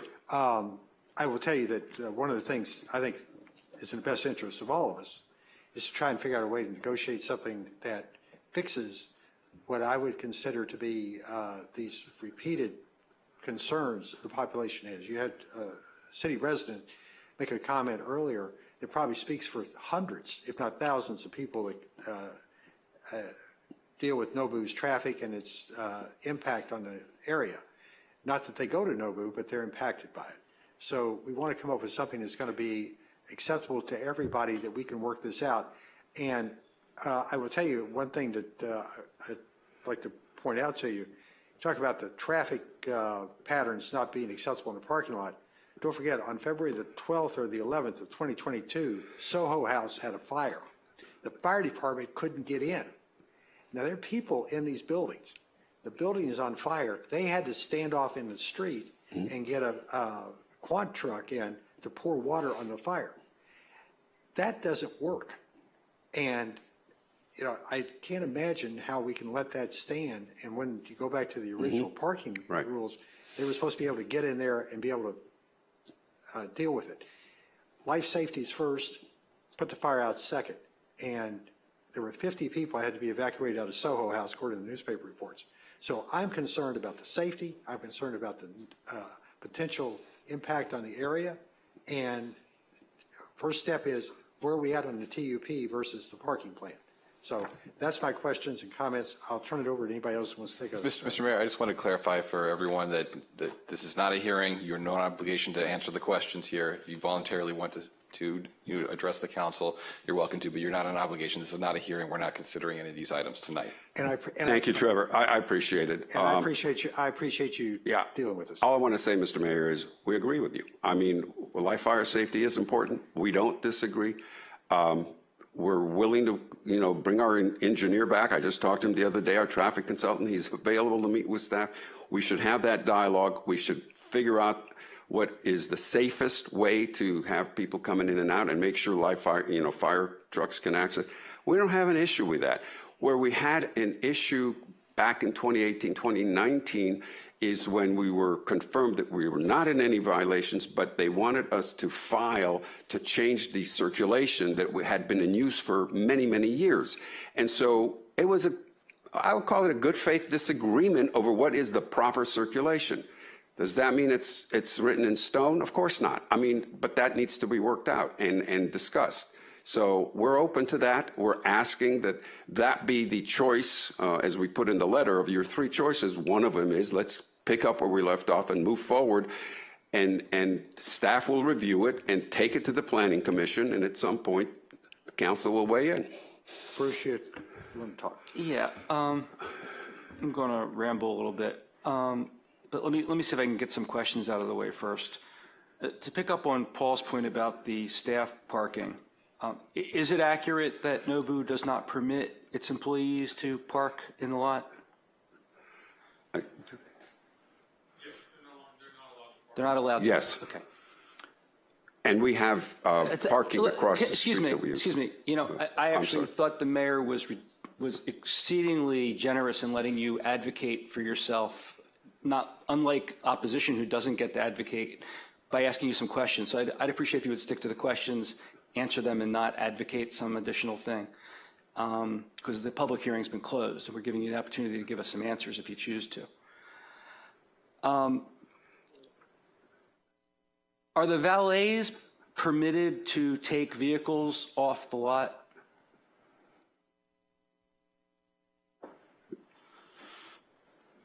I don't know. I'd have to go and ask the operations folks to know that. And do you know if they do take vehicles off the lot? I don't know. Okay, because I used to live near there, and I drive by there a lot now too, and I could be completely mistaken in what I'm seeing. But I believe I'm seeing the valets constantly going in and out of the lot across PCH, turning left out of the center. And I don't understand how they're doing that when valet parking is supposed to be in the parking lot. So I'd encourage you to speak to your client about that, because that's going to be something that will need to be looked at down the line. And by the way, I'm not prejudging anything in the sense of determining that I think there's a CUP violation or a TUP violation. I'm trying to understand whether there's a colorable basis to believe that there may be a violation to help inform my decision as to whether to recommend that there be a hearing on revocation or a hearing on amendment or any other kind of a hearing. So I need to understand these issues, and I think that's why the mayor was asking those questions. We need to understand what did happen, whether there appears that there, if it's completely insane to think that there was a violation, then I wouldn't think there should need to be any consideration of a revocation hearing. If I think there's a colorable basis to believe there was a violation, then I'd want someone to take a closer look at that, look at evidence, and explore what the actual facts are. Mm-hmm. So right now we're doing some high-level fact-finding to understand what's going to inform our decision as to whether what to recommend, what type of a hearing, not what result to recommend, but what type of hearing to recommend. I'd seen letters at the time of the event, both immediately before as well as after, by another lawyer who claimed to represent Nobu. By the way, did Mr. Wander represent Nobu? I think for a short period of time, when he was writing some emails and So yeah. leading up to the 4th. I guess he was, yeah. Leading up to the 4th, he was the counsel for the entity, right? He wasn't just doing that on his own, claiming to be the lawyer? Correct. Okay. He made the statement that a TUP was not required. There's two issues, right? One was whether the TUP actually existed, whether it had been voided or not voided, and the other is whether you needed one in the first instance. And he made the statement that repeatedly that you didn't even need one in the first instance. You've now acknowledged, because what I thought was the case, this was an event. This wasn't the restaurant open for business to its customers. The whole building had been leased out, in essence, to a third party for a party, right? Yes. Okay. So do you believe that Nobu didn't need a TUP for that event? I'd rather not answer it right now, but give you a more thorough answer because what you're asking me to do is kind of memorize what your requirements are for a TUP, which I think are several. Just fair enough. Fair enough. You don't want to answer that right now. But so here's what troubles me. I think at a bare minimum there's more than a colorable basis to believe that a TUP was required. TUP was requested. It's my understanding of the way our law works that a TUP is needed when you're not even doing your normal operations. You're actually letting another party have your property for an event. Nobu was informed by the city that the TUP that had been issued was void because the conditions had not been satisfied. And in my opinion, Nobu said, F you to the city of Malibu and its residents by going ahead without a TUP with the event that it needed a TUP for. To me, sophisticated business people go to court to get a rapid decision or abide by the law and then sue for damages if they think they were wrongfully prevented from doing what they claimed a right to do. They don't disregard the law and just go forward. And that troubles me, and that's something I would like someone to take a closer look at to see whether that is what happened. So we addressed that in our letters to you, and as we pointed out, that the condition 37, which is what the planner sent in an email saying you failed to meet condition 37, therefore you're null and void, he was in error. Okay, but the city told you you were null and void, right? No.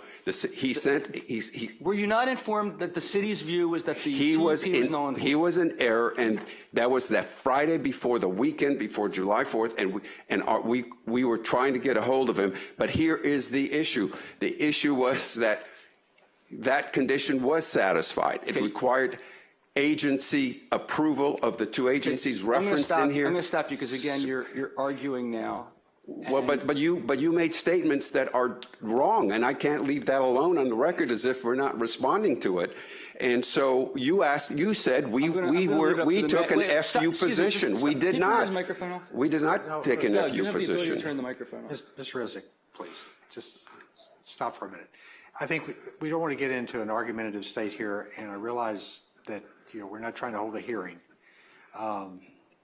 And I think we probably have reached the point where we've got... I'll move on to something else. Yeah, we've got the information we need.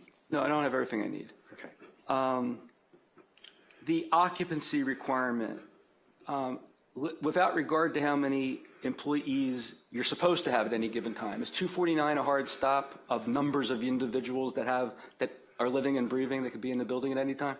That's how it reads. So if you had 100 employees, you'd then be limited to 149 other people? If you had 100 employees at one time, at one point in time? Yeah, I guess so. Okay, so everybody in the building can't exceed 249. So I just want to understand. If you know, and you may not know, and this is an issue that no one's even talked about before, so it's coming out of left field, but there's a corner of the property where there's a bunch of dumpsters and where the employees hang out smoking as well. Is that something that's in the plan of the restaurant? Are those dumpsters supposed to be That was a complaint raised years ago, and that stopped. I know that the management addressed it back in 2019. Okay, so I haven't walked by lately, but I used to live there, and it walked by, and it was horrendous. They don't allow that. The dumpsters aren't there anymore? I haven't been there lately, but I'm told they don't. I remember that as a complaint 5 years ago that was addressed. Okay. Give me one more moment. So now, I just want to say, I thought Ryan made a great, this is just a statement, I'm not asking you a question. I thought Ryan made a great point when he said that our formula doesn't necessarily make sense here because this is a world-class operation, and it is. It's beachfront and it's Malibu. I mean, that is an amazing combination of factors that says that this is not going to have the same draw as an average restaurant does. Even an average restaurant in Malibu. Yeah, you could change your code, I guess, to change for different categories of restaurants. So my view is that the Planning Commission should be looking at everything. I mean, I think to the extent that the factors for a revocation are satisfied, and I have no idea whether they are or they aren't, but I think it has to be looked at whether they are. And the only way you can look at whether they are is to have a hearing. I would like to see there be a revocation hearing. Not a revocation, but a revocation hearing, and let the chips fall where they may. I think at the same time, if it can be done. A hearing on whether to set a revocation hearing. They don't set, you're not going to set the revocation hearing here, it's brought to the Planning Commission. Yeah, no, that's right. I thought that was clear. No, by the Planning Commission. I think if it can be done, that should be combined with also a hearing on the requested amendment to the CUP. Because if there's if the recommendation is not to revoke, there may be a recommendation to amend. If the recommendation is to revoke, there obviously is nothing to amend. I would imagine there would then be a follow-up application for a CUP. But I think that what happened here is sufficiently serious, leaving aside all the other issues that have been going on for years, that the city should be taking a hard look at whether this CUP has been satisfied or has been sufficiently violated that it should be revoked. I understand that's going to be a very high bar, and I actually don't expect that our Planning Commission will make that recommendation, but they might. It'll depend on what the facts are. So I'd like to suggest that what we direct the Planning Commission to do, if that's the correct thing to do, can we direct the Planning Commission?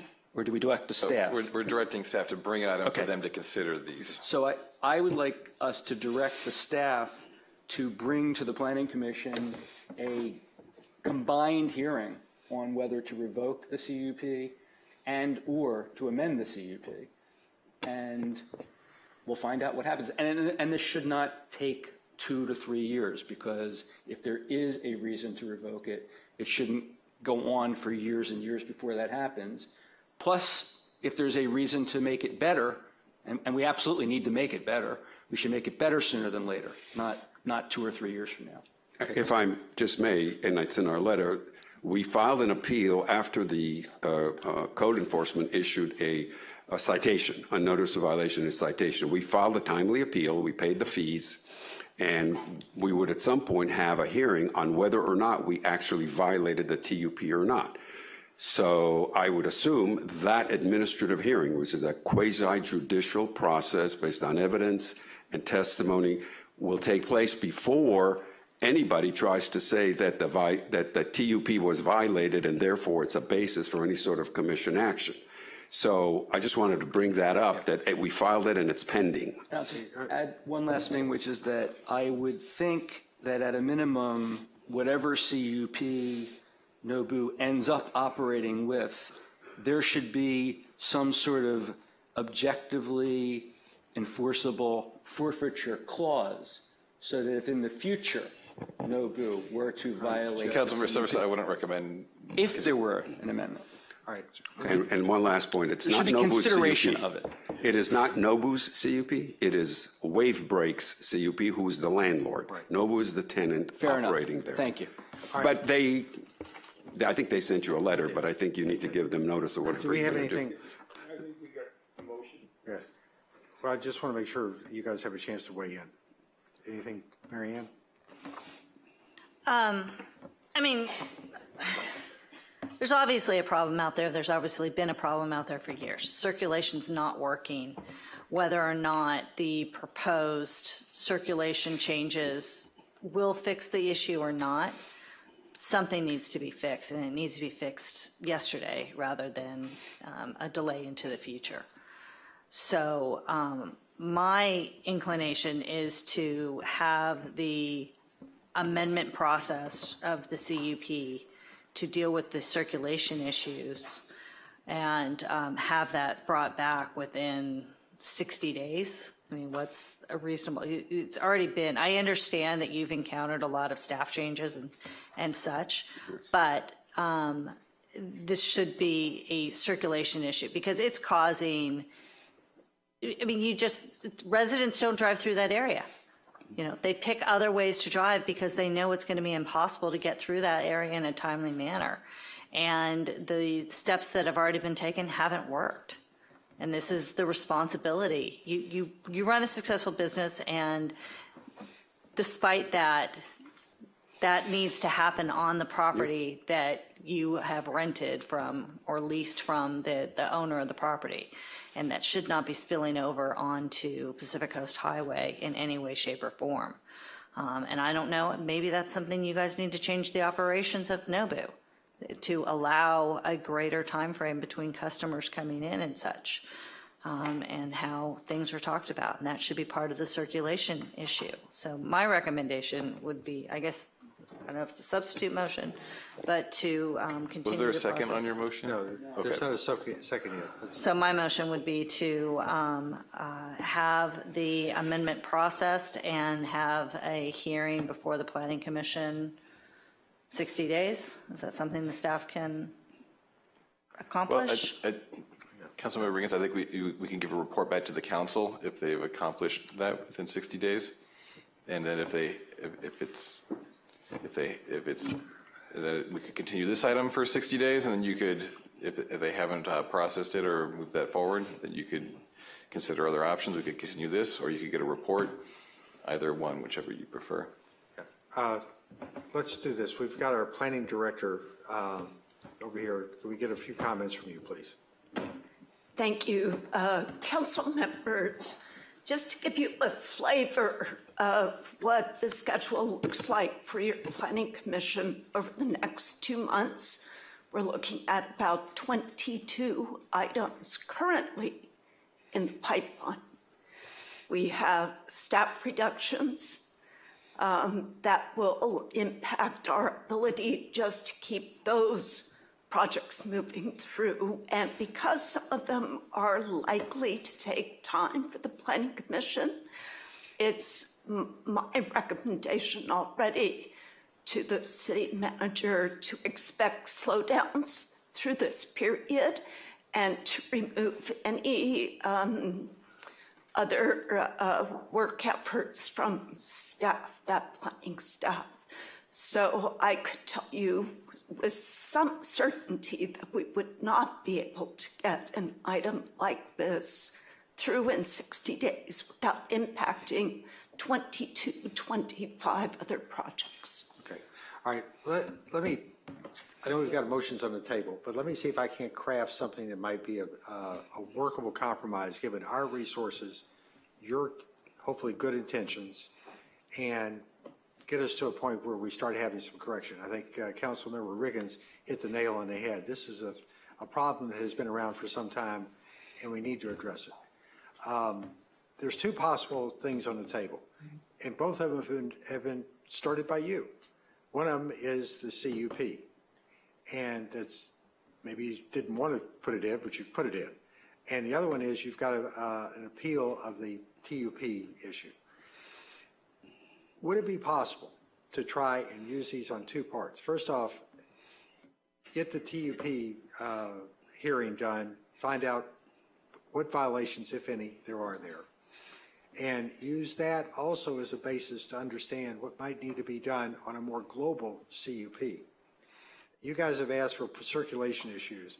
There may be operational issues that need to be included in that. And maybe this is the vehicle to add on to the CUP that by mutual agreement, we can work out something where we all will be as better off as we can be. I don't know. I don't know what you just suggested. All right, my suggestion is let's direct staff to take number 3 Receive and file report, request Nobu to finalize the application on the CUP. The other thing is direct staff to have the hearing on the TUP, and then let's bring that back to council in, say, 90 days and see if this starts to solve our problem, because we don't seem to have the resources to be able to pull off all three of these options. Bruce, go ahead. Yeah, I believe that our residents deserve a hearing at which one of the potential consequences is a revocation. That would not a hearing solely on that, but a hearing which could result in that consequence if that's what the evidence establishes is the proper result. Is that not what the TUP hearing would do? No. I mean, there's been like a $1,700 fine for a violation of the TUP. There might be some further consequence, but a CUP hearing is specifically required if there's going to be a revocation. So I think our residents absolutely deserve to see that occur. It may end up being a whole lot of nothing, and a decision is made that there's no basis to do that. It may end up in an amendment to the CUP. It may end up leaving things where they are. I have no idea what's going to come of it, but I think that if we don't provide a vehicle whereby that could occur, we're falling down on the job with respect to our residents. Okay. Mary Ann? I guess I have a question, and this is probably directed to the city manager and or the planning director, but if we put energies towards a planning commission review of the CUP that could include a revocation, is that not staff time that could be also directed to solving the global issue of the circulation problem? And so we're delaying the actual solution that could solve some of the issues that led to the possibility of a revocation?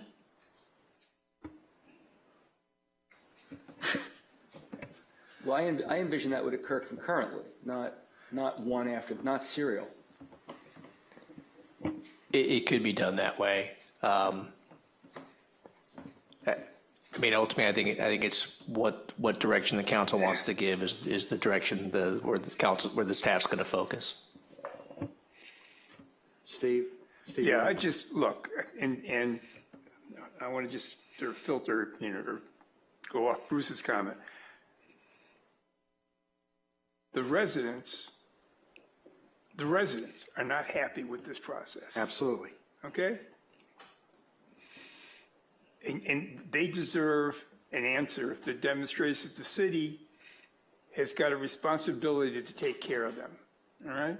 Or whatever that answer is going to be. The second thing is and Bruce was absolutely correct again when he said, okay, if you didn't think your TUP was, you didn't need one, or you fulfilled the obligations and we were telling you didn't, you had other options other than, thumbing your nose at us and running the part. What they did is basically tell every other business in Malibu, don't worry about a TUP, because the city's not going to do anything if you don't have one. And I don't think that's the message that we want to sit up here and give to the other businesses in the city. I think this is a serious issue. It deserves to be dealt with seriously. And I think that some combination of, let's take a look at what a revocation looks like. Let's take a look at the, just going to do the TUP. But you got to do this thing seriously, guys, because this is a serious issue. Paul, any comments?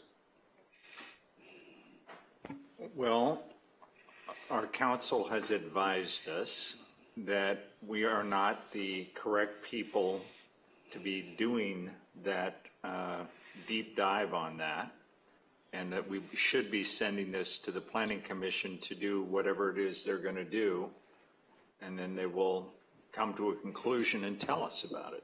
Okay. So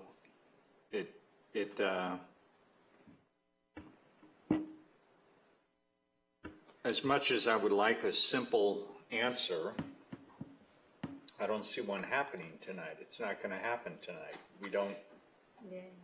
Go ahead. I'm sorry. Go ahead, Mary Ann. With regards to the appeal that they have filed with regards to the TUP that says it's handled administratively. Is that done at the staff level, or is that done by the Planning Commission? Go ahead. It's administratively handled by the staff. Well, it's an independent hearing officer who will be hearing that. And Correct. And it's an appeal of the administrative citation is what it is. It's not an appeal of the TUP. The TUP was not appealed. That the decision there was final. So the question is whether there's the administrative citation which is being challenged on a number of different grounds, and that'll be heard by an independent hearing officer, not the Planning Commission. Hearing? Would that be a public hearing? I don't believe it's a public hearing. So, Mary, were you finished? Yes. Okay. Trevor's here and he can say, but I think Paul misstated what Trevor had advised us.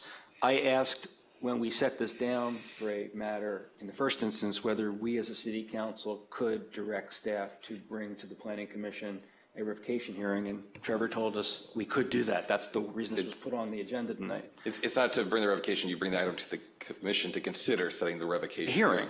Yeah. Not to revoke it, to determine whether to have a hearing. It's whether to set a revocation for the Planning Commission to determine. So I think it is within our power, and I think that it's a power we ought to be exercising to do whatever we can lawfully do, whatever step that is, to cause this to be capable of being decided whether there should be a revocation. If the first step is to submit it to the Planning Commission, for the staff to submit to the Planning Commission the question of whether there should be a revocation hearing, if that's what I'm hearing, then that should be our recommendation. But we should be setting the ball in motion. There need to be consequences, even if the consequences are simply being subjected to a hearing on whether there should be a revocation, even if the consequences are ultimately just to have a hearing, but it doesn't go to that conclusion, or if the consequences that there's a revocation. But the ball should be set in motion. We shouldn't put it off any further. Can you put that into a motion? The words of that to a motion? Well, let me ask, before we put it to a motion, is it possible to combine option 2 and option 3 together to try and get a solution? Because if the decision isn't to revoke it, let's don't waste the opportunity to try and fix it. That's where I thought I had started, but maybe I went a little too far. So the motion would be to direct the staff to tee up for the Planning Commission a hearing on whether to have a revocation hearing and or to have a hearing on amending the CUP. Or modification. Or modification. Their CUP amendment, they can continue to process and work with staff. There's no impediment to that. Number 3 gets worked on whether we make the recommendation or not. Their CUP amendment, they control how fast that moves through. Between them and how much staff resources can be allocated to their project controls how fast it moves. All right, so Bruce, can you make a motion to what you think? I'm going to ask Trevor to try to articulate it, and I'll see if I agree with that. I think Brian had it right. It's a combination of 1 and 2. I believe that the motion is simply to do 1 and 2, to bring forward an item for the Planning Commission to consider whether to set a hearing to consider the question of modification of the CUP, to address the alleged nuisance concerns, and also to direct staff to bring forward an item to the Planning Commission to consider whether to set a hearing to consider the question of revocation of the CUP due to alleged violations of the CUP conditions.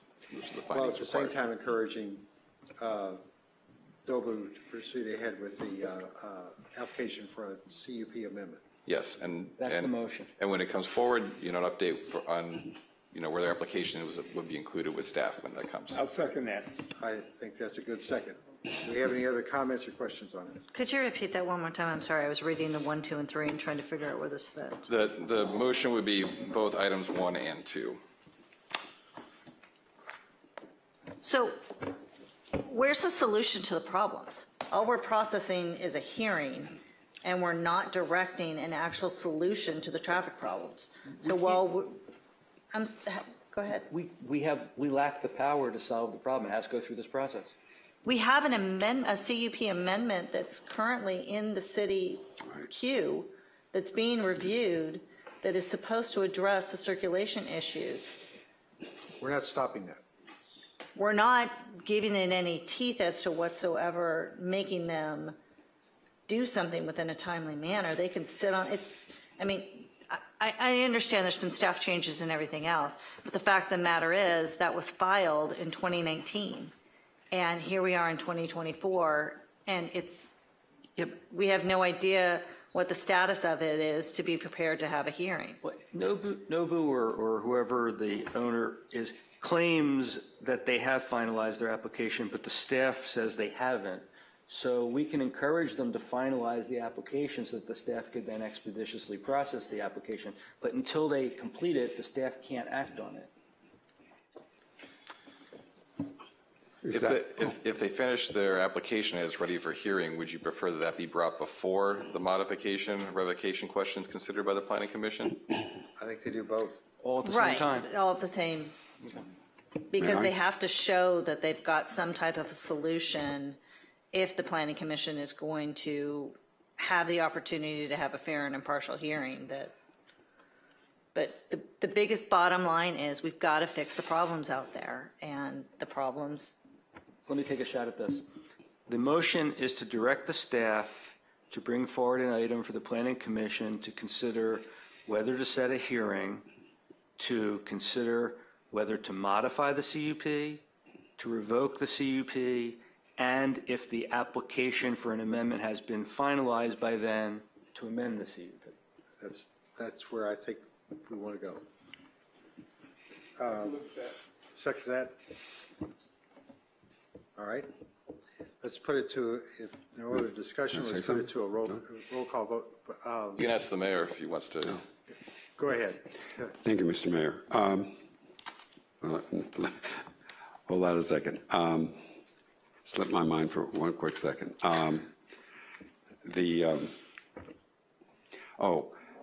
So I know the staff report you said that the Public Works memo said incomplete, but the memo itself never said it's incomplete. They just disagree with us. What we need to do, if we're going to move this forward, is have our traffic engineer meet with whoever in the city deals with the circulation issues, which I believe comes out of Public Works. You're going to have Soho involved because we're all sharing the same circulation, and we're ready, willing to do it. The last set of meetings we had was early 2023, and then there was disagreement, and then just nothing was happening, right, and we're ready to do it. Hold on for a second. We've got the Public Works Director here. We have the Planning Director here. Can we get your quick input on the merits or demerits of this? As Rob's coming up too, I can also relate that the prior Planning Director related to me that Soho had committed, if there's a solution brought forward by Nobu, that they would cooperate in that. And they did previously, but their amendment did go through without this, but they had committed at that hearing, I believe, as well, to amending their CUP again.